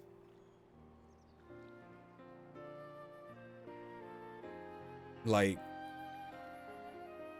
I feel like this whole trading thing could have been shrunk down into like 2 quests where they just expedite the running around and doing things, and like you just get rid of some of the talking with people parts of it. But then you could have a blue quest which builds on Mablu wanting to be a trader. And that way, like, you can still do it, but you know that it's optional. And so then it doesn't quite feel so long, because you could potentially go like, okay, well, I know that that's going to be more trading stuff, so I'm going to go and do a bit more of the MSQ, keep that pace going, and then I'll come back and do the blue. Like, I think that's the thing, is that this set of trading quests has actually felt more like side questing than MSQ. Although I'd sooner aid no claimant but Zaror Jah, I cannot go against the guiding principles of the Pelu Pelu. They could have just given an option to make it. Yeah. If they'd given us an option to just make the saddle, like go and kill something and all the rest of it, or whatever. It feels like it could have been streamlined, and there's multiple ways that we could have reached the same end just without the whole like trading subplot. But then, like I said, you could do the trading subplot just as part of Mablu's character development, assuming that Mablu is then important for there's probably a Pelu Pelu society, isn't there? I think there is, actually. I think there's a Pelu Pelu one and a Mamul Jar one. Yeah.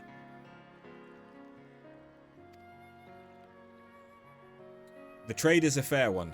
I'll craft your saddle, third promise. Great! How long will it take? Stay and wait if you like. I have all the requisite materials, so this won't take long. That's generally not how leatherworking works, but okay. If he'd said that he had one ready, that would have made more sense.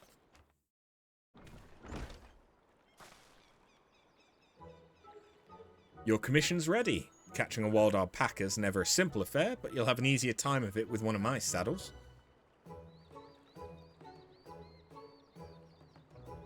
Now, if you don't mind, I have other work that needs finishing. Ah, I can taste that smooth mezcal already.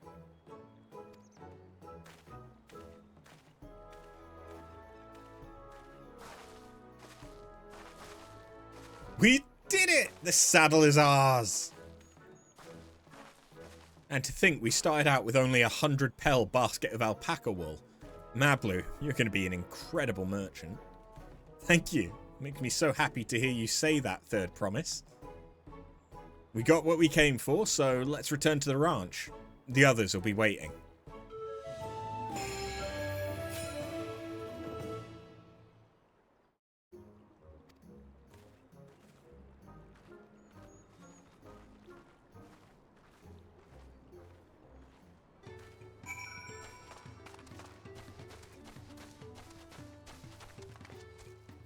Are we nearly done? I mean, we still need to catch the fucking alpaca.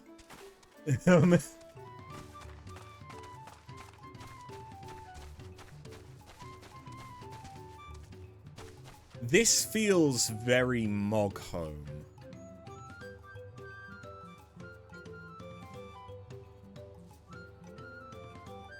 I know that it's probably supposed to be alpaca wool, but if that were pink, this feels very Moghome.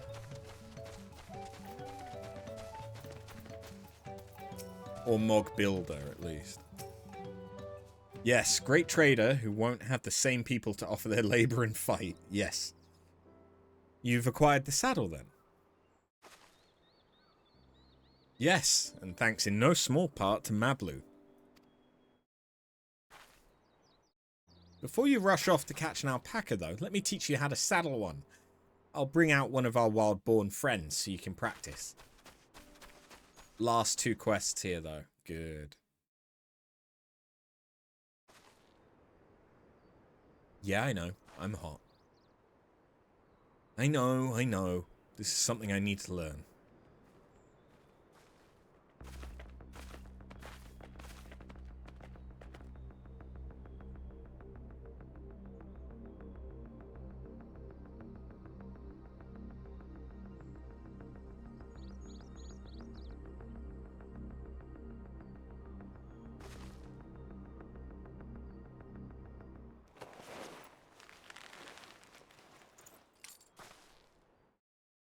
Great sunken gods, I did it!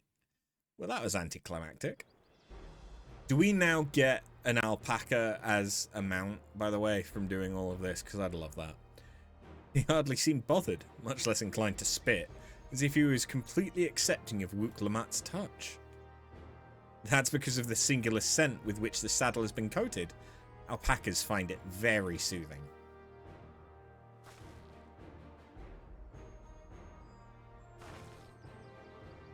You know, I've never taken a good long look at one of you before, but you're actually kind of cute. You only now noticing that? Who was that coming around the corner? Zarul Ja. He's back. What the fuck? Having done exactly what he set out to do. That alpaca he's brought, is it just me or is it glowing? I've heard tales of such a beast. They say the golden alpaca lives a solitary existence deep in the valley, where it shuns the company of both man and its own kind.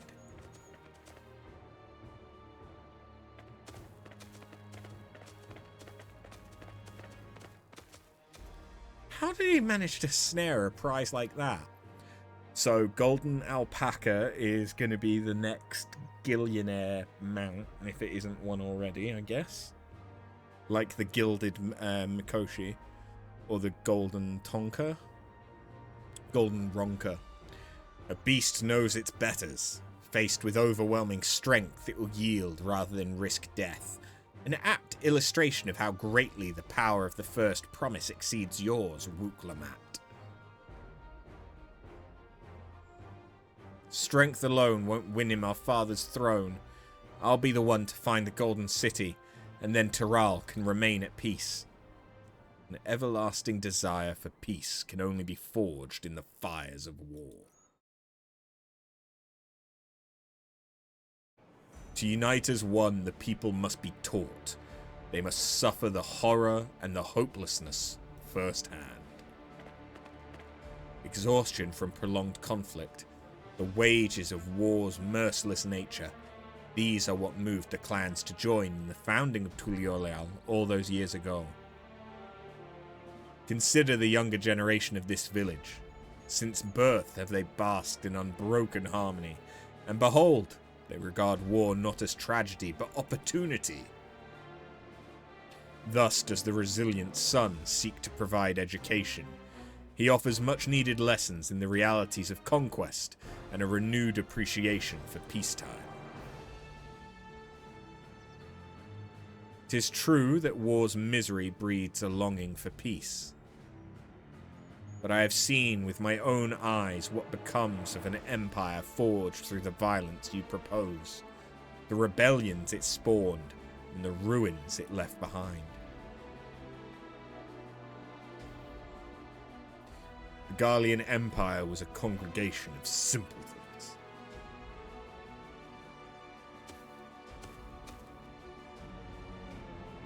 The oppressed fought back against their oppressors, as well they should. Men are not beasts. Only a fool would seek to rule over all with the threat of force alone. This is why Galul Jaja did not elevate the Mamul Jar, why he treated all clans with equal respect. However, the first promise has his gaze fixed upon more distant horizons. He would unite not only Tuliyoleal, but the star in its entirety. What? Why? I need not explain myself to you.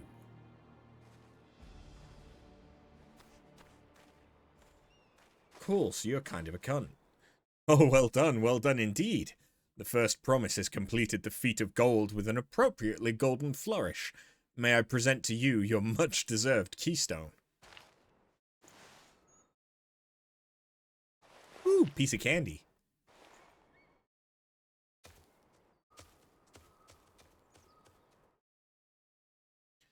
He's always been like that, never sharing his innermost thoughts with me or even with Kona. It's like we're not even family.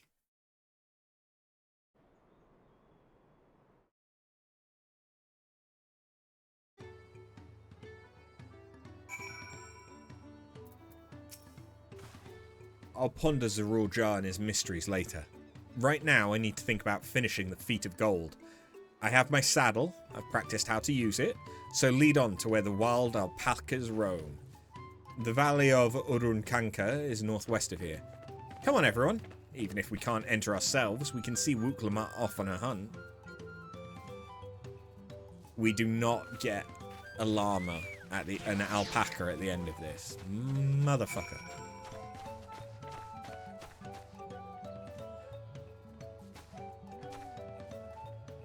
I do kind of want the golden alpaca, though.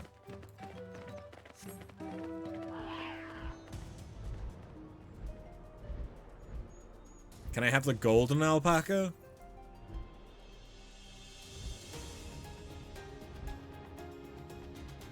Please? And can I have it for less than 25 mil? 50 mil? Fuck. I have almost a fifth of that. Can I use trading? Can I trade for something for the value of 5 times more?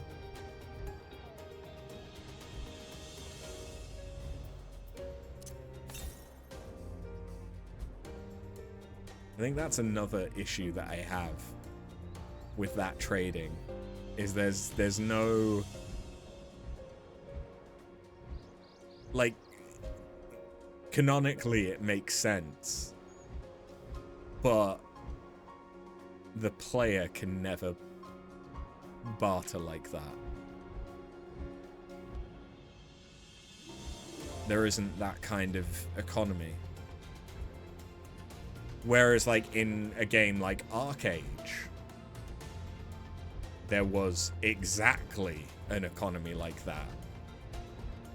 You could buy goods in one location and then they'd be worth more if you took them to a different location. But the difference was that you had to physically move the goods from one location to the next. You couldn't just teleport.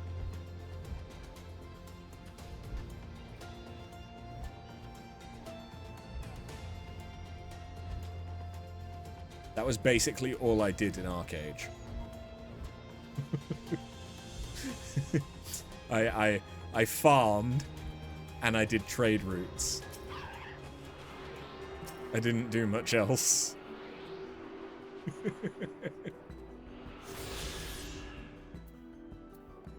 How, not wrong thing. How are we doing for...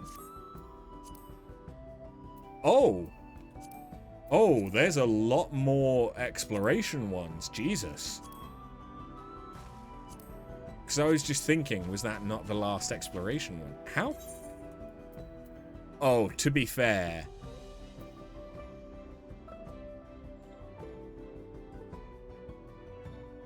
To be fair, the map is pretty big.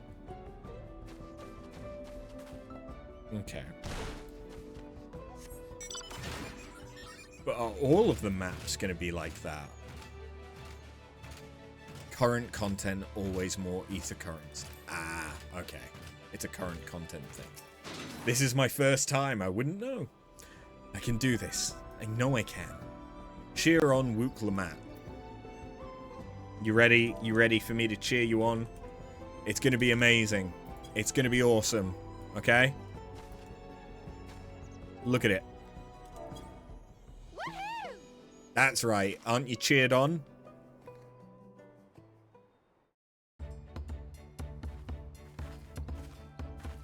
Good luck there, Promise! Thanks. I'll need it. Truth be told, still not sure about alpacas. I'd rather not go near one if I can help it. You can't help it. But if I'm to rule this nation, then I'll need to learn how to live with them. Tural is their home too. Very true. Right. I'm off.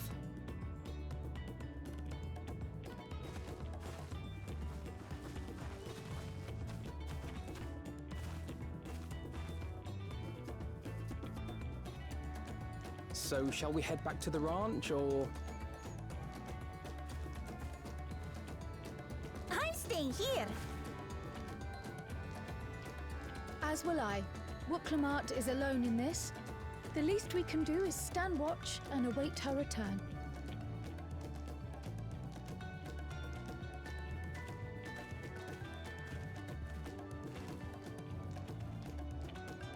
It may be a while yet. Help me pitch the tent. Oh, I'll help you pitch a tent. Wait, what?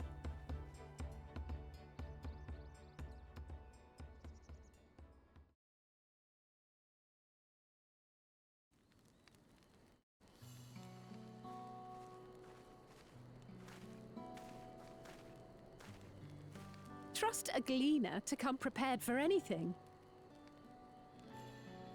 What's a gleaner? Someone whose job it is to travel the world and procure uncommon things for their employers. Erenville specializes in finding animals, I believe.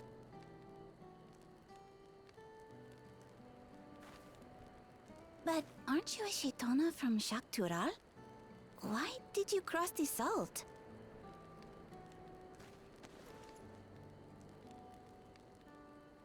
When I was much younger, the thought of leaving Tural never even occurred to me.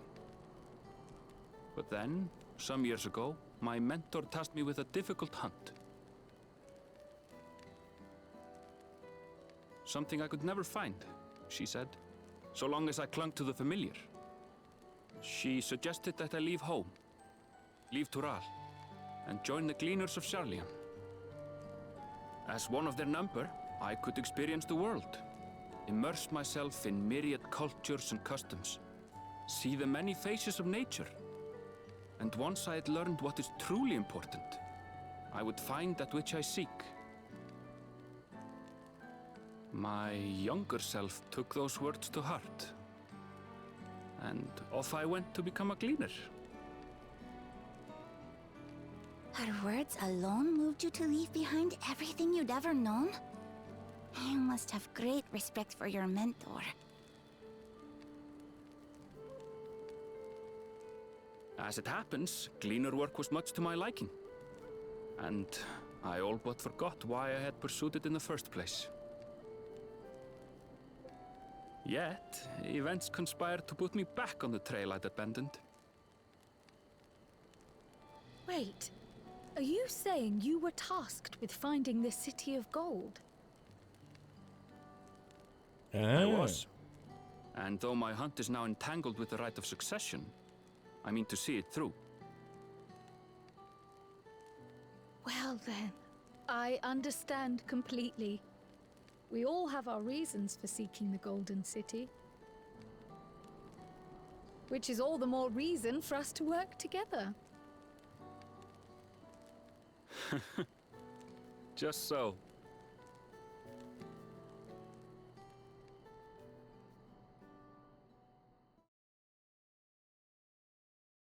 Meow. Meow.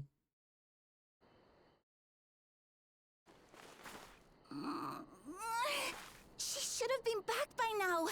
What if something's happened to her? We need to tell Tobli and arrange a search party. Wait. Do you hear that? It's the sound of an alpaca. Sounds an awful lot like two coconut halves.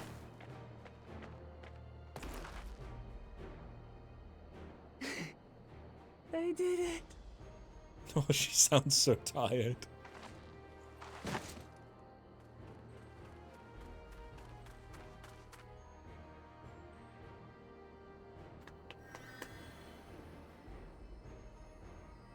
You're utterly spent. You may one day get an alpaca, but not today.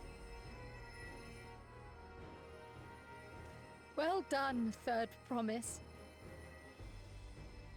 The ranch isn't going anywhere. Take a rest in the tent.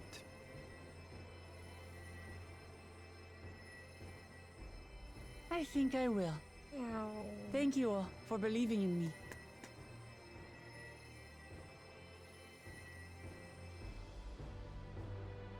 Come on, then.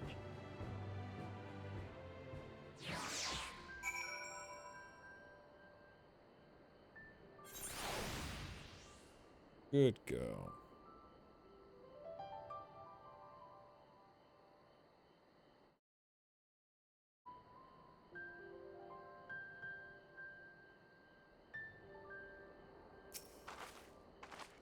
I'm so relieved the Third Promise came back to us safely. And the alpaca she tamed is a healthy-looking beast. Surely this will be enough to satisfy the feat of gold. That's a claw.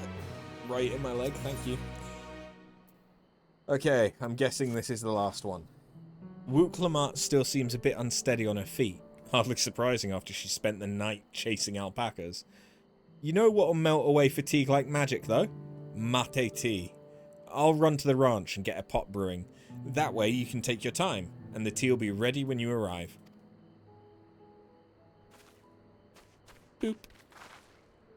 As Mablu so wisely suggested, we shall set a slower pace for our exhausted third promise. Although she could just ride the alpaca like she was. And then she doesn't need to be so exhausted. Just saying. There's a perfectly good solution right fucking there. She could also ride my Cerberus. This is also true.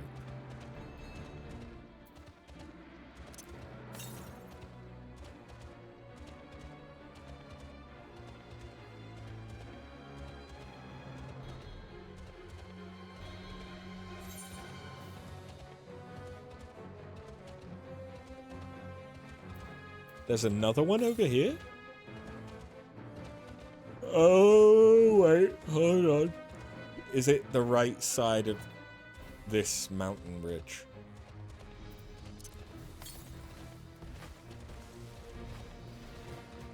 Because I'm not so sure it is. No, it must be. Yeah, it's there. Bears.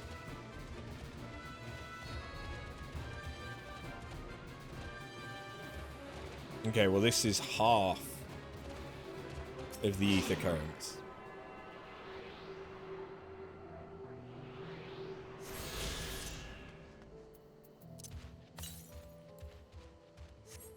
Yeah, given the next one is the other side of there.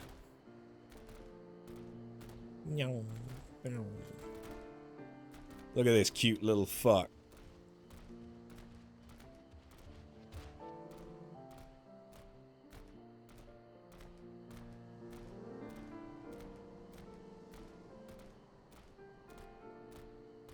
Look at him.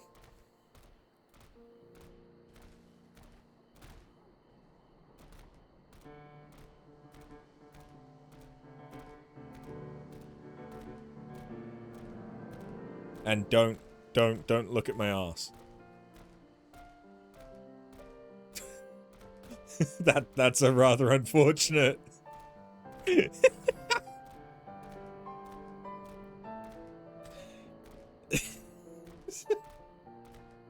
That's a rather unfortunate side effect of this outfit. Came back ahead of the others, did you? I should hurry along with the tea then. Wooklamart can't be that far behind.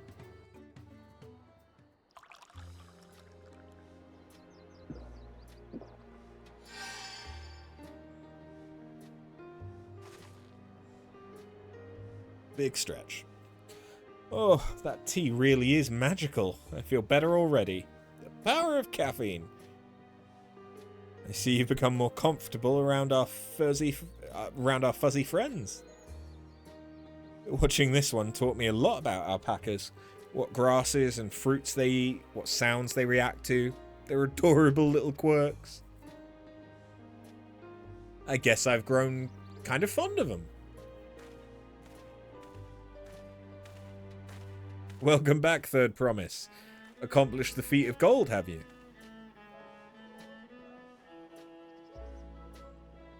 Yes. There's no mistaking a valley alpaca.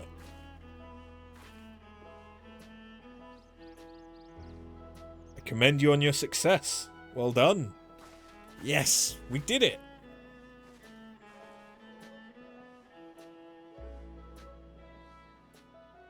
Although, I couldn't find a shiny one like Zerul Jar did. I'd be surprised if you had. Golden alpacas are born but once every few decades. They're elusive, solitary creatures that are rarely seen, much less captured, thanks to their innate physical and magical gifts. Only a single other person is known to have caught one before, that being Galul Jaja himself. Papa was chasing alpacas too?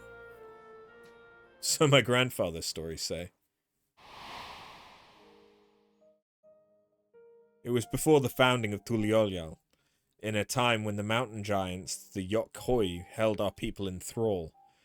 Compelled by their overlords, our forebears would ride their alpaca mounts to the highlands to deliver gifts of food and other tributes.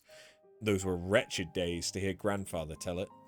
Then along came the young Galul Jaja, yet unburdened by the mantle of Dawn Servant.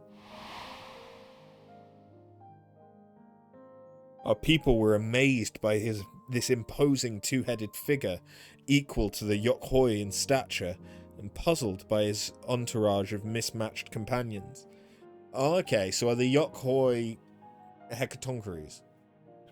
Some trembled in fear, believing a new conqueror had come. Yet Galul Jaja showed no such inclinations. He sat and spoke with us, sipping from the cups of mate tea we offered him, and grew somber when he learned of our plight. None could have anticipated what their visitor decided to do next.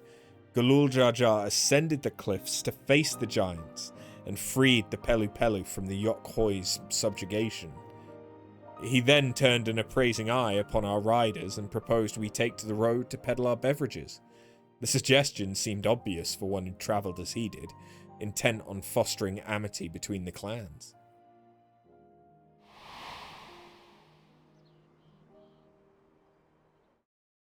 So it was that a few words from Galul Jaja transformed... Pardon me. That a few words from Galul Jaja transformed us into a clan of itinerant merchants.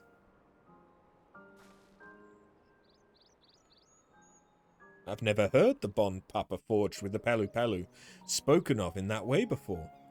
The saga is not so detailed. You may not know that Galul Jaja sought a sure-footed guide for his trek up into the highlands. Thus did he capture a golden alpaca. So both my father and brother caught the rarest of creatures, while an ordinary one was the best I could manage. The feat required no more than that, Third Promise. And you brought back a perfectly wonderful beast. Mablu's right. You're a perfectly wonderful beast. If anyone's ordinary, it's me.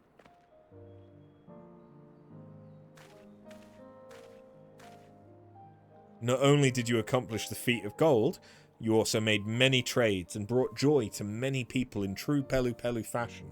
I sorely doubt your sibling could have achieved the same result. You should be proud of the accomplishments which earned you your keystone.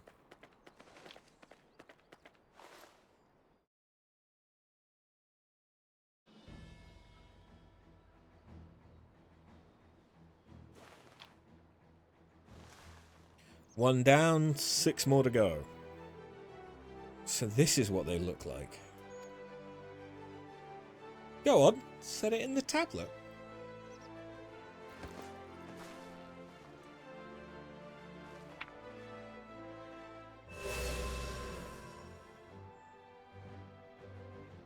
A perfect fit. That leaves 6 more.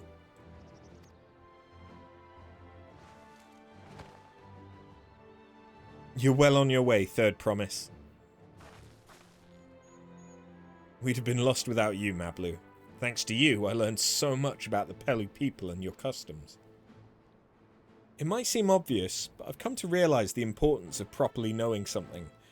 It was because I didn't understand alpacas that I was uncomfortable around them. I'm thankful to you as well, Wook-Lamart. You've given me the courage to say what I wasn't sure I could ever say.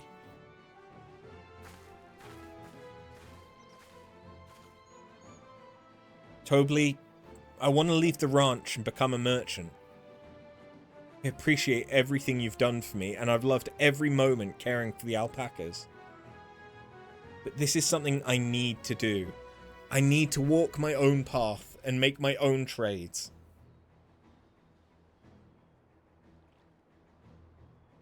As your parent, allow me to say one thing. I've always tried to give my wards lives filled with as much happiness as I could provide, yet never once have I wanted that to be the only happiness you knew. You have my blessing to walk any path you choose, Mablu. It gladdens me to hear you found a calling you wish to pursue with such passion. You will make an exceptional peddler. I'm sure of it.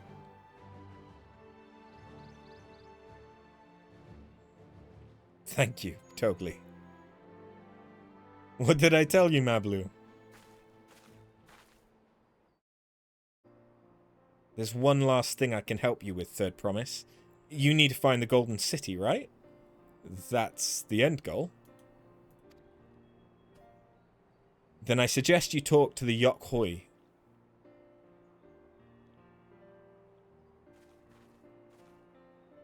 They once ruled over far more than just Urkopacha and Pelu-Pelu. 1,000 years ago, they were the overlords of Yok-Tral and all its peoples. During that era, the Pelu-Pelu were commanded to search for a city of gold. They scoured every corner of the continent, but never found any trace of that fabled place. But if they didn't find anything, what could the Yok-Hoi have to tell us? They may not have found it. The fact that they thought to look for it at all makes me curious. Perhaps there's value in delving into how the legend originated.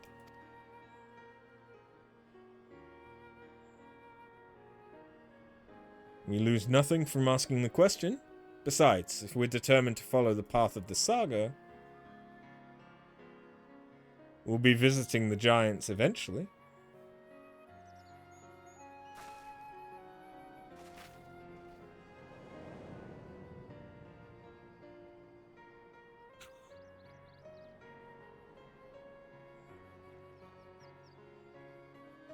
Oh, Kryl, I have a question I've been meaning to ask, and since we finished with the feat, where did you acquire that earring? My earring? Do you recognize it? Yes, pieces like it first became fashionable in Yok-Tral about 20 years ago. Since then, it's become common to wear one as a charm for safe travel. 20 years ago, right about the time my grandfather made his journey. Yet the Dawn Servant implied the earring was connected to the Golden City in some way. Surely there was more to its significance than simple fashion. If you want to know how it first came to be crafted, I could try and find out more. Seeing as it's a regular seller for many merchants, I'm curious to learn about it myself. I'd appreciate that very much. Thank you. Jumping feet first into the peddler business, eh, Mablu?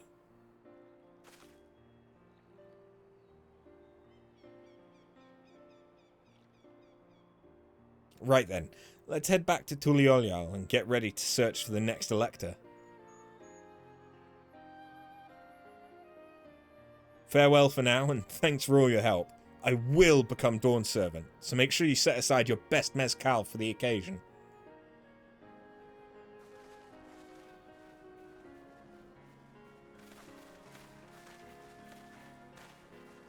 She has a fearsome opponent in that brother of hers. He even brought a golden alpaca to heal.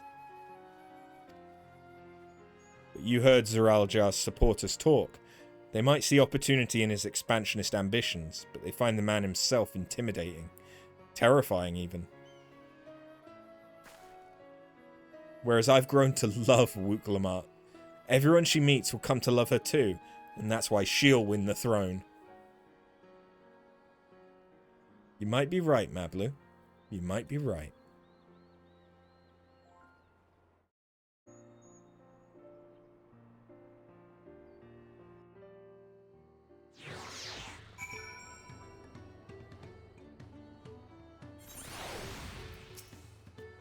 It feels good to have the feet of gold safely under our belt, even if my victory pales beside Zeraljar and his shiny golden alpaca. I know I shouldn't let it bother me, and God knows you've all been so supportive, but I want to be strong, or wise like my brothers, to be a promise that people respect. Which is not likely if I stand here carrying on and on about things.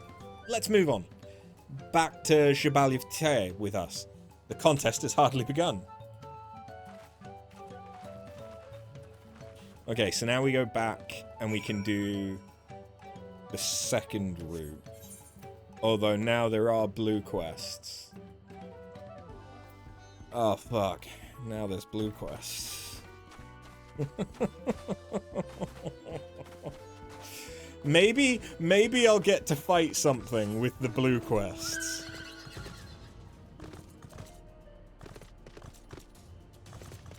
Or is that wishful thinking?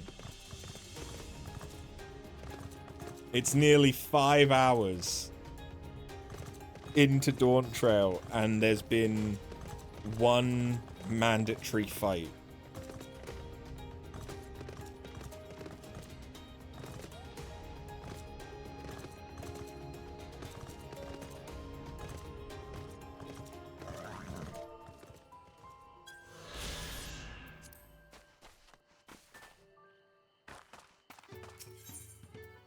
Nopley is rubbing his hands together. Hey, I recognize you. You're After, yes? I've heard about you. Companion to the Third Promise.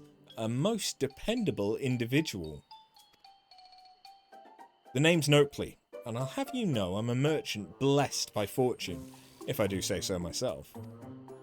Indeed, I believe our meeting today is no chance encounter, but the hands of fate guiding us for one singular purpose, the exchange of invaluable items at an unbelievable price. If I could direct your attention over here for just a moment. Feast your eyes on these, crates of exceedingly rare and precious corrupted crystals. Beautiful, aren't they? They were extracted from remote regions of Eorzea and shine a brilliant orange hue, quite unlike your run-of-the-mill crystals, no? For you, I'm willing to offer them for the low price of 1 pel, in the millions column. It's nigh highway robbery at this valuation, but anything for a friend of the Third Promise. Sorry, I clearly misheard you. It almost sounded like you said 1 million. They're not even worth a fraction of that price. Well, for such a low price, I'd be a fool to refuse.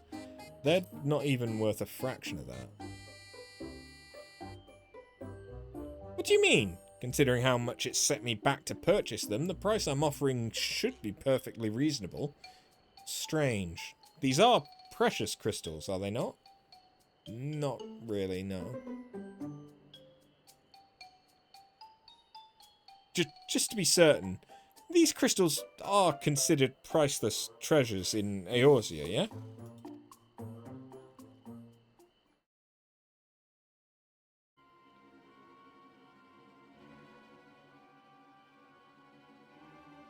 Let me see if I'm getting this right. Not only are corrupted crystals commonplace across the Salt, but they're also highly volatile?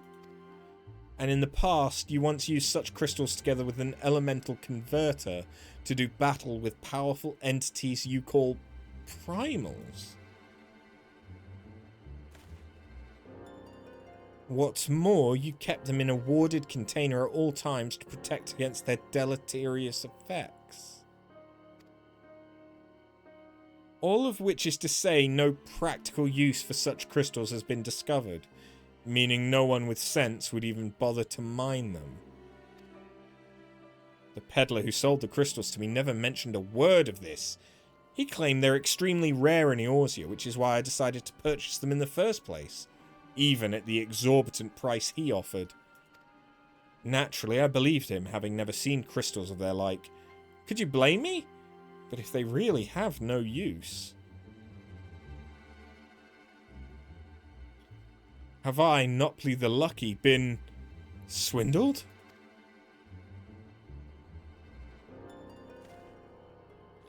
Well, at the very least, I was able to learn about the crystal's true nature before selling them to some poor soul. Fortune hasn't abandoned me completely yet. At any rate, I'd like to verify whether these crystals truly hold no value. Would you be willing to help me look into this? I need someone I can trust, and that you're willing to share the truth with me says a lot. No need to answer right away. Give it some thought. If you've no interest, you're free to be on your way. If you decide to assist me, however, I'll be here, waiting.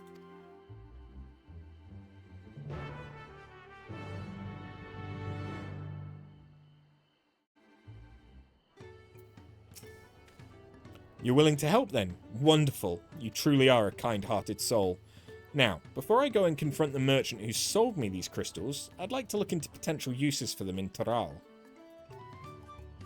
For instance, crystals are in high demand among Turali mages, who make extensive use of them in their rituals. And I just so happen to know a spellcaster amongst the distillery's guard. I'd like you to speak with him about the corrupted crystals and gauge their interest in purchasing them. In the meantime, I'll see about procuring a container to ward off the crystal's harmful effects. Per your explanation, preparing an elemental converter with my skills is likely impossible, but finding the requisite materials for a warding vessel should be well within my powers. Or well within my abilities. The mage you're looking for is an individual of the Buniwa tribe. If you happen upon someone wielding a staff, chances are you found him.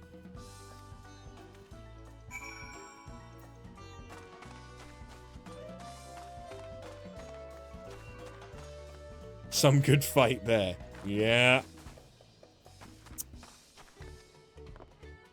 Yeah.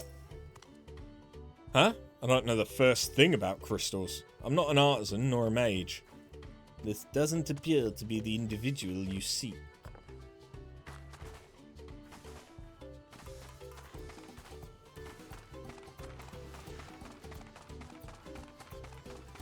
Ah, there they are. Intriguing. I've never heard of these corrupted crystals.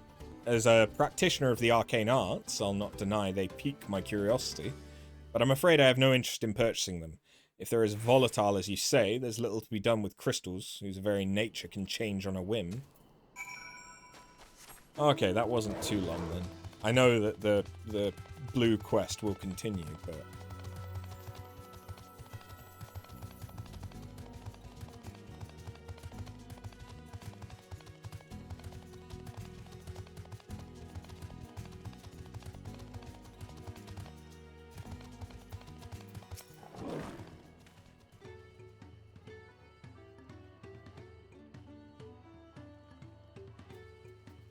So, even the mage was not interested.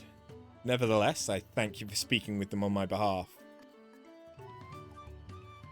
It seems you were right. These crystals really are worthless. I may be unable to make back what I've lost, but there's still one thing I can do. I wish to stop that pernicious peddler from continuing his crooked ways. Will you help me? What a relief. Allow me to offer you a small token of my thanks. When you have a moment to spare, please come see me again. We must stop him before he has a chance to swindle anyone else. Get fucked, loser.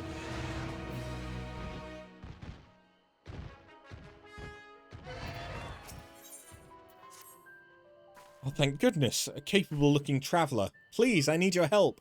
My caravan was attacked by beasts. I had a bodyguard, a young Mamuljar mercenary. He could barely fend for himself, let alone me. Yet he somehow managed to throw me over his shoulder and carry me all the way here. But no sooner did my feet touch the ground than he ran back into the jaws of death. Damned if I can figure out why. Injured as he was, I don't like his chances. Please, I beg of you, go to Chabayukeke, and save him. Okay, combat? Combat? Could it be? Is it the fabled combat?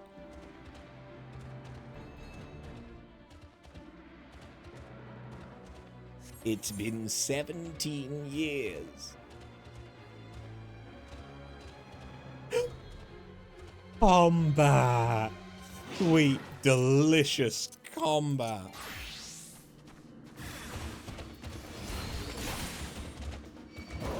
Not in Yoshi P's MMORPG, it's not. No more combat. Costs too much.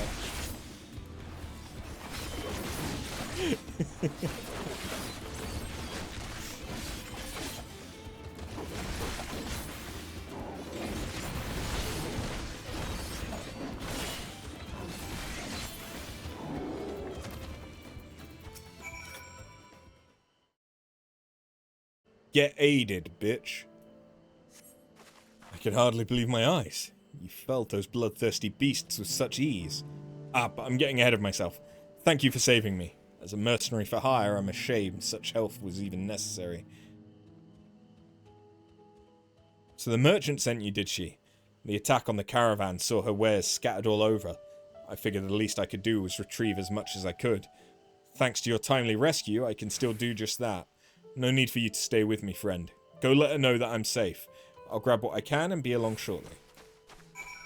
Now you see, that was a short and sweet little quest. We don't hate those for blues.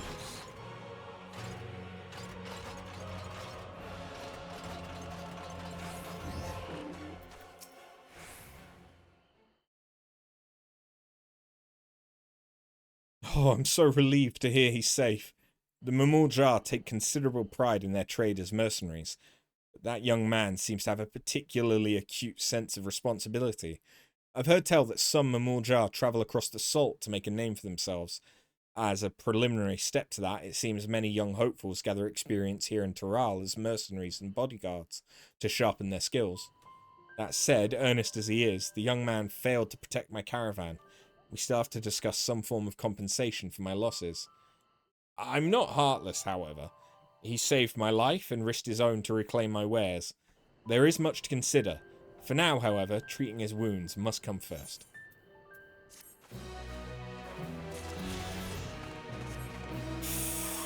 Fuck all y'all bitches.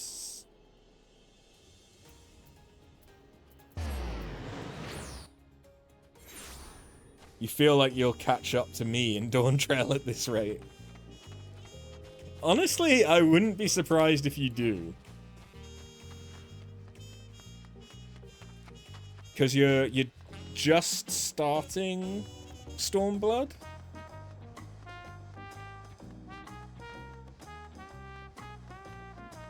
Skipping everything, I could see you getting through Stormblood pretty quick. Shadowbringers might take a bit longer.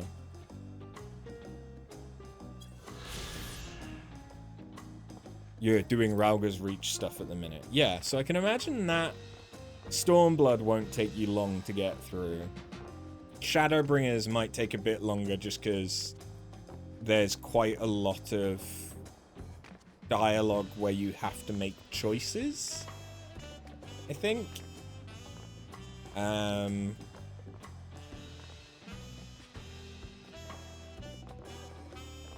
Although Endwalker, I don't think, had too many of those, so Endwalker might be quick, skipping through it.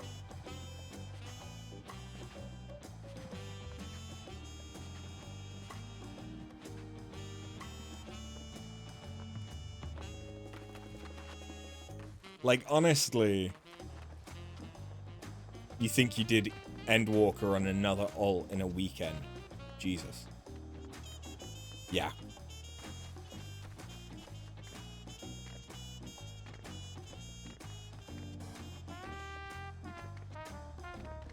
Like, honestly, I think the thing that's going to take longest... I mean, not so much given that you're playing a healer, but the longest thing might be queuing for specific duties.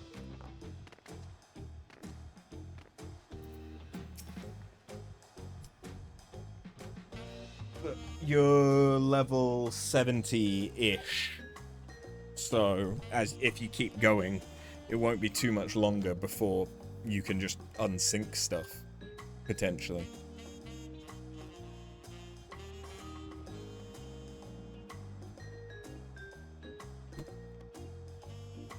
That's why you picked up Scholar, Summoner, and Gunbreaker there. And just like that, we found an Elector and won our first Keystone. I knew I was right to trust your instincts. Come on, let's keep things moving and march towards Kozama Uka. Chances are good we'll find an Elector there as well. Before we do anything, however, we should see what your patient Hanu friend has to say.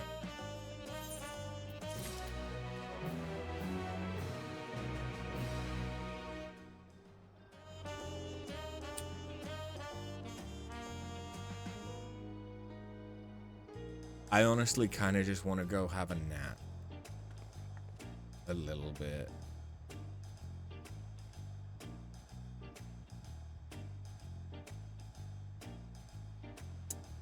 But I don't blame you, it's a lot. Yeah. The pacing, the fact that we just did all of that and there was one fight against some very common enemies.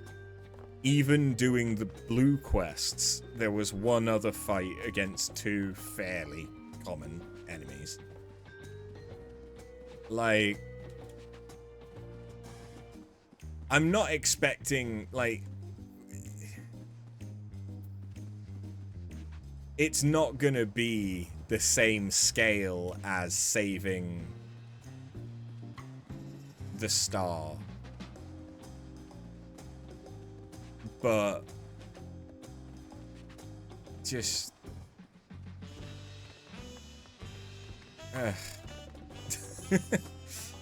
the next area is better, but it's still a lot of talking. I mean, obviously, I think it's a little bit worse for me because I'm voicing everything. So when it's just a section of non-stop talking back to back, I am very fucking aware of it. Because my throat starts to hurt after a certain point. And it's been a lot of fucking talking.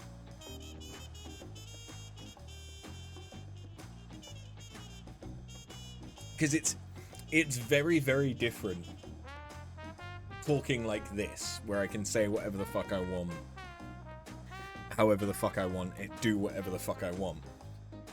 It's very different from having to pay attention and read and trying to not get bored.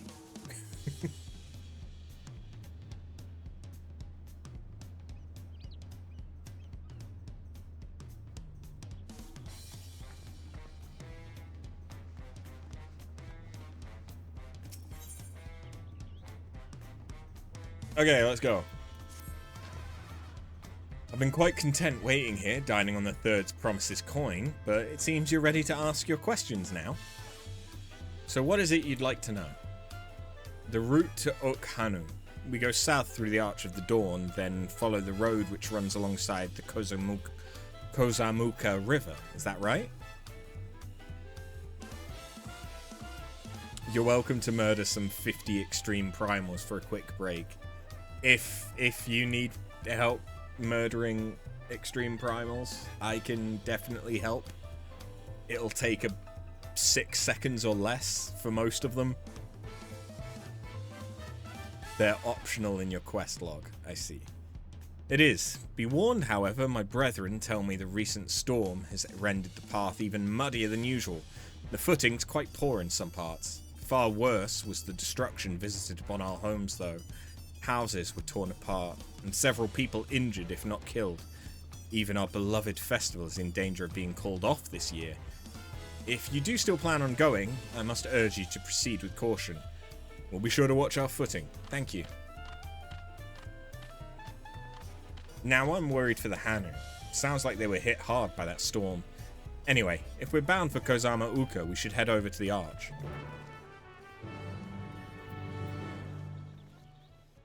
Yeah, if you want...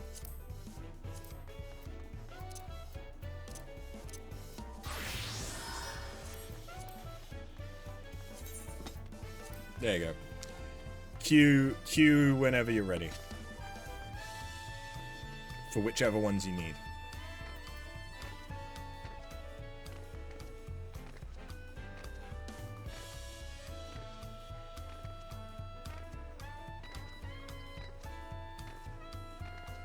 You need Shiva, Garuda, and Rami. Yeah, this won't take long. Potentially the one that's going to take the longest could be Garuda.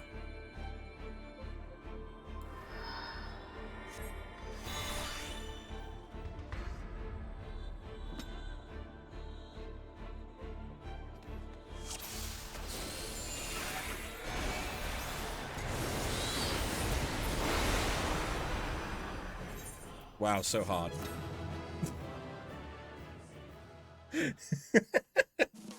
I hope you get one of the mounts. And I'd fucking love it if you got Nightmare.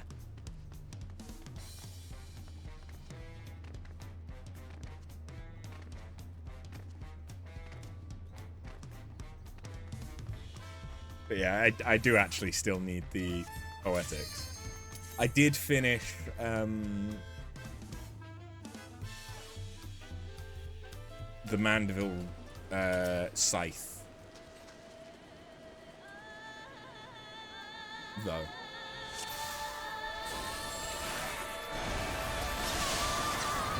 Ah, damn it.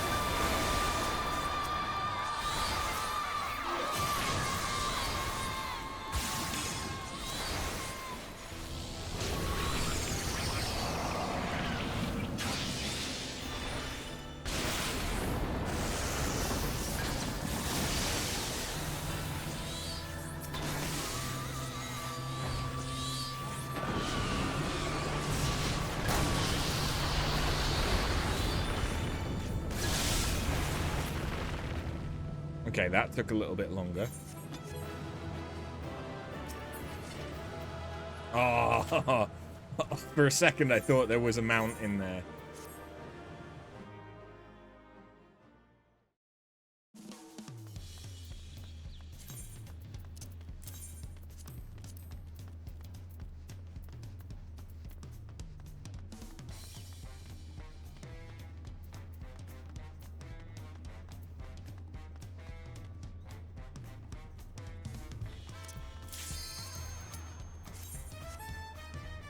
Garuda might also go through an invuln. Because she likes to do that. But sometimes I can get her.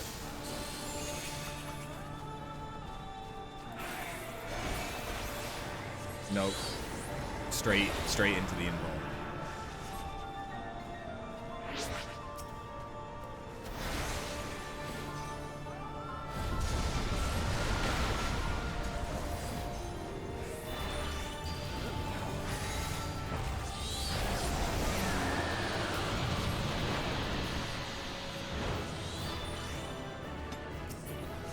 Damn it.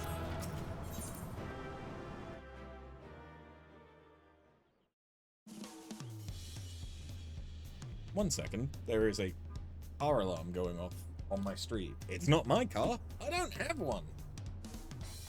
Is it?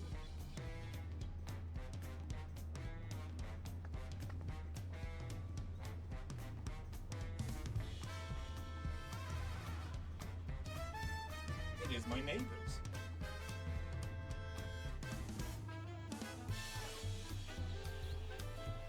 Why the fuck was that going on?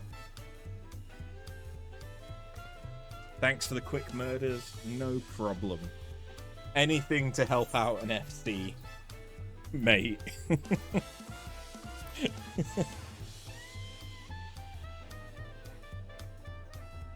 I see that you've also got Gunbreaker up to 68. I mean, it makes sense. You may as well branch out and do the 2 jobs with the MSQ experience. Because you just end up losing out on a bunch of stuff if you focus on just one class. I've been trying to tell Thrill to do that, which is why... But he's doing Dragoon and Bard. Which is absolutely fine. Like, you can do that. And it kind of... I kind of would suggest doing 2 DPS, but then leveling a healer or a tank by just running your roulettes and stuff. And farming dungeons, grinding out dungeons. But I feel bad for Thrill when he has to queue for stuff.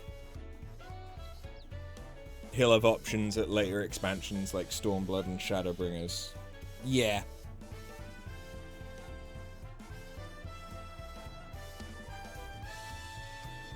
I think he's got access to Gunbreaker.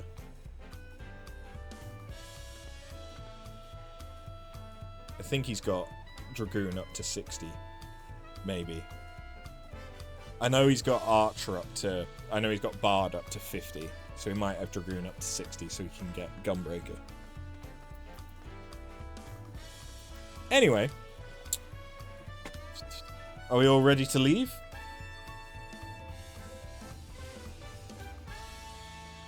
Then onward to Kozama Uka. Open the way!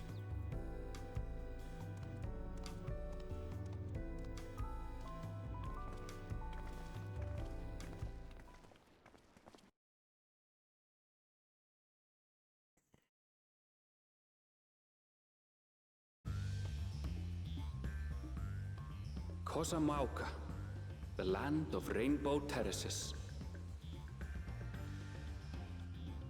It commands the gaze of all who visit without fail. It commands the gaze? The many-colored marvel. An endless torrent Happy, of not water pride. cascades over sheer cliffs to shape the wetlands below. To its relentless flow, all life must yield.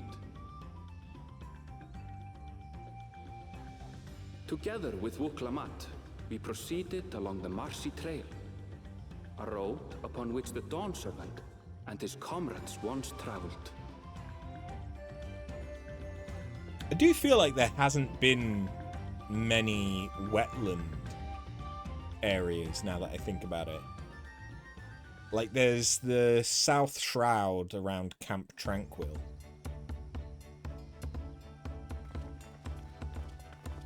That's kind of it. Look at those falls. Even from this distance, you can feel the weight of that water. True Mordona fog fens as well. You're right. The Isle of Ham was impressive, but as you can see, Tuliyola does not want for natural wonders.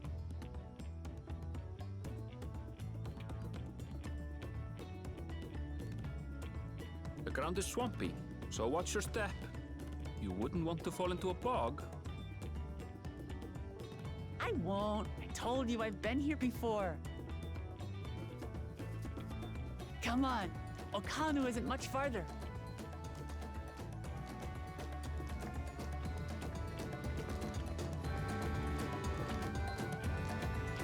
Erenville plays a very good attendant babysitter role. Perhaps even Big Brother. There's no stopping the third promise, is there? Good thing she has Erenville to keep her from getting lost. For all his grumbling, he's certainly there for her. Everyone should be so lucky to have such a loyal childhood friend. Right, let's get moving. If we continue along this road, we should find ourselves in the village before long.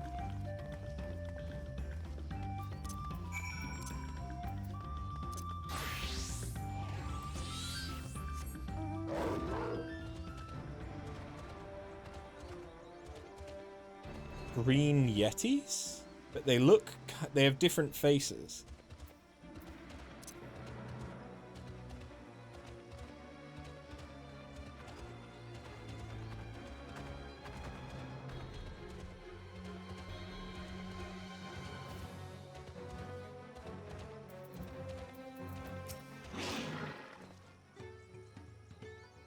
Ah, everyone has arrived, and none the worse for wear.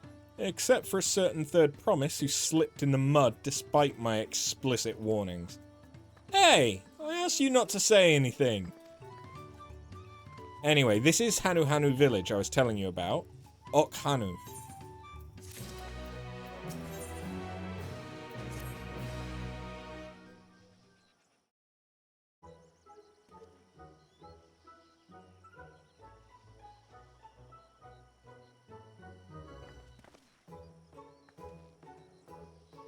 It's like our friend said, the people are in no mood for festivities. I can only assume they are still recovering from the damage wrought by the storm. Indeed. Well, let's do what we came to do and find this Elector.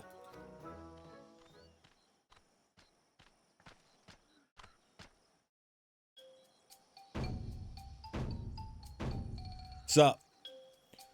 Ohokali!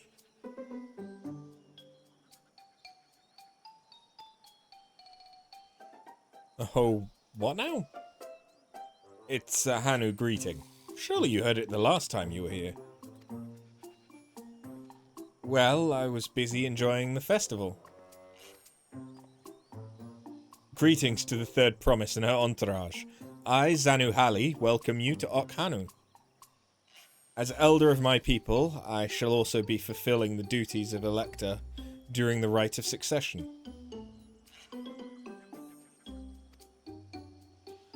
I'm ready. Give me the feat and test my worth. All in good time, all in good time. In fact, I came to tell you... I came to let you know, not tell you no. I came to let you know that we are not quite ready to begin. For the moment, please enjoy the hospitality of our village.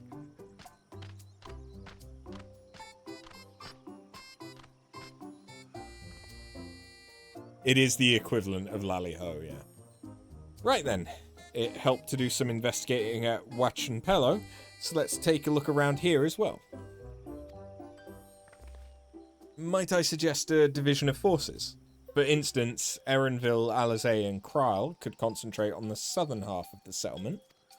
Meanwhile, Wuk-Lamat, After, and myself will handle this northern half.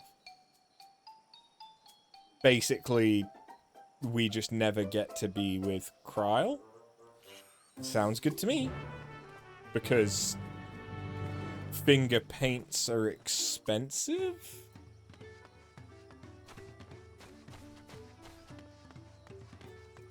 Wow. Wow. Meow. Meow. Meow. Really? She did what? Bedtime for Kitty. Probably, yeah. It does seem a little like she's telling me off. She has been looking very sleepy when I've been going to bed the last couple of nights, and it's adorable.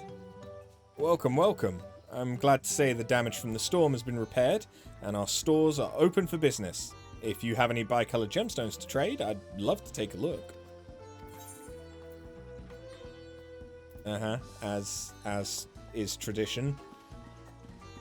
It's useless to me at this level. This is a fucking huge looking aetherite though. And I'm here for it.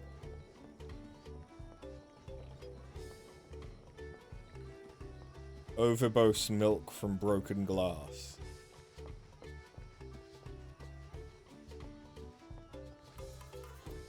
Bestseller for raid foods. Ah, okay.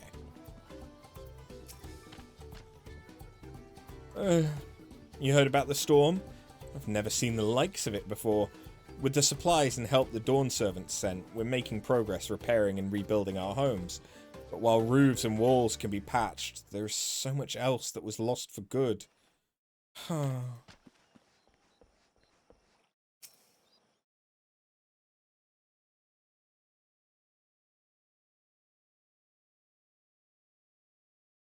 Food is probably the mechanic that I forget about.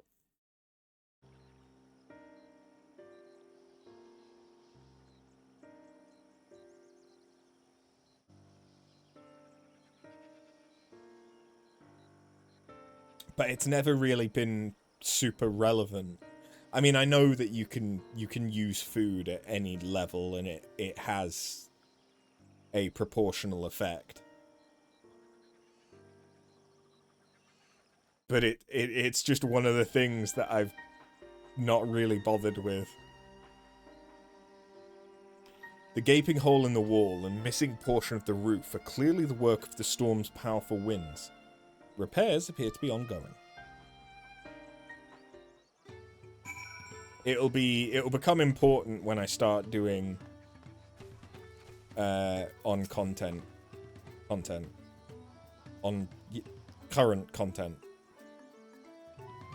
A lot of houses are still damaged, and the Hanu I've spoken to are not their usual cheery selves. That storm broke more than wood and reeds. There must be something I can do to help them. I'm gonna look around a bit more. It'll also mean that I'll need to learn which stats actually matter. Because so far, it's not really mattered, because none of the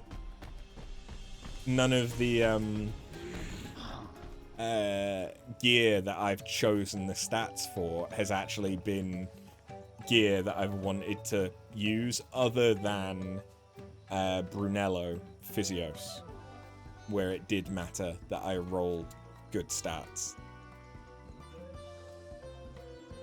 That was about it. Everything else, it's just going to get replaced. Or I've got a more powerful thing than it anyway, because it was level 90. Or lower. But I don't know if you get to choose the stats for the Occult Crescent relic yet. Because normally that's like final-ish stages of the relic. Not currently. Yeah, figured not. Because it's only the first stage so far, right? The dry and shrunken bundles suggest the reeds were harvested some time ago.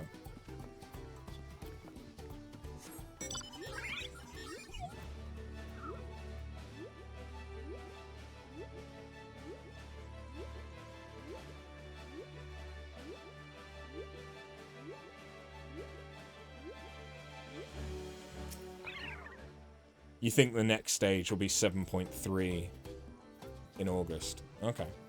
Woven from reeds, this boat-like vessel is reminiscent of a bird. The beak and feathered tail in particular stand out. This boat must be woven from the same reeds I've seen gathered into bundles here and there. The plants hold both practical and cultural significance to the Hanu, then. Hello? Can you all hear me? I'm told they're ready to receive us now. Come to the large building in the south of the village. On my way. We ought to hurry over too.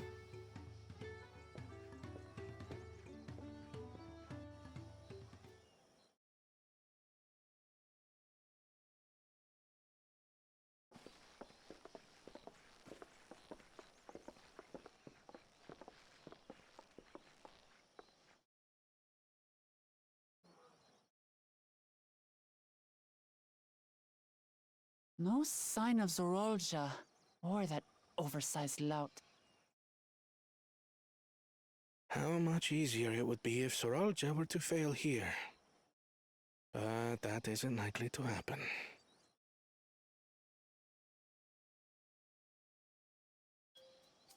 Honored guests, I am Zanuhali, Elder of the Hanu.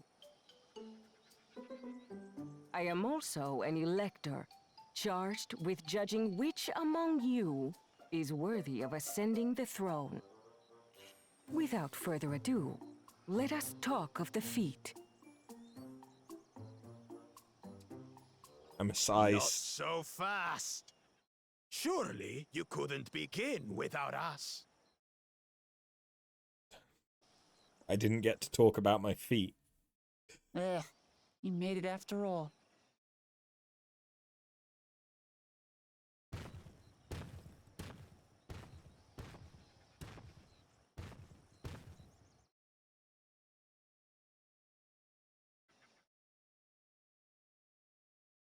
No need to fuss.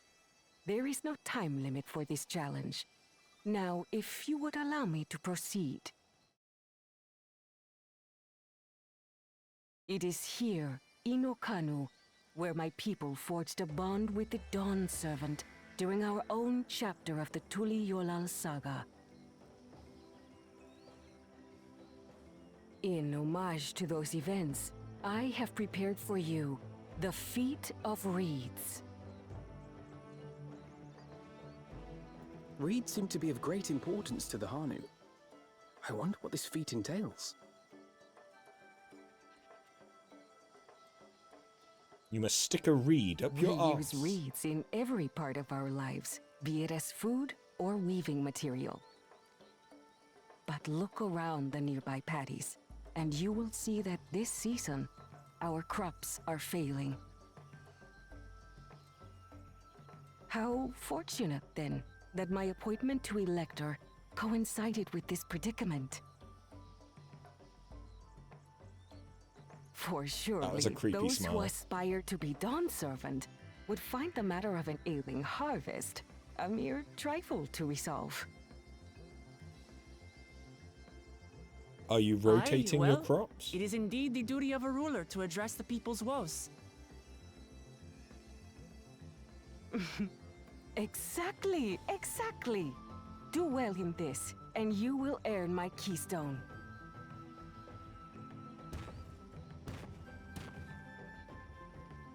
Why bother mucking about in the mud when we can take the stone by force? Oh, mercy me! You are a hot-headed fellow, Bakul Jaja. Some electors may enjoy going toe-to-toe with scrappers like you, but I refuse to entertain your base instincts. Arrangements have been made. Should you attempt to engage a feat-giver in combat without their consent, word of your immediate disqualification will be sent to the palace. If you're still feeling feisty, then by all means, draw your weapon.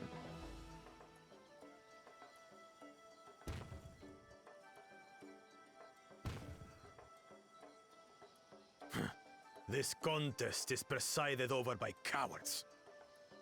There's no sport in fighting you. Then we can return to the business of earning my keystone.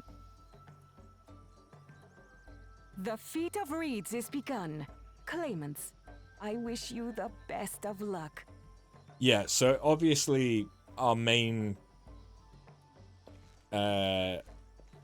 opponent for this feat is going to be Kona. Whatever the the fuck. clever kitty crossed the seas to study foreign novelties. He might know tricks we don't. Tricks we can use. What of Little Miss Mittens? Little Miss Mittens? You know the answer to that. Compared to the first and second promise, she's a distant third. Not even in the running. Wouldn't be so sure. Then we see eye to eye on this, brother. Being Bakul Jaja so long with me has rubbed off on you.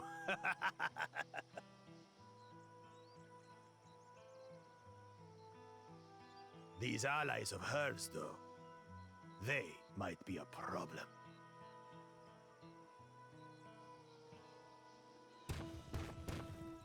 I'm going to enjoy murdering you.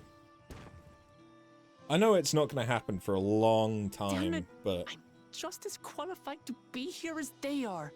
I'll show them. Easy now. There's no time limit, remember? Let's keep calm and think things through. Right. You're right. I won't win against that lumbering Vidrol by losing my head. Yeah, and the first step is work out what they have been doing. Or what's going wrong. To then see about what to do moving forward.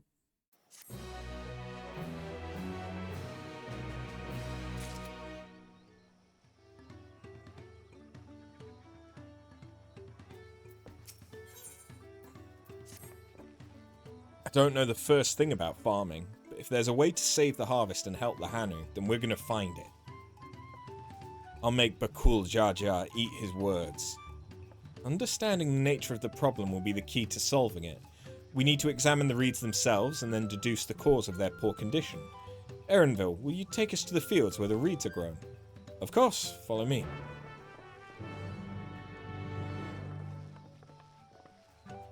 It's almost like it's simple logic. Oh my. That's really far away for the first one. Jesus. Hey! Incentivized murder!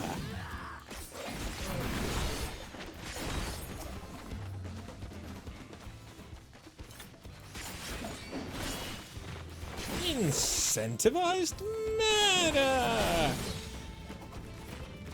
No. No more murder. Sadness.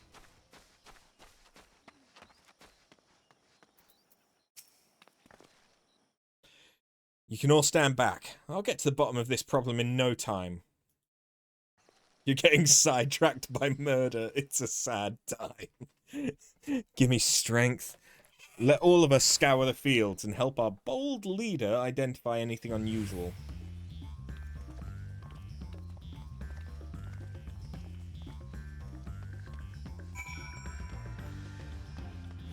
This is some very bouncy music.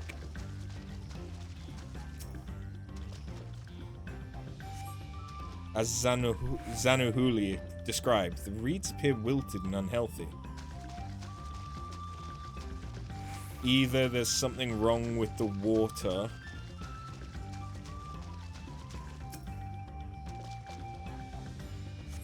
the water contains no obvious contaminants and looks fresh and clear at a cursory glance, or it's that they have not been replenishing the used up stuff in the soil, minerals.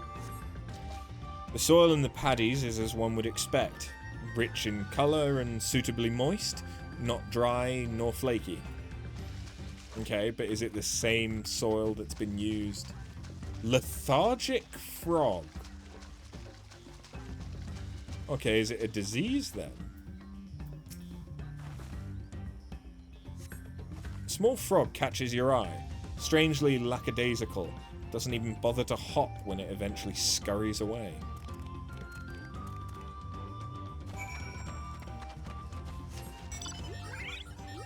Okay.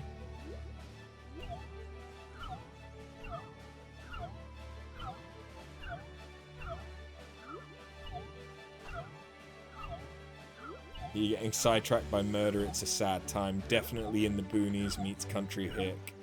This is kind of a throwback to Zero in an obscure way.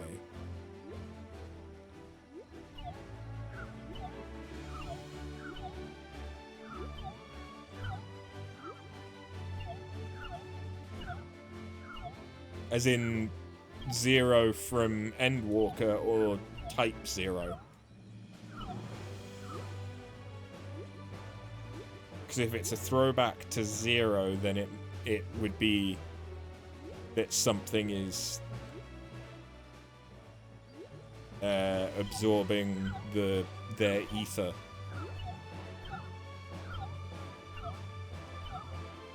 Kind of thing. Or absorbing all the nutrients out of the water. Or soil. Seen enough? I'll call everyone together and we can share our discoveries.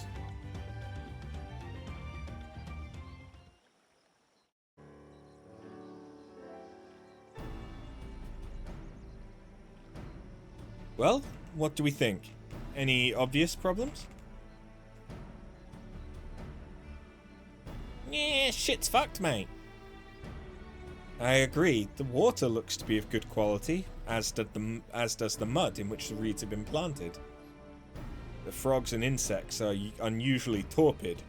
This suggests the problem is affecting not only the reeds, but also the creatures which live among them. Could something invisible to the naked eye be polluting the water?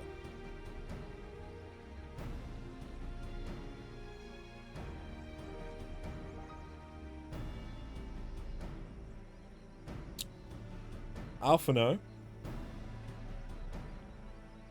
when we first met the Scions, they were studying the ether in Eorzea. We have gone through multiple expansions where observing the ether in our surroundings has been a major plot point, especially with Y'shtola, given that she can see ether naturally.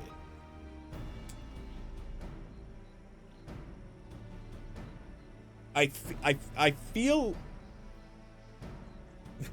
Listen, they left their special goggles back in ARR.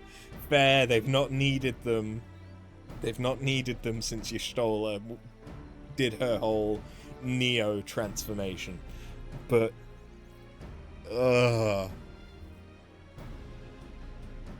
there's also the fact that both Alphino and Alizé are attuned magically.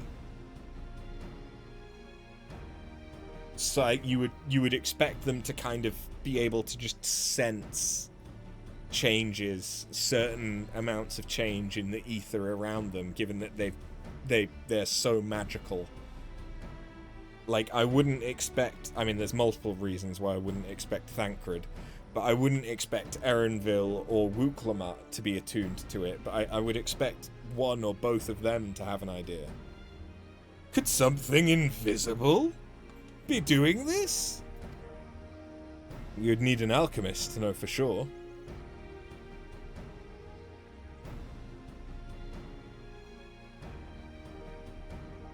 I don't have much to add about the fields, but something else occurs to me. When you were describing how the creatures seemed lifeless, I couldn't help but be reminded of all the listless villagers. They've suffered a terrible tragedy, I know, but there's another reason for their flagging spirits, I believe. Go on.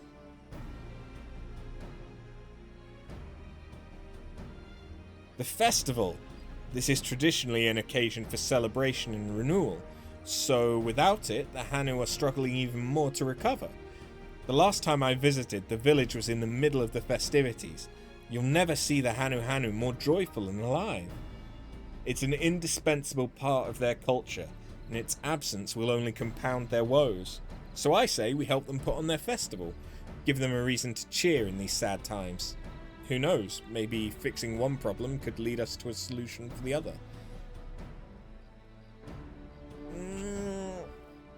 That seems like it's an argument for Dynamis.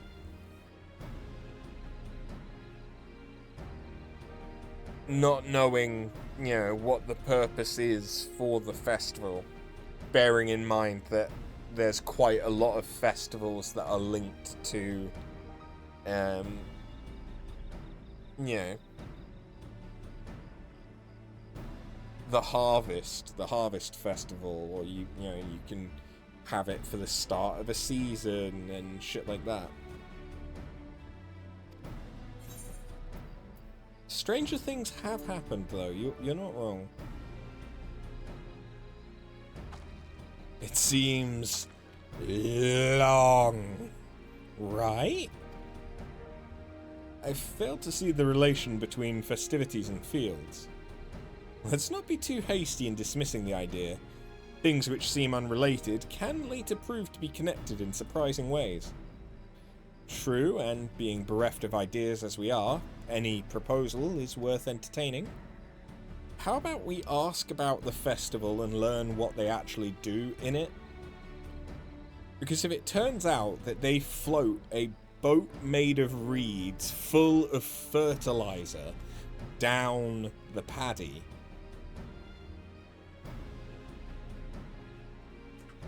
I mean, then it would make sense why the festival would have an effect on the harvest. Or on the crops, I'm just saying.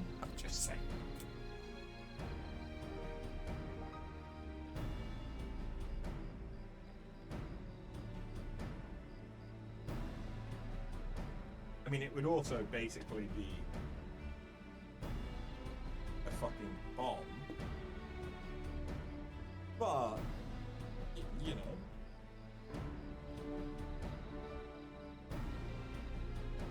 What's a festival without fireworks? I suppose. Besides, this is Wuklamut's journey. It's only right that we follow her lead.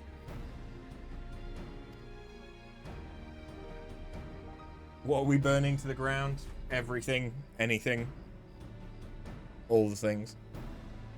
Thanks, everyone. By the way, does anyone know where the festival float is? It's like a boat woven from reeds that looks like a bird. That's a GIF I need to make, isn't it?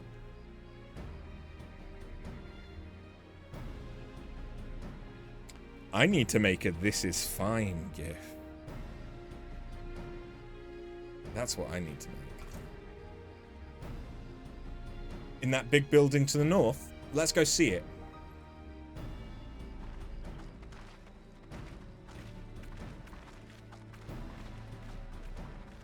It would be very me. Do you know how very me it would be?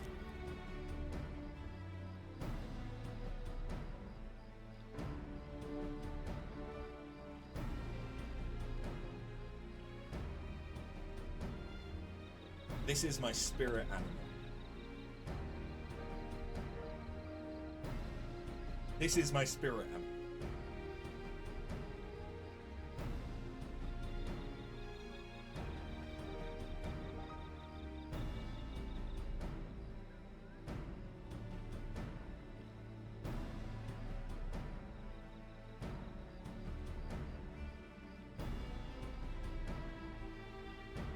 And now he's back behind the green screen.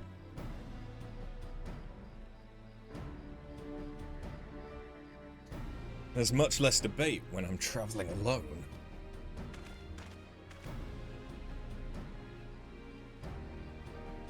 You made this because Gwyd likes to repeat "it's fine" and then it's not fine.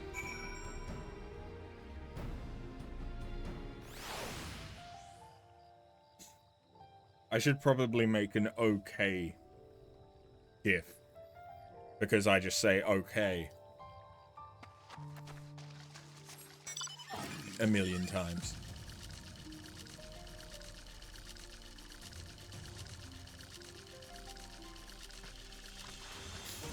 Okay, and later. Oop. Like, those are just two of the mainstays for how I, like, open and end streams.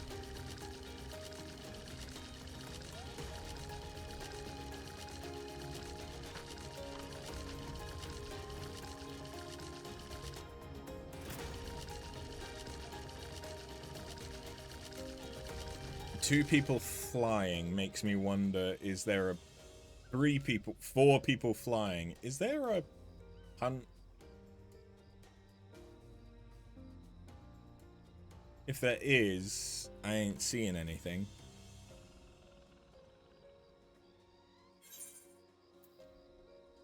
Is it the fate? I know there is a fate, but it's not here. I don't think.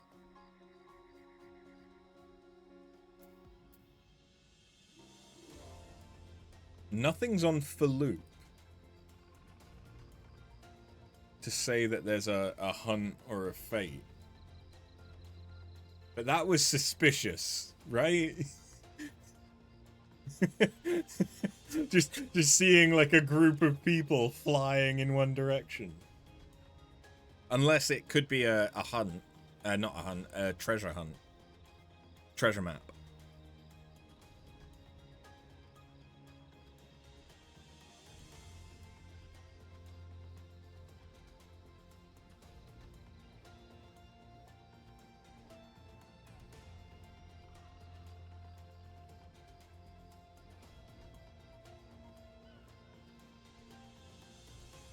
Or a timed gathering node?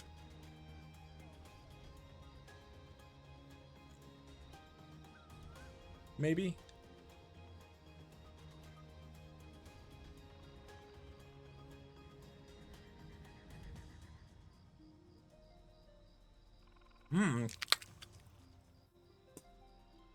There's a couple of things it could be. Yes, this is the float I remember.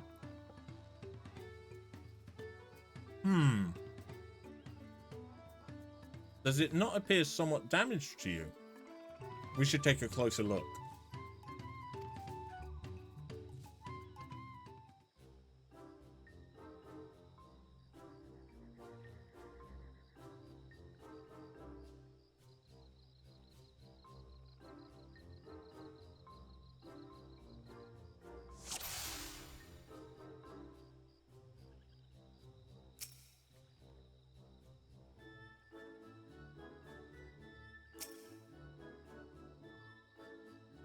Oh, that's definitely broken.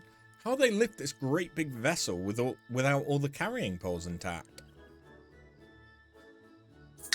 The useful timed node is south. Okay. These tail feathers have seen better days. I swear the colours were a lot brighter the last time I saw them.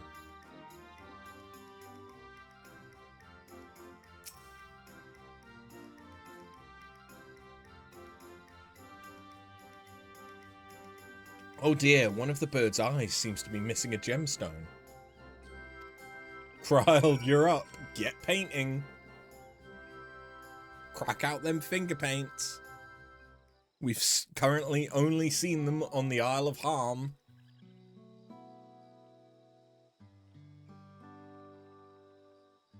Well, I think we can all agree this bird boat is in dire need of repair. Now, how do we go about fixing it? Carefully. What's going on here? We were admiring your festival float. 'Tis a shame it's in such a poor state due to the recent storm, I gather. Yes, we had to leave it exposed while we ushered our people to safety. With the float in this condition, there can be no lifting of wings. No Ihihana. Ihihana! That's the festival was called. I want to help you hold it. Have you not seen our village? Homes are ruined. We're struggling to make repairs. And you want us to hold a harvest festival? I know how it sounds. But giving in to misery never improved anyone's situation. A celebration of life and growth may help give you the strength to work through this tragedy. The role of festival leader is mine this year. There's nothing I'd like more than to lift everyone's spirits. But we don't even have enough materials to repair the float. We need abakixa for the missing eye, uyipo wood for the poles, and feathers from the Wind's Chosen to adorn the tail. 2 of these I know. Abixia is a type of precious stone used in arcane equipment. An uyipio wood is essential for crafting ceremonial instruments. These chosen feathers, however. The Wind's Chosen is the victor of a competition in which the contestant sees who can blow a feather the furthest using wind magics, and that's something of a problem right now. We Hanu are gifted at employing such airy sorceries, but expend a great deal of mana when doing so. We are soon exhausted by the effort, and having no reeds to eat will only make it harder. I'm sorry. Mana?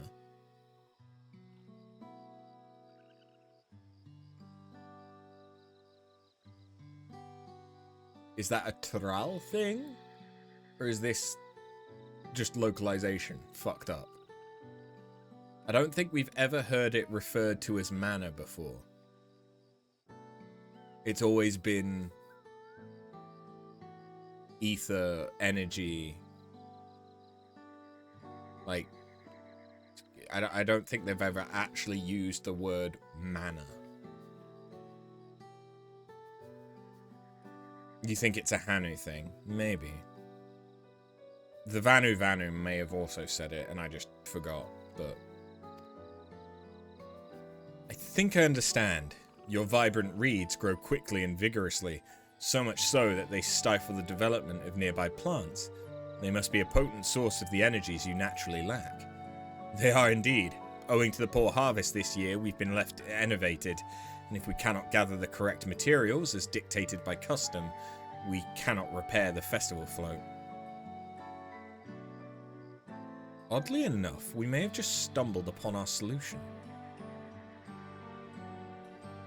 The Wind's Chosen would, by necessity, have a natural gift for manipulating magical energies, which means any feathers taken from the victor should be high in ethereal conductivity. Oh my god! It's like ether was the answer all along! Who would have seen this coming?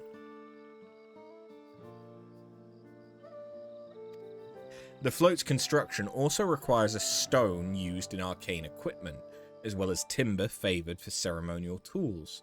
The demand for such specific materials must have an underlying reason. Oh my god! It's a ritual to impart the fields with ether!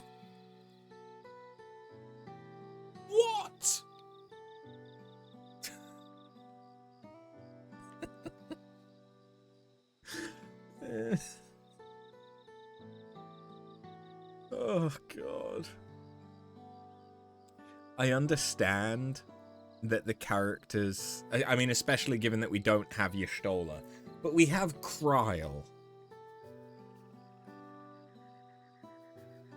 Like, never mind everyone else. We have Kryl. Kryl should know better.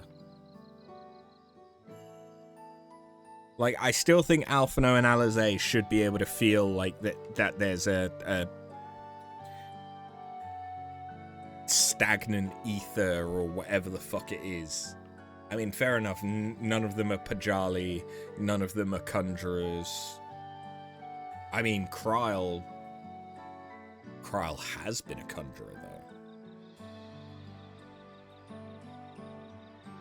Kryl was a conjurer before she was a Picto. So again,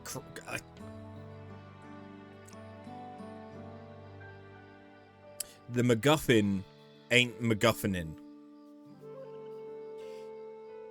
The float's underlying reason.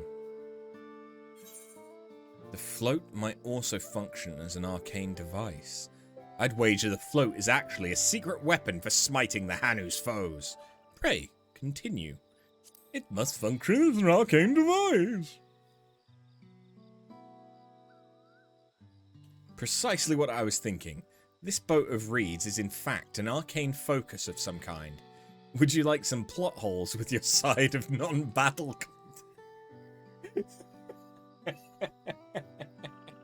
Yeah. Yeah.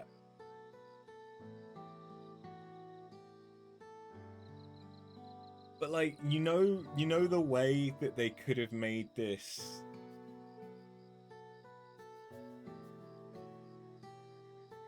just so much, making so much more sense, is we go and check out the paddy. One of the magically inclined characters goes, huh, the ether feels a bit stagnant here. And then we look at this and we go, huh, okay, this would function. And then we go like, okay, we need to put the festival on. That would make sense and would just feel so much more streamlined than the like, huh, I wonder what we're gonna do. We don't really understand the problem. Let's do a festival.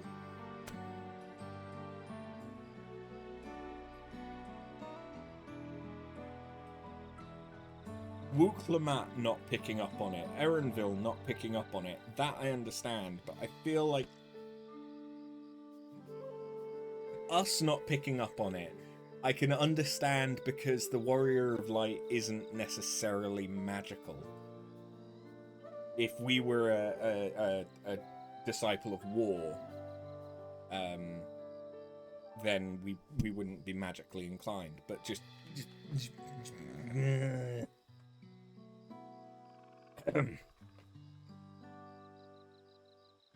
I think I'm understanding. I mean, I don't think I'm even at the point that people complained about Dawntrail's story, but so far, I'm not much impressed.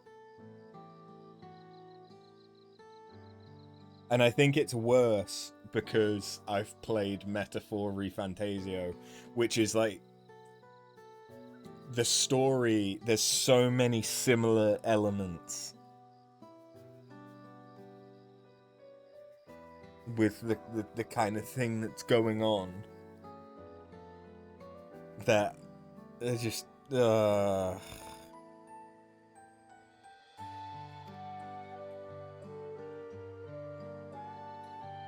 focus for what? Oh, Ihihana is a harvest festival, isn't it? That must mean the float was made to encourage healthy crops.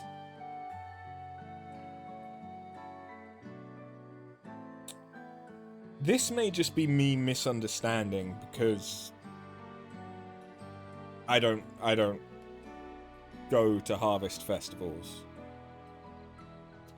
I don't live in a particular... Well, I now live in a more rural area, but growing up, I didn't live in a very rural area. Isn't a harvest festival celebrating the harvest? Isn't it usually after the harvest, not before?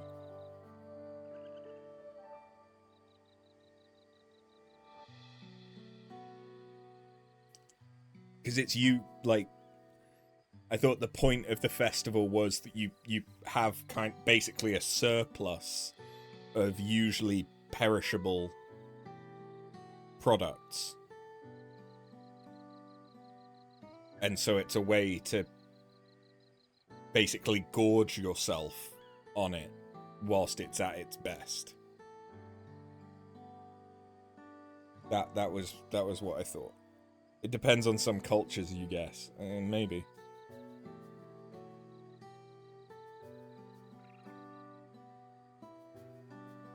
So if we repair the boat and hold the festival, its arcane powers might fix what's wrong with the reeds.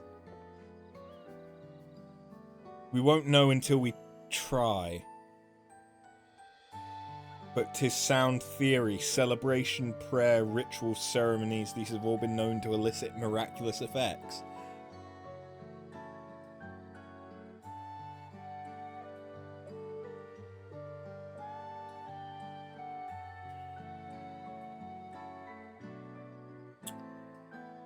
We have a sage, a red mage, and a pictomancer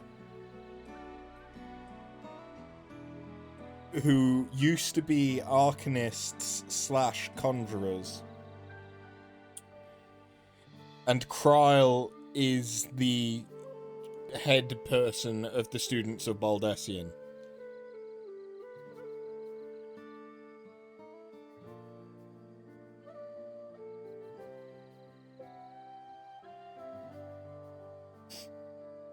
I feel like we should be able to do better than we won't know until we try.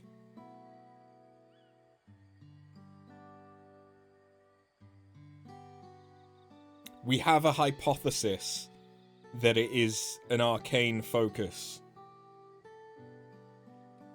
I feel like given the 3 magical people on in our party's experiences, especially Kryle, I just... Ugh. It feels... This feels so much like if this wasn't the first expansion after finishing like the first main saga of like Hydaelyn and Zodiac, I could honestly understand this being basically the tutorial. Like our first experience in this world. Like if this was like in Shadowbringers, where we're in a different reflection, and these were things that we had never seen before, or we were doing it with characters that we'd never interacted with before, then you know what? I could understand no one having any idea what the fuck's going on. But we've been with Alphino and Alisaie since the very beginning, and Kryle, when she was introduced as being more knowledgeable than both of them.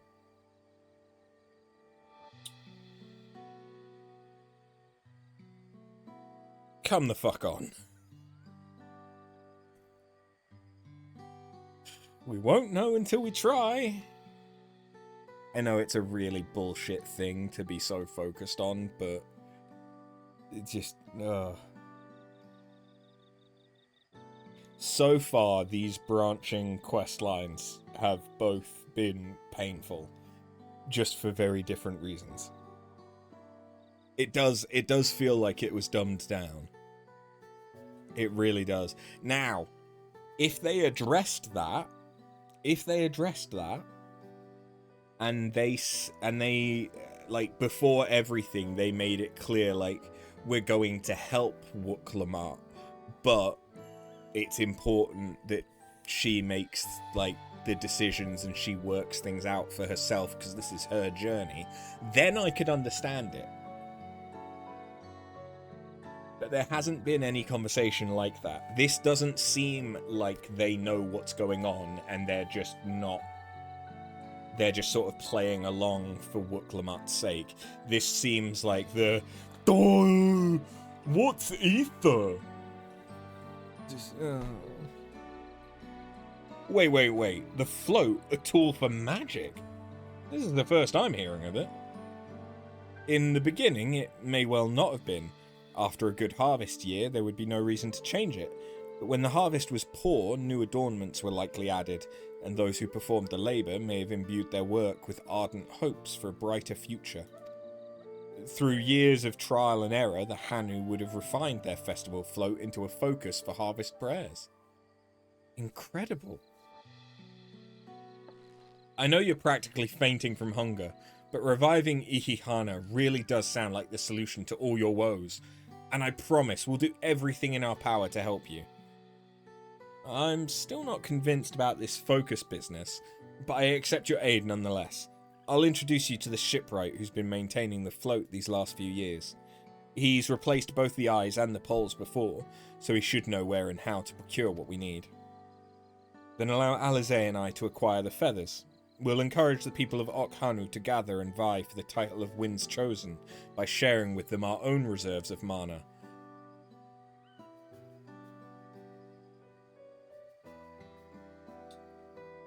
Okay, that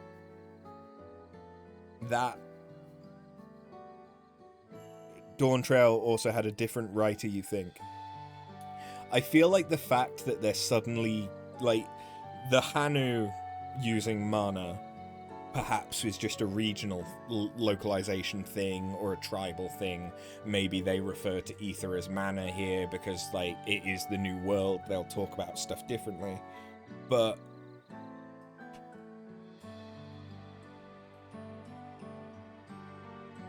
Alphino would definitely say our own reserves of ether. He wouldn't say mana. And I know that Red Mage has to balance the dark and light mana, and that is referred to as mana at that point. But I really do think that that's the only time that it's referred to as mana. Otherwise, all of the characters only ever talk about ether.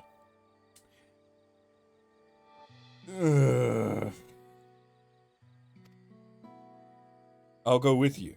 I carry some alchemical brews that may afford the same effect.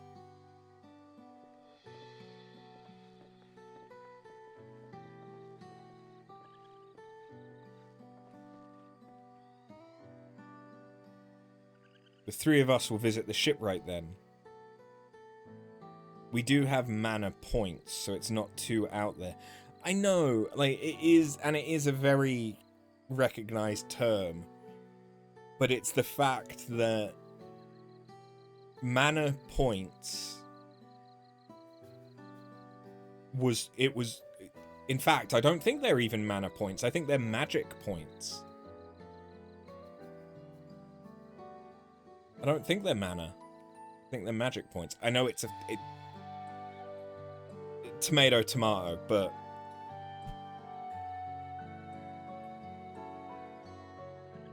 it just, because then you had TP, which was technical points, and AP, which is action points.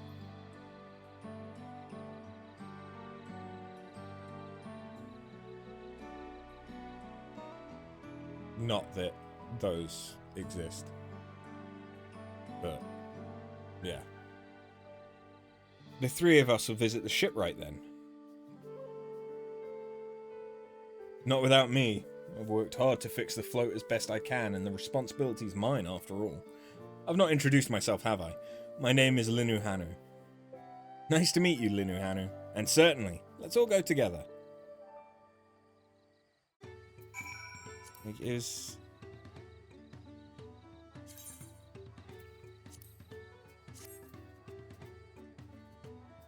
I need to... UI guide.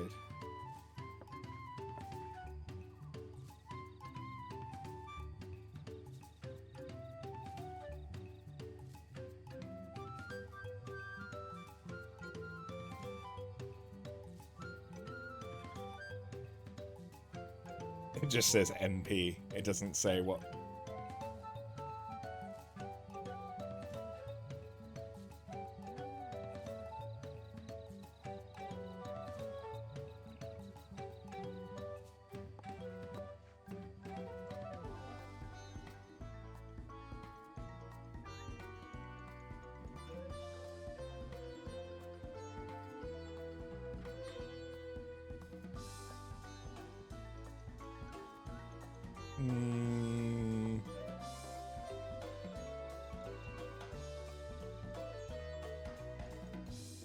This is some bullshit.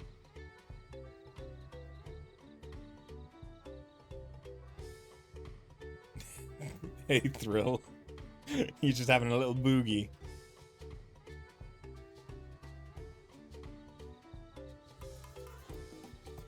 I think maybe Black Mage is probably...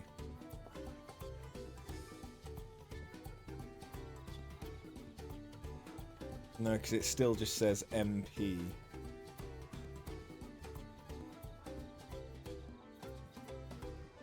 I just want to know the definition of MP. Is it mana points or is it magic points?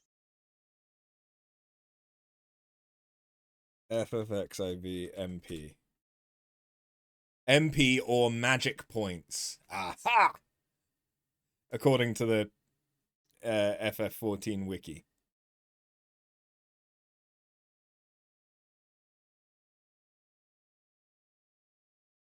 So yeah, it's magic points, not mana. So the only times that mana is mentioned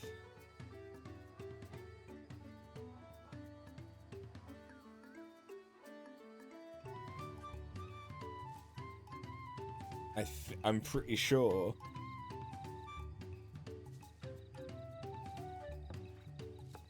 is Red Mage. I mean, to be fair, there is Mana Ward for Black Mage.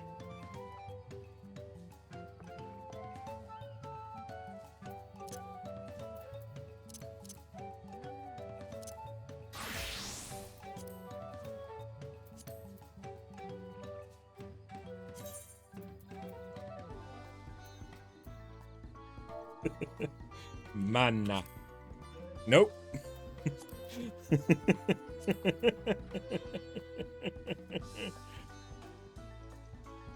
How is it that you... Is it this?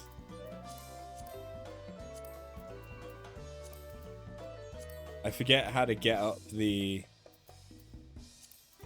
I never fucking do it. I don't remember how to get it back up. There we go. Mana stacks.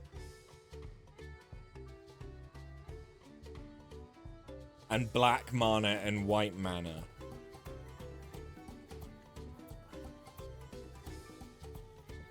So yeah, mana, I think... This is... Oh god, the autism is fuck. The tism is tisming.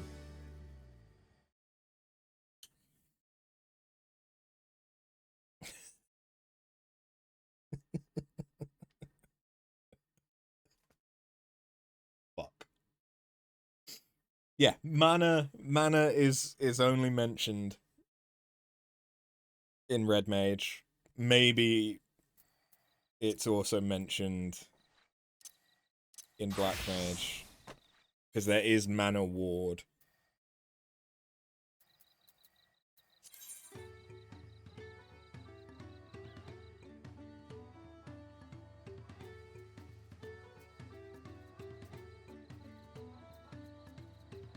But this only ever refers to it as MP.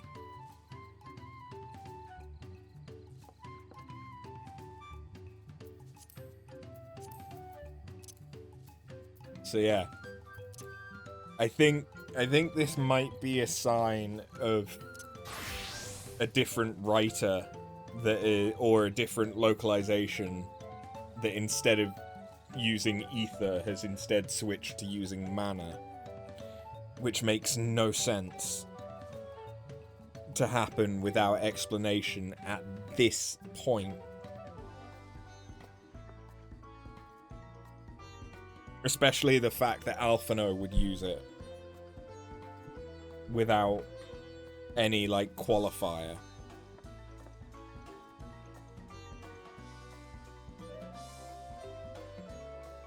What's your Stola gonna say? Because you can't... Mana makes sense as the ether that is within a person. That's how I would describe mana. Like, mana is inherently linked to being within a sentient vessel.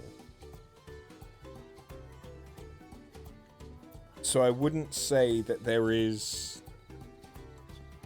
atmospheric mana. That would be ether. There is atmospheric ether. So if you wanted to define it like that, it could make sense, but I feel like that would need to be defined prior to us talking to some random bumblefuck birdman in the middle of a marsh. You believe Koji Fox did the English localization for the past expansions. This was Kate Swinar's first lead on English localization. It could just be a localization thing. It could, given that mana is such a ubiquitous term in fantasy. But given that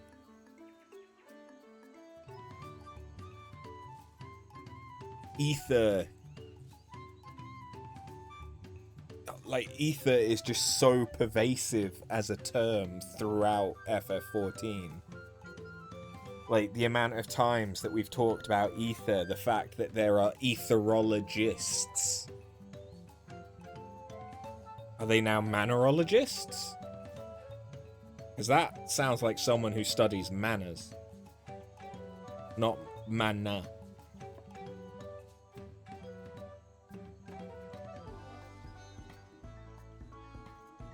I'm tired. And I'm a bit frustrated at the game. Can you tell?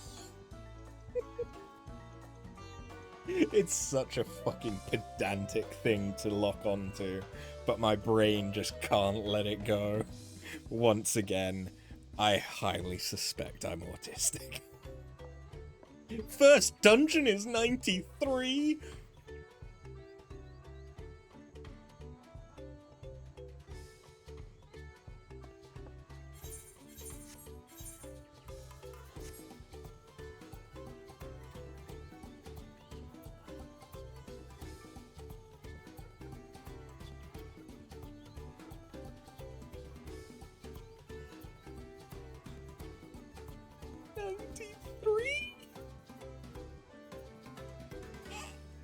And is it dungeon then trial? It's not like Heavensward where it's a trial first.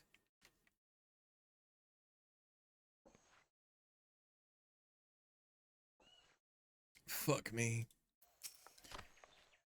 Thanks to Wook Lamart, we found ourselves a promising way forward. Yay! Experience and knowledge.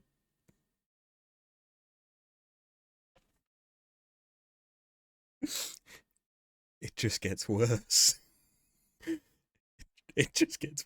I feel like they're rubbing it in my face now. This feels targeted. Experience and knowledge are valuable assets, but there's something to be said for following one's instincts. For some reason, my mouth wanted to say incests. You can try and follow your incests, but I don't think that's the same thing. The shipwright's name is Wook Evu. He's a Shibrali who only moved to Kozama Uka a few years back, but he's since mastered our customs to an almost frightening degree. He's especially strict when it comes to manners, so make sure to offer him a proper Hanu Hanu greeting. We wouldn't want to offend him right before asking a favor.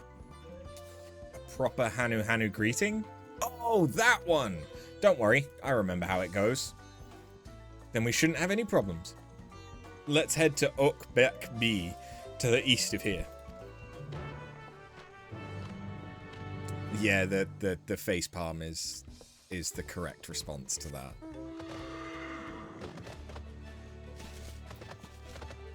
It just is.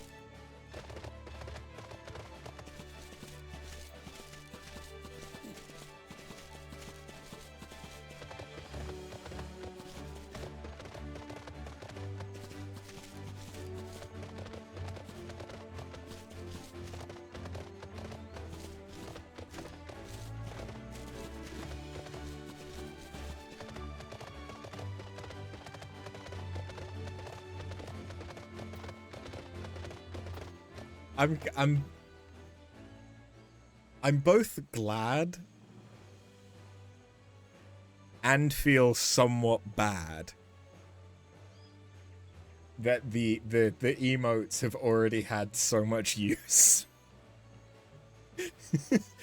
Like, there have already been so many moments where the facepalm makes sense and where the awkward makes sense. And it's just highlighting these moments to me because I'm so like hyper aware of when emotes get used because obviously I've just made them.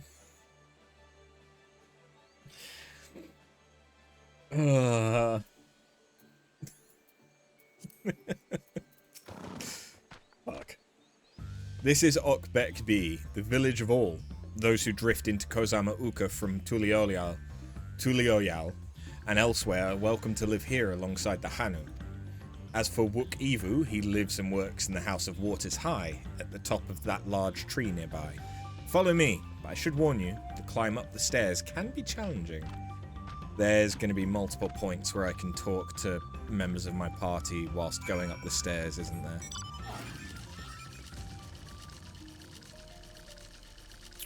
And they're going to complain about going up the stairs.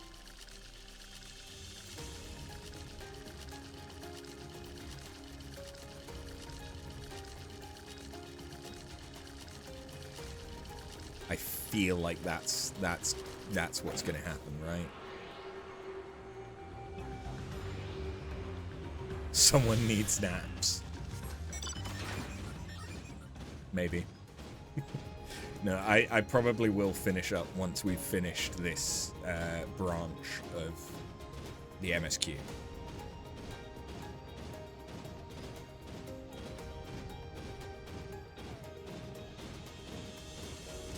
And then tomorrow, there may not be a stream. There certainly won't be one in the afternoon. There might be one in the evening. But I'll probably be drunk.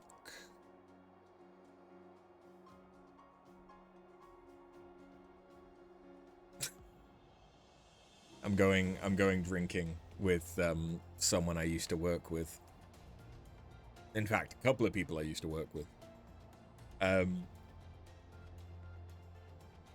So yeah, I will probably be getting drunk and then coming home. And I don't know when I'll be coming home. So I might be very drunk when I come home. I mean, I still need to get a train and then a bus home, so I probably won't get that drunk.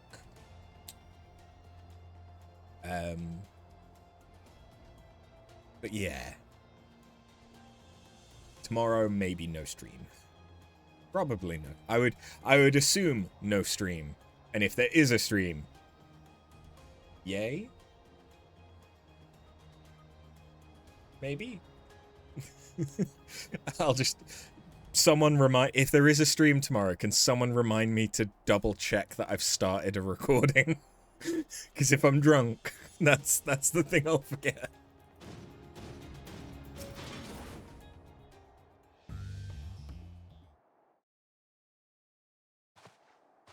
He's a horny fuck.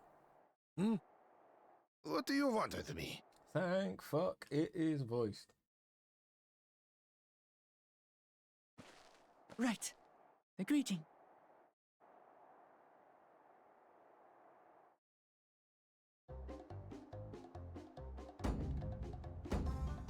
Oho Kali!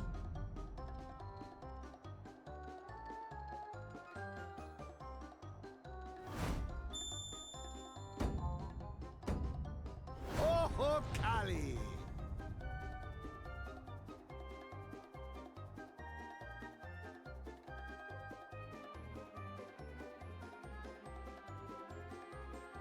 Good. You brought your manners with you.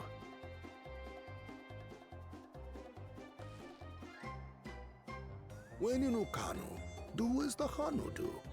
For a country as diverse as ours, the preservation of harmony demands that we respect the cultures of all peoples who call it home. Well, that explains your familiarity with Hanu customs. And you speak truth, of course. To live together means to learn about each other. Ah, I appreciate an open mind. In fact, I get the sense we've met before.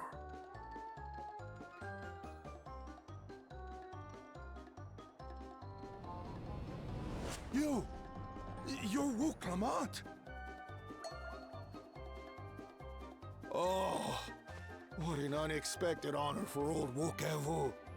Here I am prattling on about manners, and I've gone and insulted the third promise herself. There is no excuse for this betrayal of etiquette. Please, take up your axe and claim my impudent head. I will not. Escalated quickly. All you hear is a softer machete anyway, voice so actor. Forget about it, all right? All right then. Consider it forgotten. That was quick. How prompt. We're actually here about the Ihihana float. It's in bad shape, and we need you to craft new carrying poles and a new eye. I'm told you work with Uyuipo wood and a certain kind of stone? Abokisha? That I do. But while I would like nothing more than to offer my services, I just used the last I had of both those materials. My lumber in particular went to fixing homes damaged by the recent storm. I'll need 10 days or so to restock. We can't wait that long. If you tell me where to go, I'll gather them myself. She does have an axe. What? Send the third promise out on an errand like some common lackey? That's utterly unconscionable. A gross violation of social protocol. I told you not to worry about such things. All right then. I shan't worry a whit.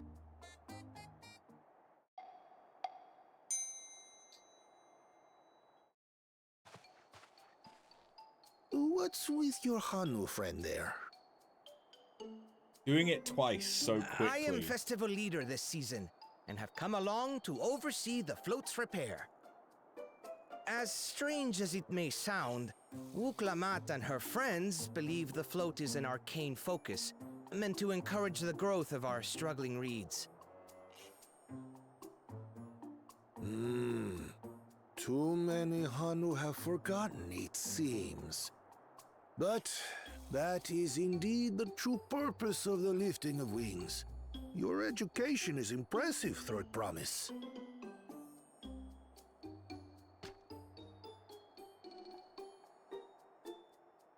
Well, maybe a little. Allow me to show you where to procure Uyuipo. We can leave the Abokisha to your friends, I presume? Take yourself to Cave Kikitola or thereabouts, and you should find the stones you need.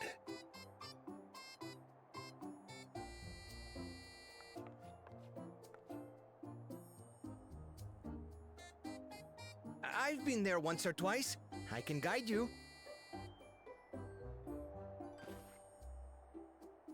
That should save us some time.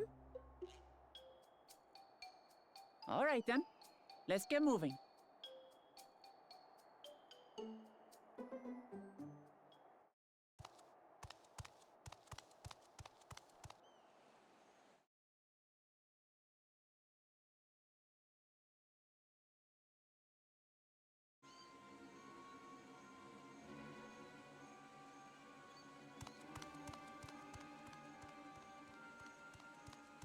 Chosen one of your rivals is making progress.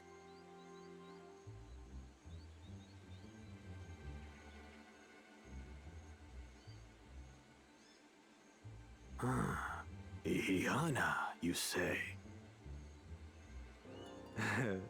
Should our first choice fail to deliver, it might be wise to let this play out.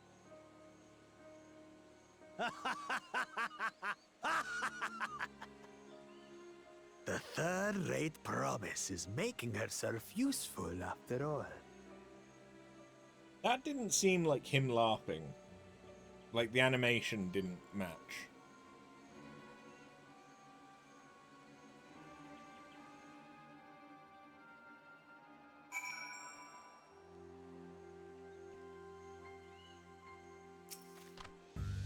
Cave Kikitola is southwest of Okhanu. We can return to the village first, then head there on foot.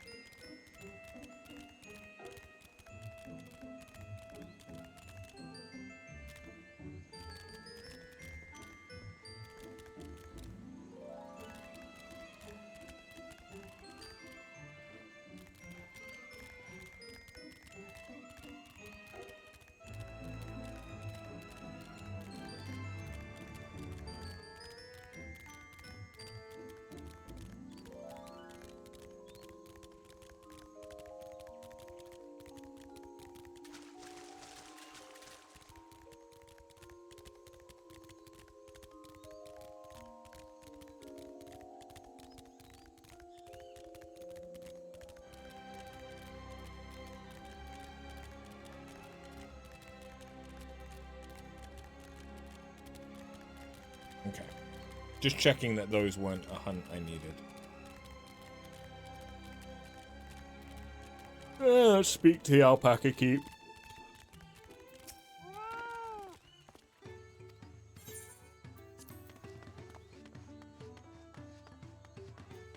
You know what's fun? If we had skipped dialogue, we probably would have gotten to the same point that we've gotten to in, like, half an hour. And it's been 6 hours. Nearly 7.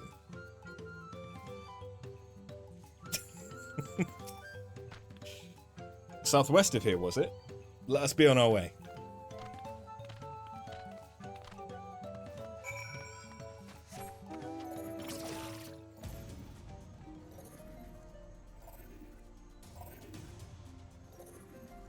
All the expansions kind of do this. Yeah.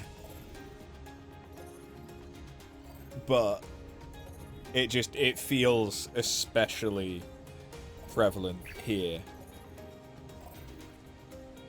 that it has all just been talking.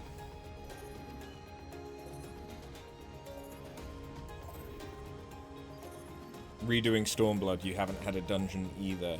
Isn't the first dungeon Siren Song? Siren Song. Yeah.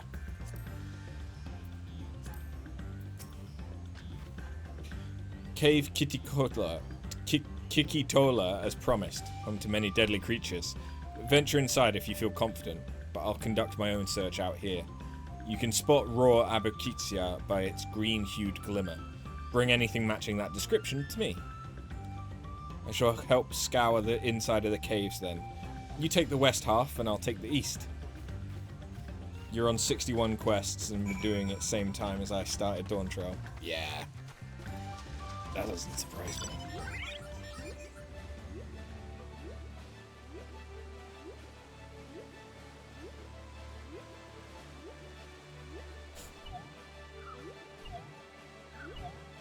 I also haven't exactly been speeding through this because I've gotten distracted by mana. Upon closer inspection, you find the glimmer you spied was just light reflecting off the water. But yet there's an enemy that came out. And you're skipping story and cutscenes. Yeah.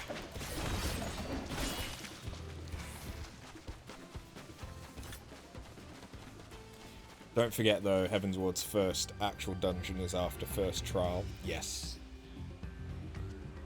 How you doing, Gwyd, by the way? You heard about the mana thing. Technically, it's not how you'd think, though.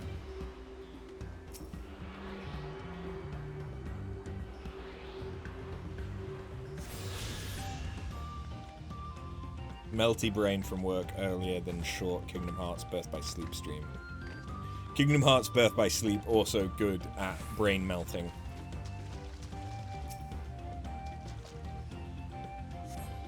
A shiny pebble catches your eye, but it's grey, not green. And it's attracted an enemy, for reasons.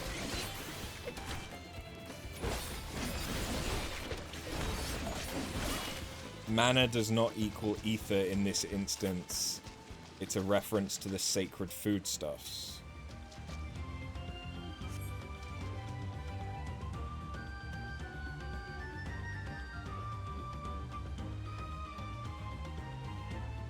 But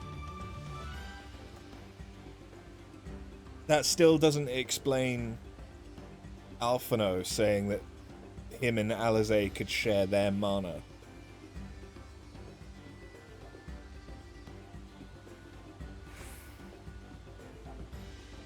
Like the Hanu. Yeah, I know that there's mana of the gods, which is like ambrosia and shit like that. Like I know, I understand that, and like the Hanu saying it, that would make sense. That's why, like, the Hanu saying mana, it flagged in my brain, but I was like, okay, no, I can understand if that's a cultural thing, and like, yeah, they need to eat in order to replenish. I mean, that's still just ether, but that could be how they refer to ether. But then Alphino then goes to say, like, in the next speech bubble, at the very end of it, it'll be easy if we share our mana with them. But as far as I'm aware, Alphino has never mentioned mana. And it would make more sense for Alizé to mention mana, but only when talking specifically about Red Mage and the black and white mana, which is from after you've cast a spell, not the energy used to cast the spell in the first place, which would still be ether. You know?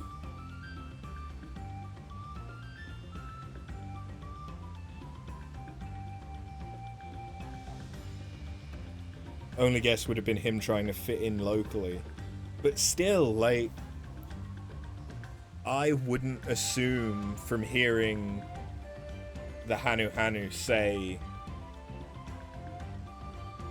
mana, I wouldn't necessarily, like, we just had the thing with the alchemists where they were talking about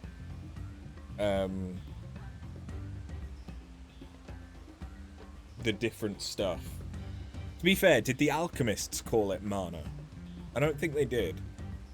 But they had the different name for Dynamis.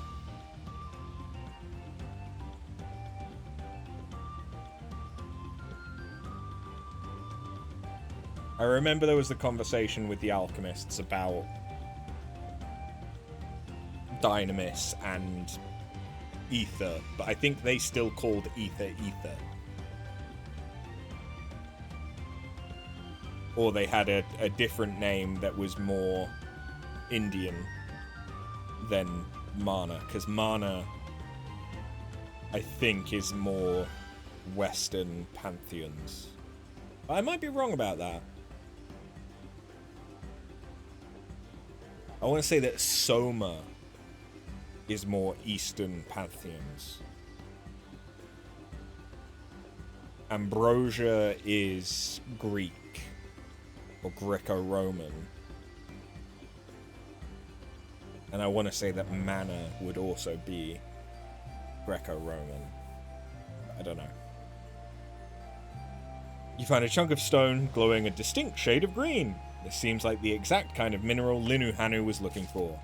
And this time, you don't have to fight an enemy.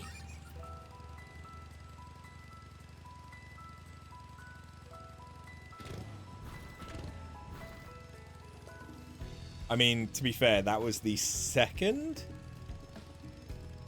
or third mandatory combat.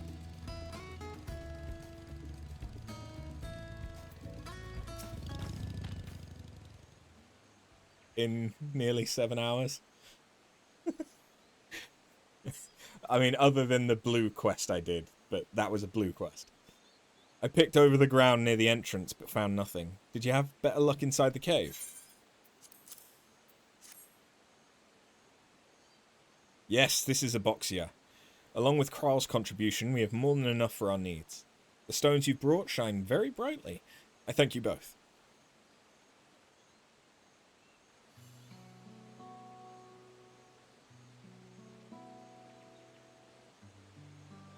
Am I ready for Everdark Goat, by the way? Yes. Because I think Libra, personally, I think Libra is the easiest of the Night Sovereign. Not Night Sovereign. Night bosses. Night Lords. Whatever the fuck their name is, I forget. The bosses.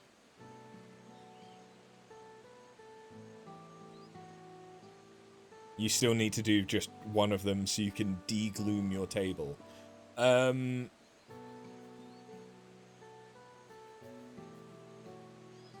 If you want after this, we could potentially do... No, because duos still isn't a thing. Personally, I find if Everdark Dark Drift is still in rotation... Everdark Dark Drift on fighting it as Raider is really easy if you learn when to dodge the hand, the like Manus style hand attack, and if you have a thunder weapon, even if it's in your offhand, because when he does the stabby attack that like locks you in a thing and then it would up through the ground and poke your butthole, if you hit him with a lightning weapon at that point, it stuns him so you can get some free damage in. The reason why Raider is really good is when he does his like spin to win combos with his like lightsaber stuff. This sounds so weird to people that haven't played Elden Ring Night Rain, and especially that haven't fought Everdark Sovereign Dark Drift Knight. But when he starts doing all of that, you can use Retaliate to kind of go through it and get a bit of extra damage in. And it's kind of just your oh shit button, because you can't die during Retaliate animation. You can't get knocked down, and you can't get reduced below 1 health.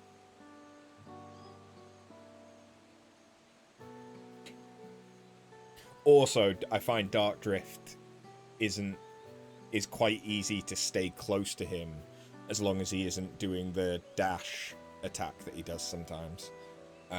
So a big slow guy like Raider does quite well, because then you can get lots of stagger damage in with the colossal weapons that you use.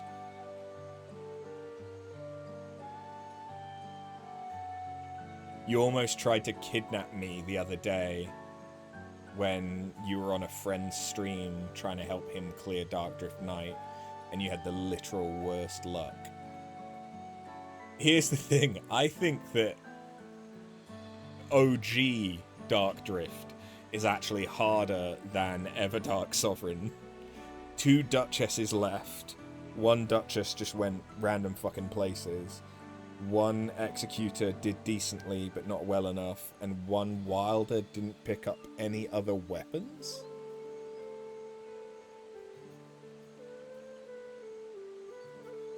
So there can be a benefit to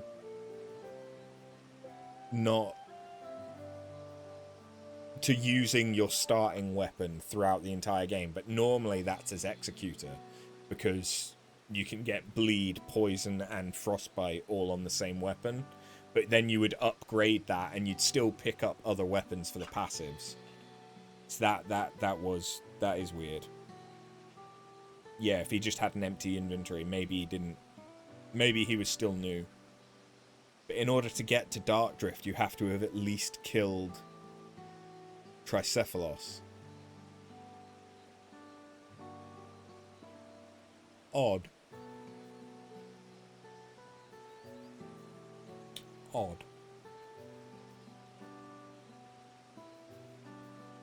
Think you can pick any for your first boss at least now? Oh. I don't know. Maybe. When I started, you could only pick Tricephalos. Anyway, he would have been happy to know we were putting things right. Truth be told, a good friend of mine was meant to be festival leader for this year's Ikihana. But when that big storm hit, he did not survive. It fell to me to carry on in his stead. That was why you agreed to Wuklamat's request, despite your initial reluctance. Yes, it hurt to hear, but she was right. Though I must warn, I cannot let my grief consume me. Her words made me realize the path to my recovery, our recovery, is already laid out before me, and I will walk it, for myself and for my friend.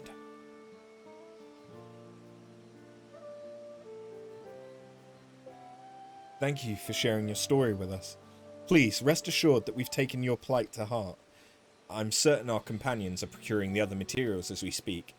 Everything will come together and the Hanu shall host a splendid, uplifting festival. That we shall.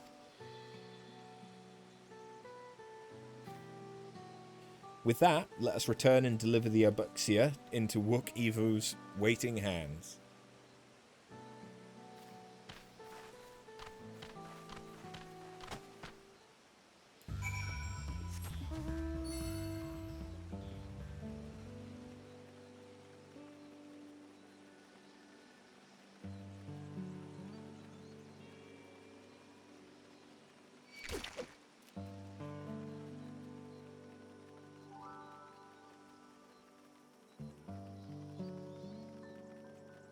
Yeah, so far I'm not too impressed with Dawntrail.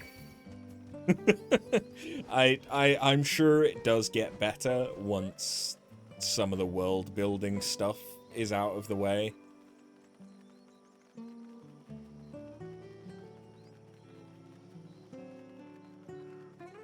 But honestly, this kind of feels like A Realm Reborn. In how it's just, it feels like it's a slog to try and get through.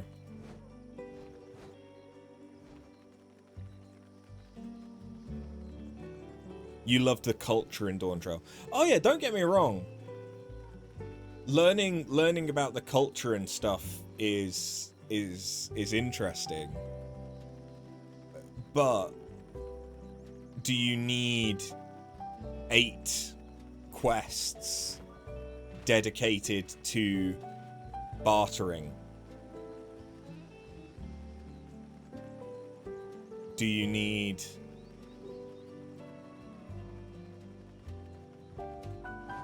so little, like, combat or, like, stuff to, like, you can still have that stuff, but just streamline it a bit or break it up more with other things. Like, if we had had an instanced combat at the end of the Pelu Pelu bullshit where we had to fight an alpaca eater, that would have broken things up a bit more. If we had an instanced thing where we had to fight something that was threatening the barge when we're doing the festival later, like, again, that would act to break up these long sections of just talking and running from spot to spot. I liked the bartering thing in that it had its own visual and stuff like that. It didn't need to be as drawn out as it was, though. It could have been massively reduced, or it could have been that you start it, like, that you have something separate from that for the MSQ, but then that's the blue quest line in order to then unlock the Pelu Pelu as a society later on. You have to go through the trading, but then when it's a blue quest line, you kind of don't mind it so much that it's like that.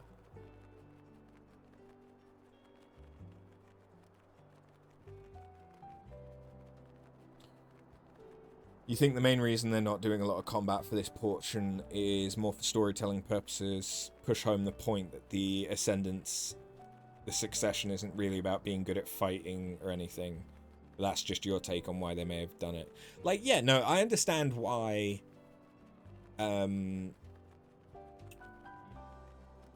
like, we haven't had a boss fight yet. I understand why we haven't had like a go and hunt 15 different things or go into this dungeon and all of that bullshit. That makes sense, and I appreciate it being a significant part of the story, that it isn't just about whoever's strongest.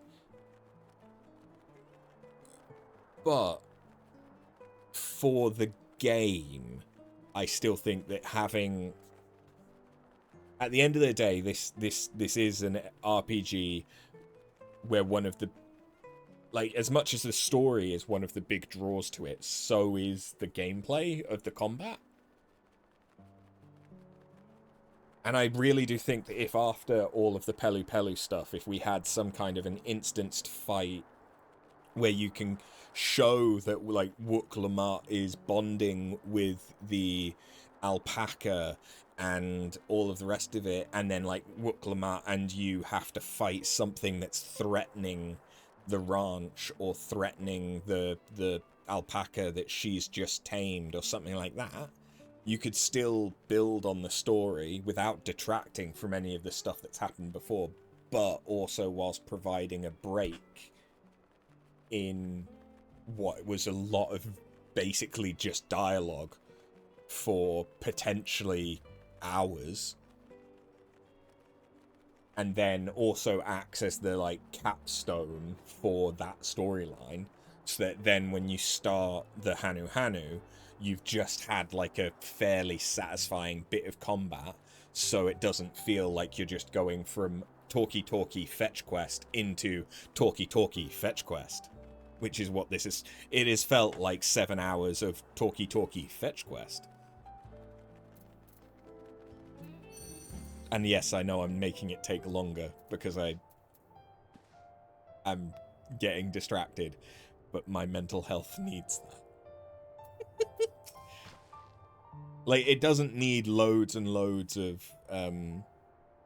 extra combat, but it would be nice to have, like, something like that to break it up. Thanks to the third promise and our mighty swings, we've collected some suitable logs of Uyipo. What of the Aboxia?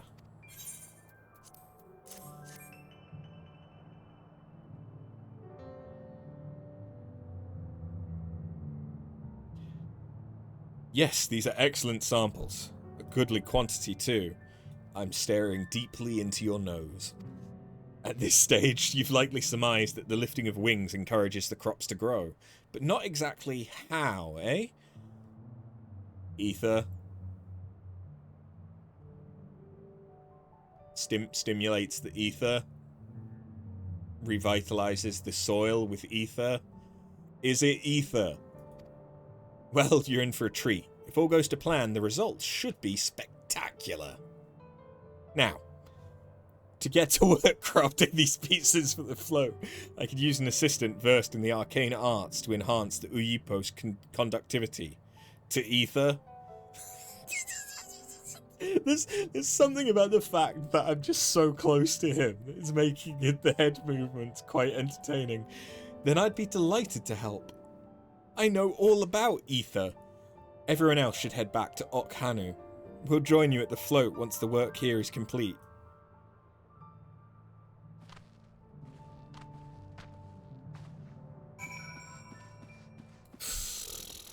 He'll poke your eye out with that thing, yeah.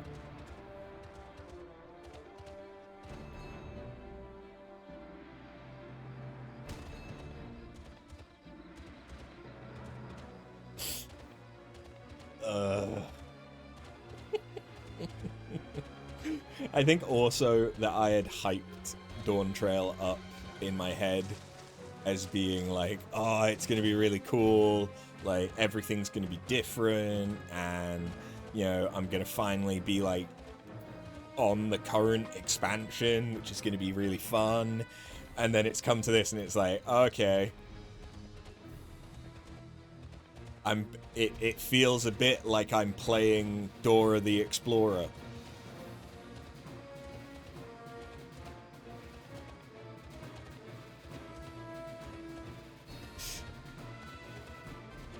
It's also definitely a different vibe when everyone's doing it at the same time. Yeah.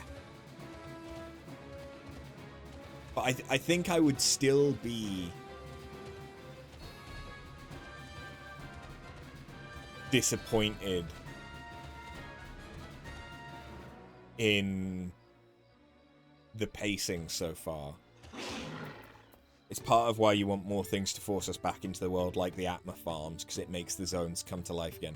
I think that there is going to be more stuff like that, given the fact that they went back to Atma for the first stage. I'm imagining they're going to do something similar, or at least have the option of doing similar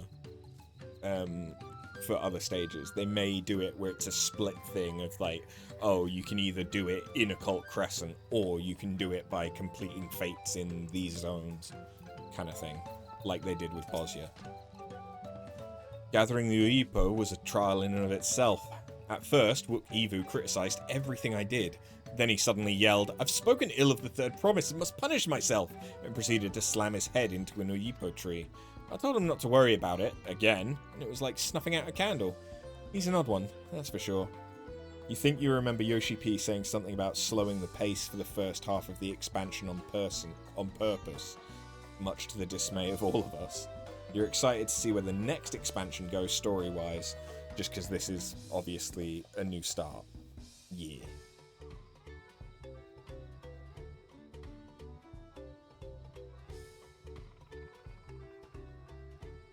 You sincerely hope that I get that reference. I feel like I have heard of A New Start before, but I can't remember. Oh, Arrested Development. Didn't watch it. Haven't watched it, to be fair. Haven't watched Arrested Development or Parks and Recs.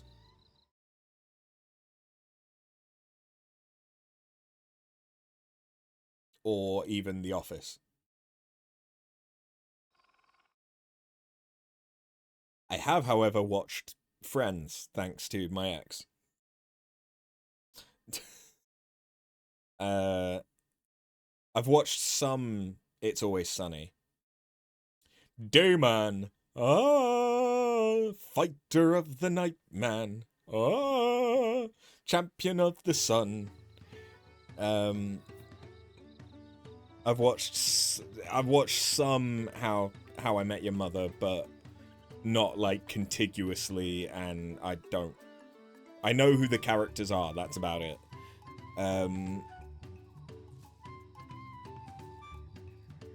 I think the only one that's somewhat recent that I've watched all of is New Girl.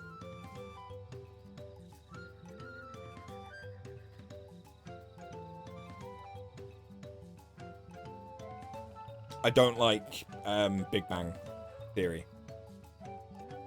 It just never clicked with me.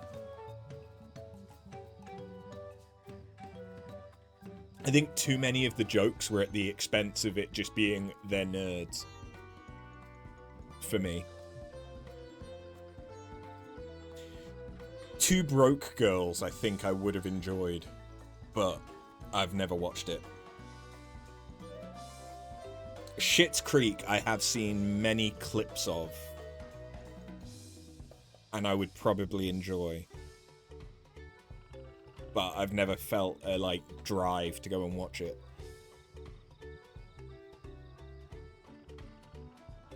Big Bang Theory was cringy as fuck for you. You didn't like the characters at all. Yeah, I really don't like I really don't like Sheldon. I know that he's supposed to have Asperger's. And it is Asperger's, not autism, that he's supposed to have. Because it is that stereotype of it. But it's just...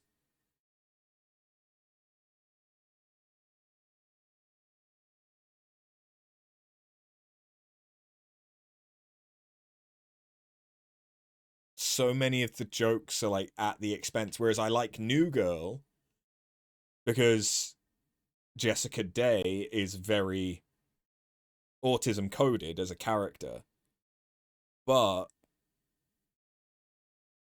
like she's just weird, and that's all it sort of comes down to. She isn't like being pigeonholed into being aggressively autistic. But you know she's autistic.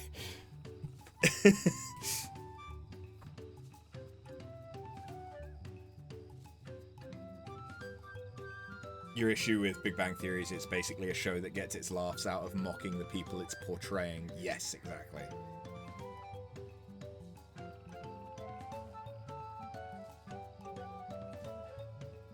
They're bringing back Scrubs with the original cast. I used to enjoy Scrubs. I haven't watched... there was one point where it sort of switched to being, instead of a hospital, it was a school or some shit. I don't know. I definitely haven't watched all of the seasons of Scrubs. Your favourite comedies currently are Schitt's Creek and What We Do in the Shadows. Sadly, one is over and the other is ending, you think, this year. That was season 9. Oh, was it? Did that come out, like, ages ago, then? I mean, to be fair, Scrubs was ages ago.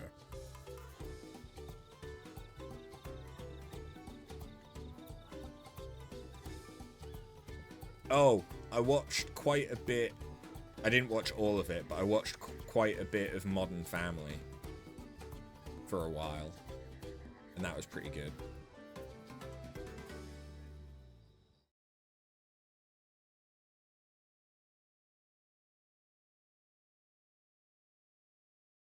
Alex,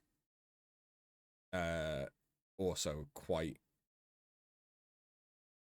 autism coded, at least early on.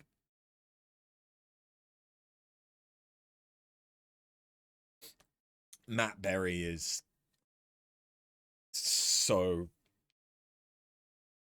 His cadence and everything is just such... It just breaks through anything. It's ridiculous. I love it. Anyway, I really need to finish this set of quests. He is one of the most unhinged speech patterns. It's phenomenal. Yeah. I told him not to worry about it again. Yeah, we read that one. At least we've seen to the poles in the new eye. Now we just have to wait for the feathers from the twins. I think we're nearly done. We should get some rest before the excitement begins.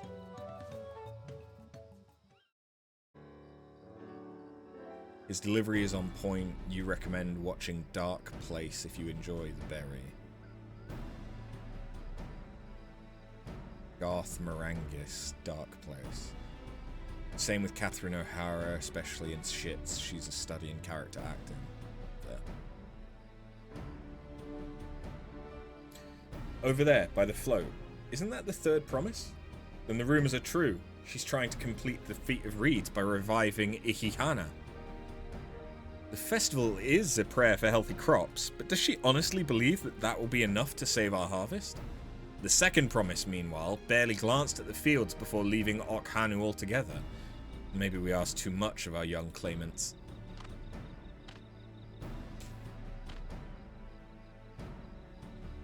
Oh, I wouldn't be too quick to count Kona out. A friend of mine overheard him muttering by the reeds, something about what needs to be done. Is that so? Perhaps we'll get to see another of his innovations firsthand.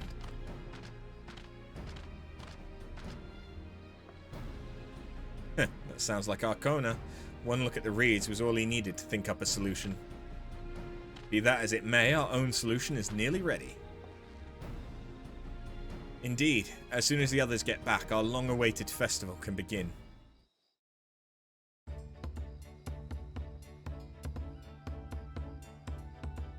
It took some doing, but we managed to gather competitors to vie for the title of Winds Chosen.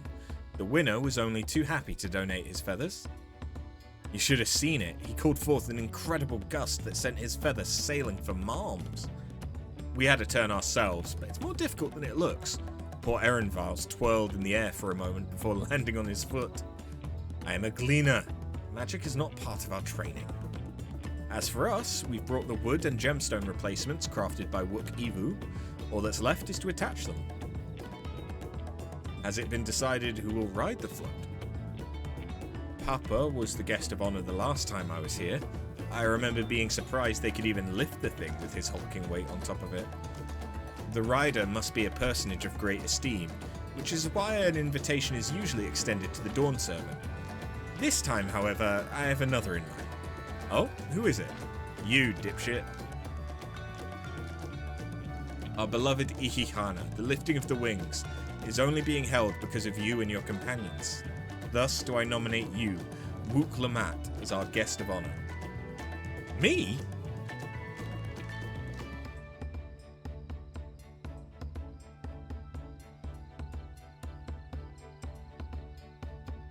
This boat won't make me seasick, will it?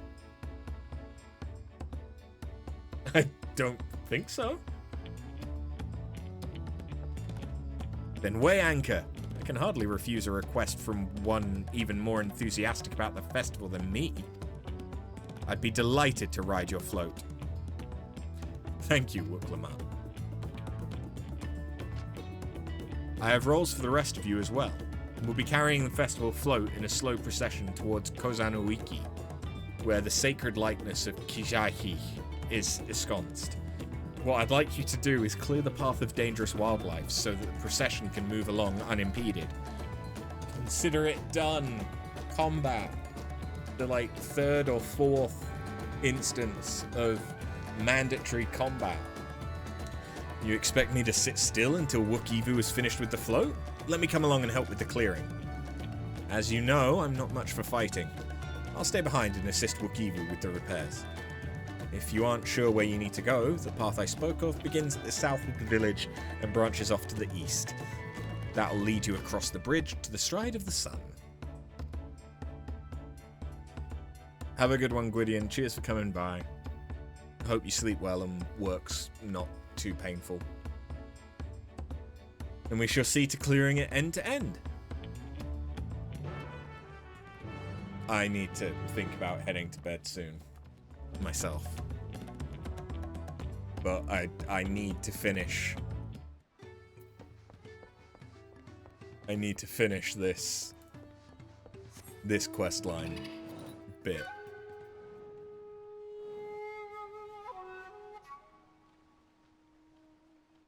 Interesting. Berries?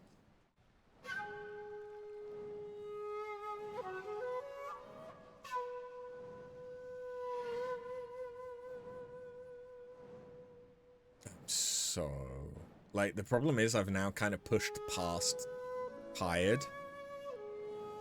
So now I'm a bit more awake. But I'm also grumpy. As Lunu Hanu said, Kozanukui should be down this way, then off to the east when the path branches, then something about bridges and the stride of the sun? Anyway, let's split up and get to work. Once you've culled all the threats you can find, we'll meet up in front of Kikshahi.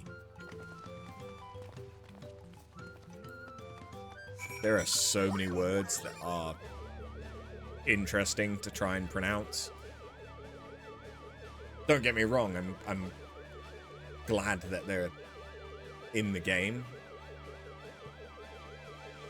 but trying to read them aloud is problematic.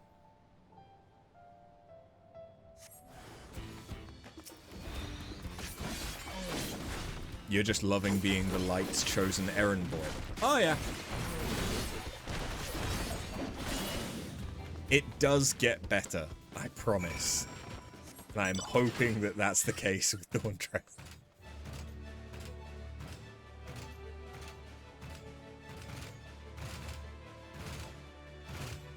But so far, the pacing has been interesting. Not in a positive way.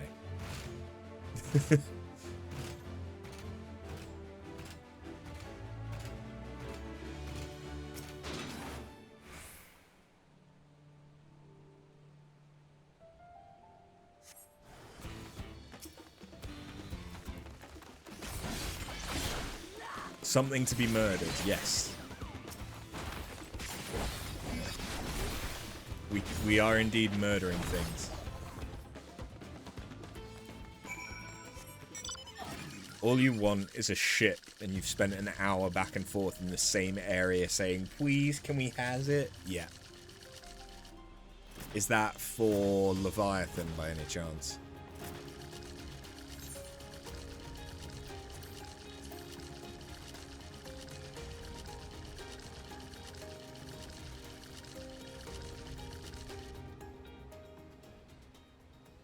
No.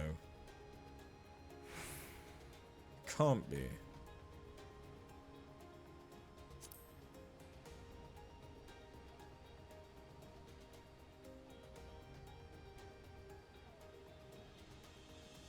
Is there not a Whirl Eater normal?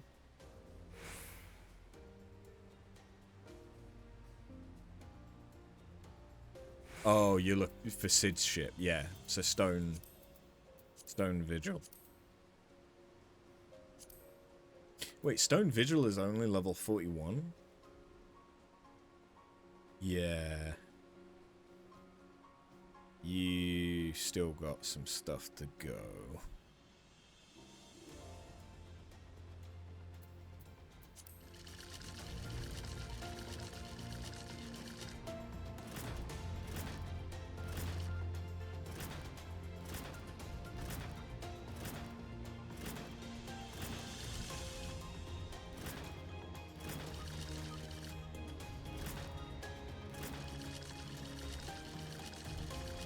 You'll power through. Yeah.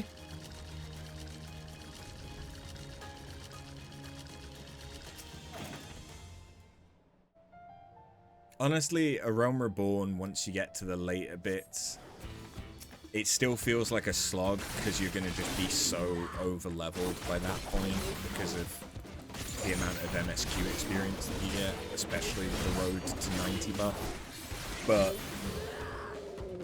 at least there is varied content, and like there's loads of like the optional dungeons that you can do as well, and stuff like that. Whereas when you get to the expansions,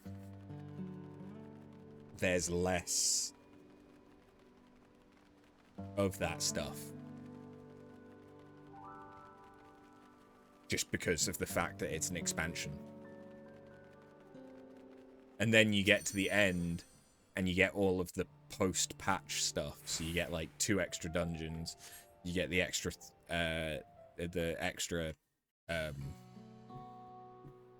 trials, you get the raids, the alliance raids, and stuff like that. And it's like that becomes a really good bit. Is once you get to the end of the expansion. Ah, you were a step ahead of us. This must be the likeness of Kijahi. The Hanu Hanu deity of the harvest. Even their sacred images are woven with reeds. It reminds me of something I saw in Academia Oneida. I was half expecting a flying whale. Reminds me of something I saw in Academia Oneida. Kinda does. One of the ancients' creations. 'Tis possible a vestigial memory of that time endured, a subconscious recollection from the inheriting soul, providing the basis for an entirely new religion. I have no idea what that means. As far as I know, Kijahi was worshipped on another continent. This ancient faith was then brought to Thrall by the first Hanu Hanu. The Hanu migrated here from another continent, and mayhap the two do share a common ancestor. This is all very fascinating, but shouldn't we be getting back to Linu Hanu? He'll want to know the path is safe for the procession. Right, and I need to ride on the float. I'll run ahead and tell him we're done here. You two are off to sleeps. No worries, kinda. Thank you for sticking around through my ramblings. Meanwhile, in Okhanu, have good sleeps.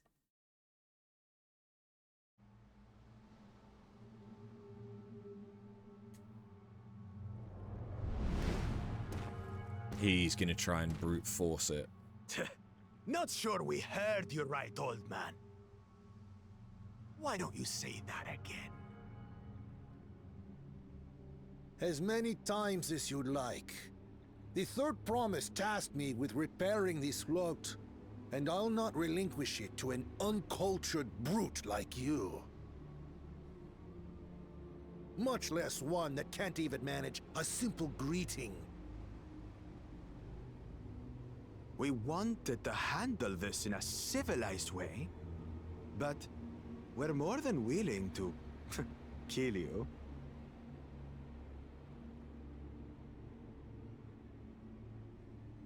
We have a two-headed problem. Yes, please hurry. She's on her way back already? Stand back, Wukevu! I will protect the float! Oh, so that's what he sounds like.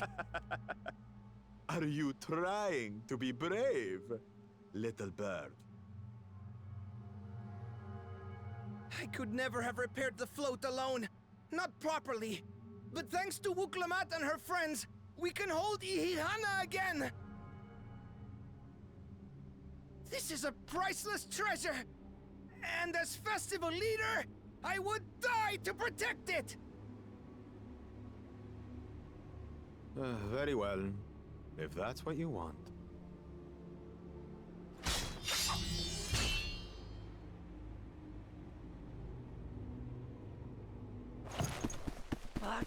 Cha-cha!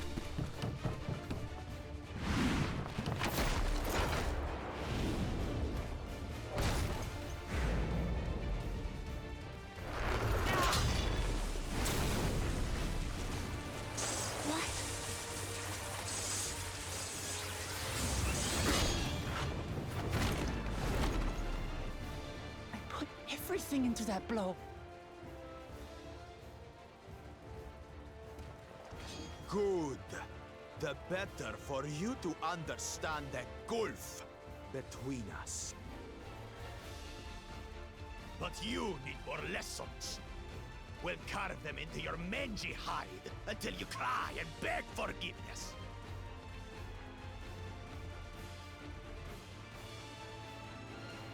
Now, give us an instanced fight against him.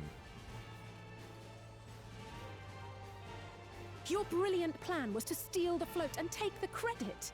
The so-called blessed siblings are nothing but cheats. Your scorn is sweet music. Come, weaklings. We'll crush you each in turn. Or all together, if you like.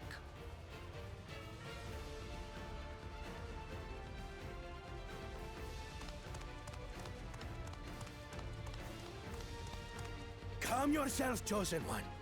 If you fight in earnest, this will end in a massacre. What's more, we have word that our other prospect is on the verge of success.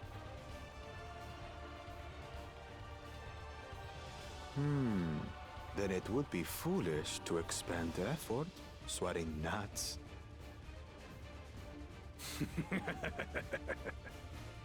Lucky for you. Eh. But it would have been so satisfying to have had an instanced little fight. Maybe one where we don't win in the end, like against Xenos. Ugh, two heads. I see Mamuk still clings to that loathsome hope.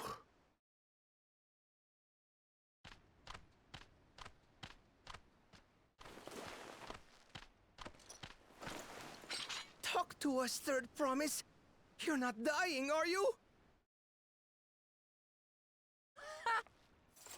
It'll take more than that to kill me. So, are we having this festival or not?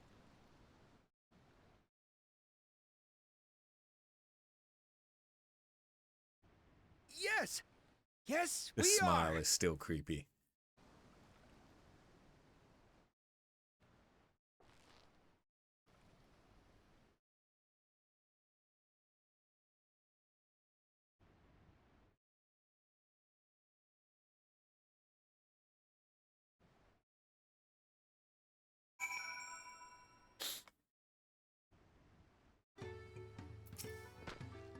Thank you for coming to our rescue.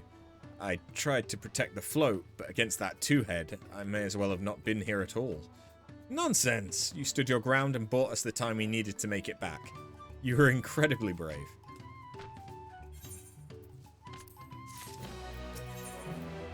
Okay, this is the last one.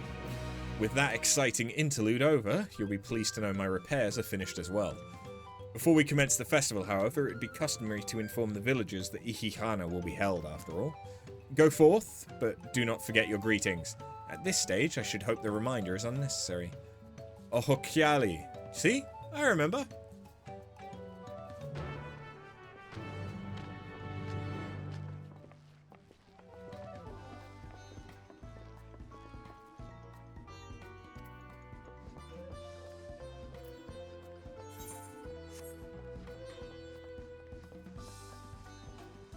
I'm just playing a novel at the minute. Kind of, yes. And I don't hate long sections of dialogue if the dialogue is interesting and well written. But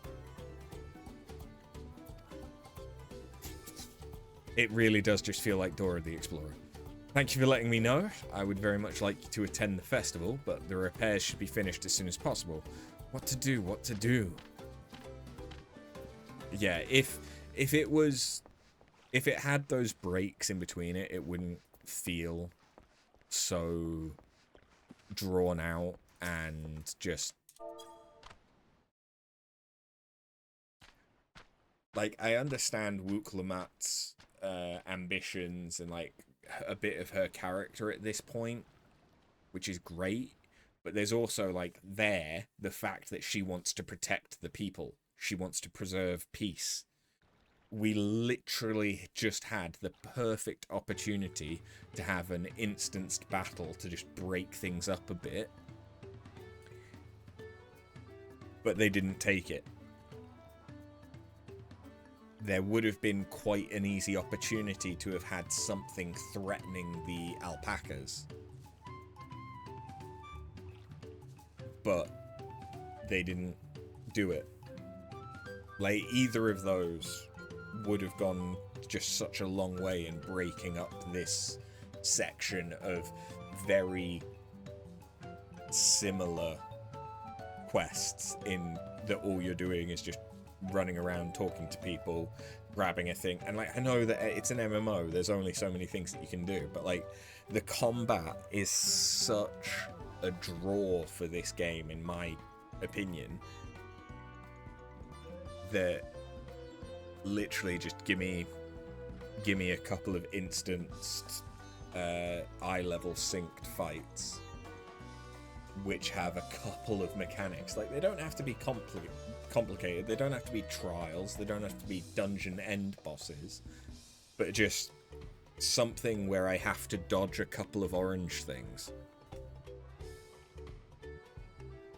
Start introducing a mechanic or two that's going to come up later. Like, when we do finally fight the two-headed guy, he's going to presumably have multiple mechanics. So show me a couple of them now, so that then I'm like, oh, I remember he did that there. So then that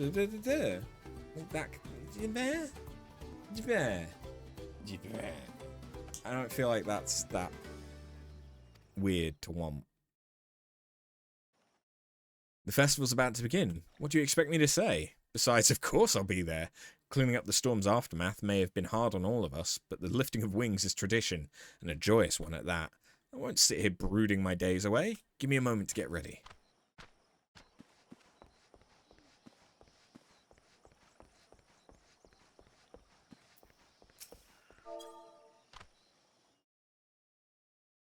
Ohokyali. What? The float's fixed? Our fallen friends would be glad to know that Ikihana will soon be underway. They would have wanted us to honor them with celebration, not let their loss deter us from it. I must go and enjoy the festival for those who no longer can.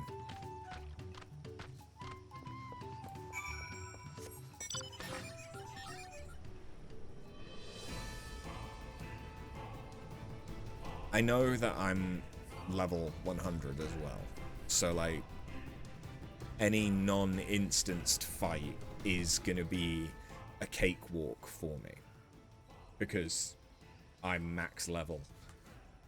Obviously the things I'm fighting are gonna be the very start of the expansion level, but that's why it's like, if you did an instanced fight against the two-headed guy, like, that would be eye level synced, so it wouldn't matter that I'm level 100 anyway. It would just be a somewhat interesting fight, and so far all of the fights that we've done have been against one or two enemies at the same time. That's it. There hasn't been anything more substantial than that. The Hanu were pleased to hear their festival was going ahead, I imagine. That is well. Once your friends return, the lifting of the wings can begin at last.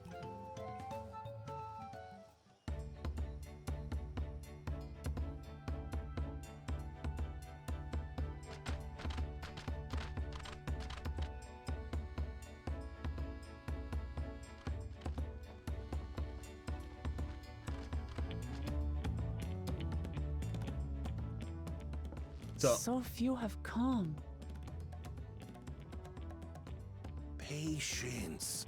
Once Ikihana gets underway, no Hanu will be able to resist joining in. Just so. Ukewu knows well the heart of the Hanu. Have faith, Third Promise, and climb aboard the float. It is time for the lifting of wings. Right. Off we go.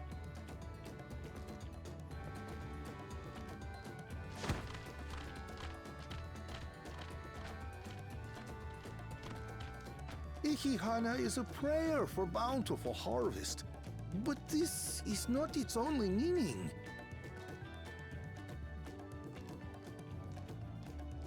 It It is also an exchange of pledges between rider and bearers, a commitment to a long and fruitful friendship. Listen well, friends! The personage we bear today is Wuklamat, the savior of our beloved festival! Let your shoulders burn, or your feathers fall out, but do not even think of dropping her! Yeah, that's kind of cute.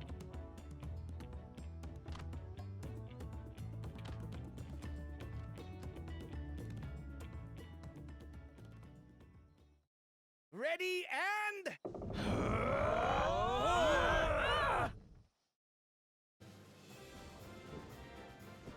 Jesus. Above the head? I could get used to this.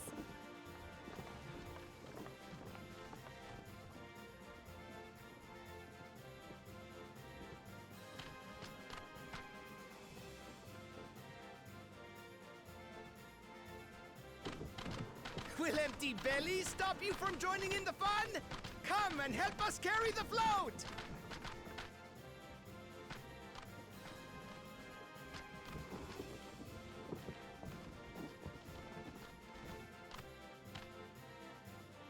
Well, well, well. To see the day that Dawn's promise would ride our boat again. We've not had the honor since you were here, Gulul Jaja.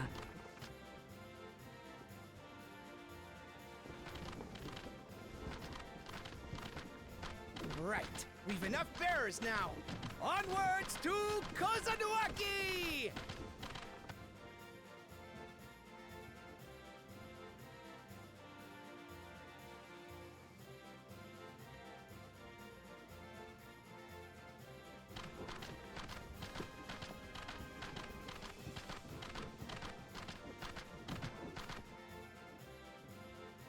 I have a feeling that Kona is gonna already be at the fields and have done something to fix them.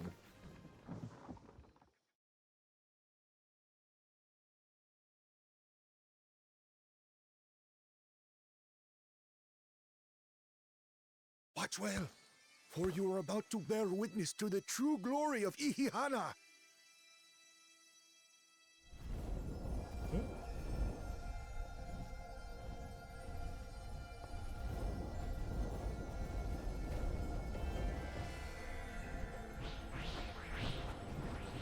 Okay.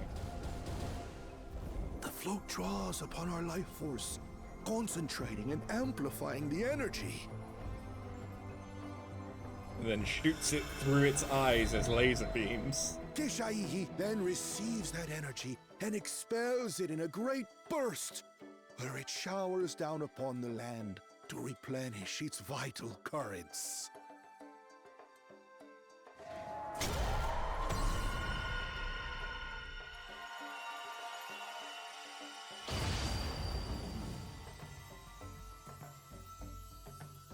Would you look at that? It's ether.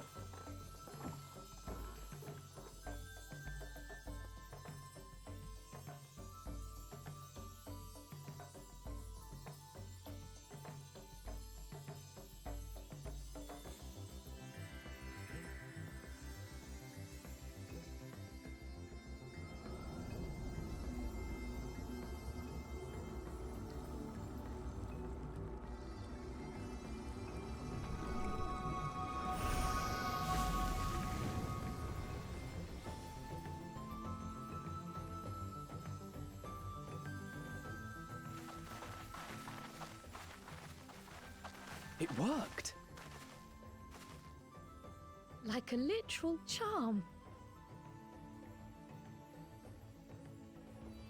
The float really was helping the reeds. That was amazing!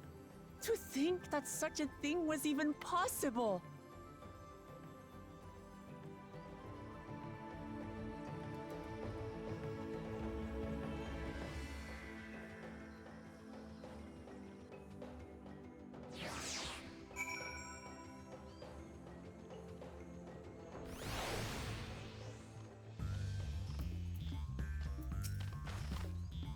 should I have left the float behind like that? I was so excited to see the reeds. Nothing to worry yourself over. My brethren have been swept up by the festival fever. Last I saw, they were taking turns at carrying poles on the way back to the village. Please, feel free to look over the field and enjoy the sight of what you've accomplished.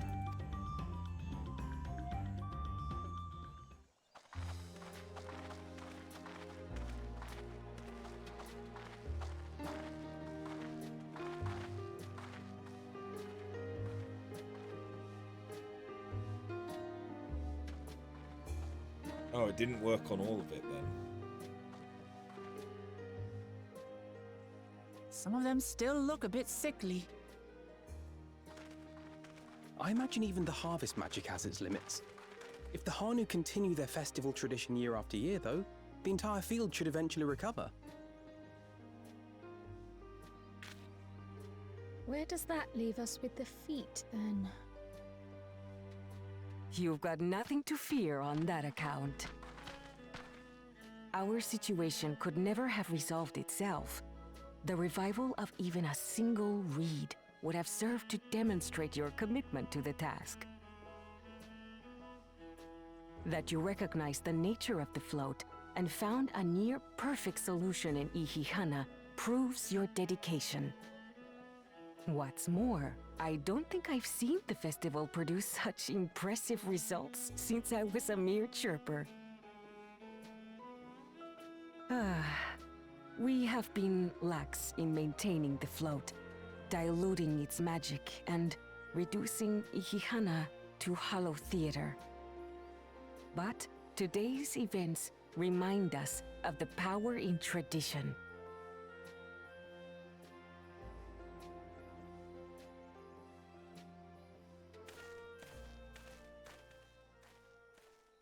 Connor! I was delayed by an unpleasant encounter, but it seems I arrived at a good time.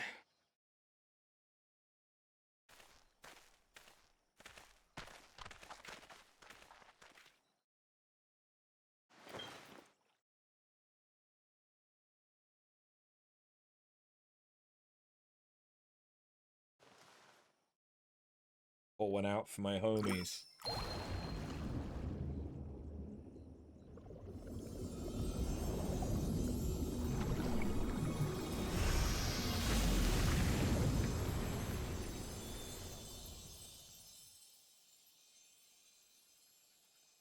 Oh, isn't that wonderful?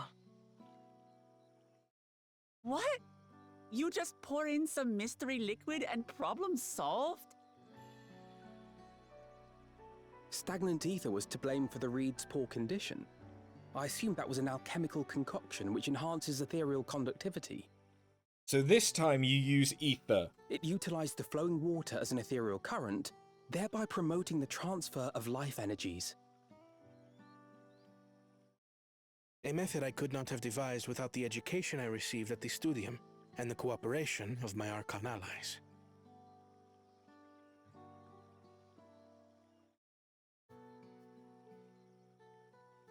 Three of Archon whom are allies? standing next to you. Although his Archon You allies see, are going to be Lamachi, Thancred and... This is why we need to embrace Urianger. foreign knowledge and technology. Employed appropriately, they make light work of what would otherwise be arduous labor. There's no need to lug around heavy floats. Culturally significant, though. Well, you always were the clever one, brother. Your approach was no less effective, Wuklamat. It achieved the same result. Indeed it did. And you enjoyed the festival, yes? I did. It was so much fun. Having visited your village before, I thought I knew everything about it. As it turns out, I knew very little. About the reeds, about Ihihana.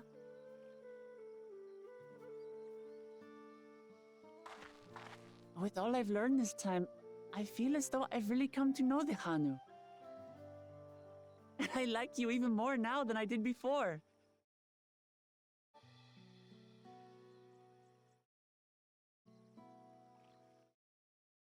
The feeling is mutual. And it's not just you who had a lot to learn either. I'll never look at our float the same way again. The two of you have exceeded expectations. Come forth and claim your stones.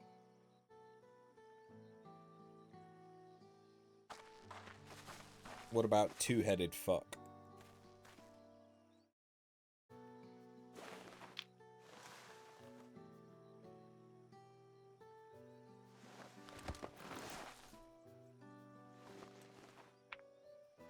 I mean, clearly he attempted to steal the thing from Fauna. 5 more to go. And on to the next. And there's Not a even a car moment alarm of celebration. going off That's Kona for you. The third Willing to promise? bet that's You my must neighbors join again. us for Ikikana next season. again. It sounds close. As Dawn Servant, of course.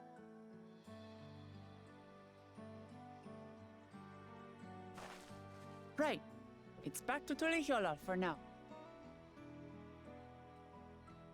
Thank you for having us. I look forward to seeing you all again.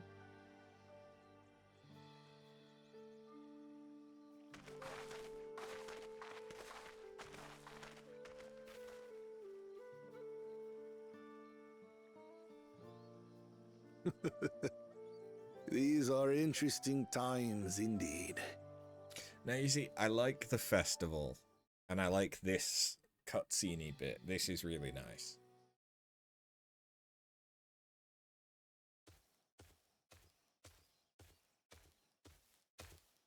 The concoction was brewed by Kona himself. It's a test vial, but it should contain the same reagents.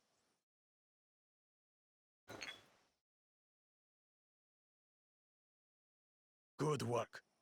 We'll use whatever we must to win. For win we must.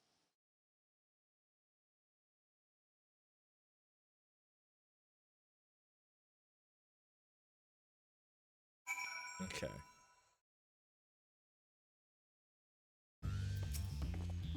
My journey has just started, and already I've met so many wonderful people.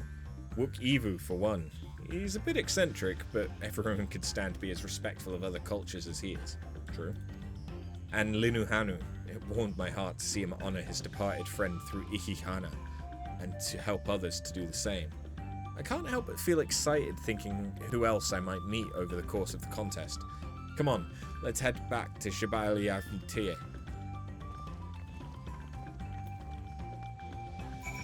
I am butchering that so badly. Oh well.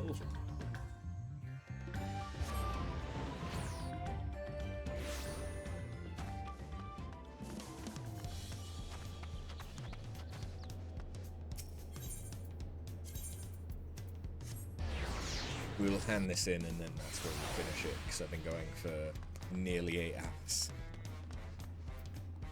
Nearly 8 hours, and we're not even done with the level 90 quests. The contest has barely begun and we've already have 2 keystones. Surely even my talented brothers aren't doing this well. We can only hope.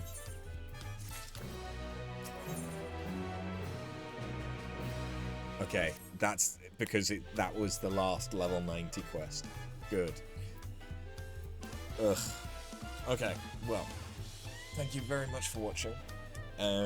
Like I said earlier, there may not be a stream tomorrow, and if there is, I may be drunk.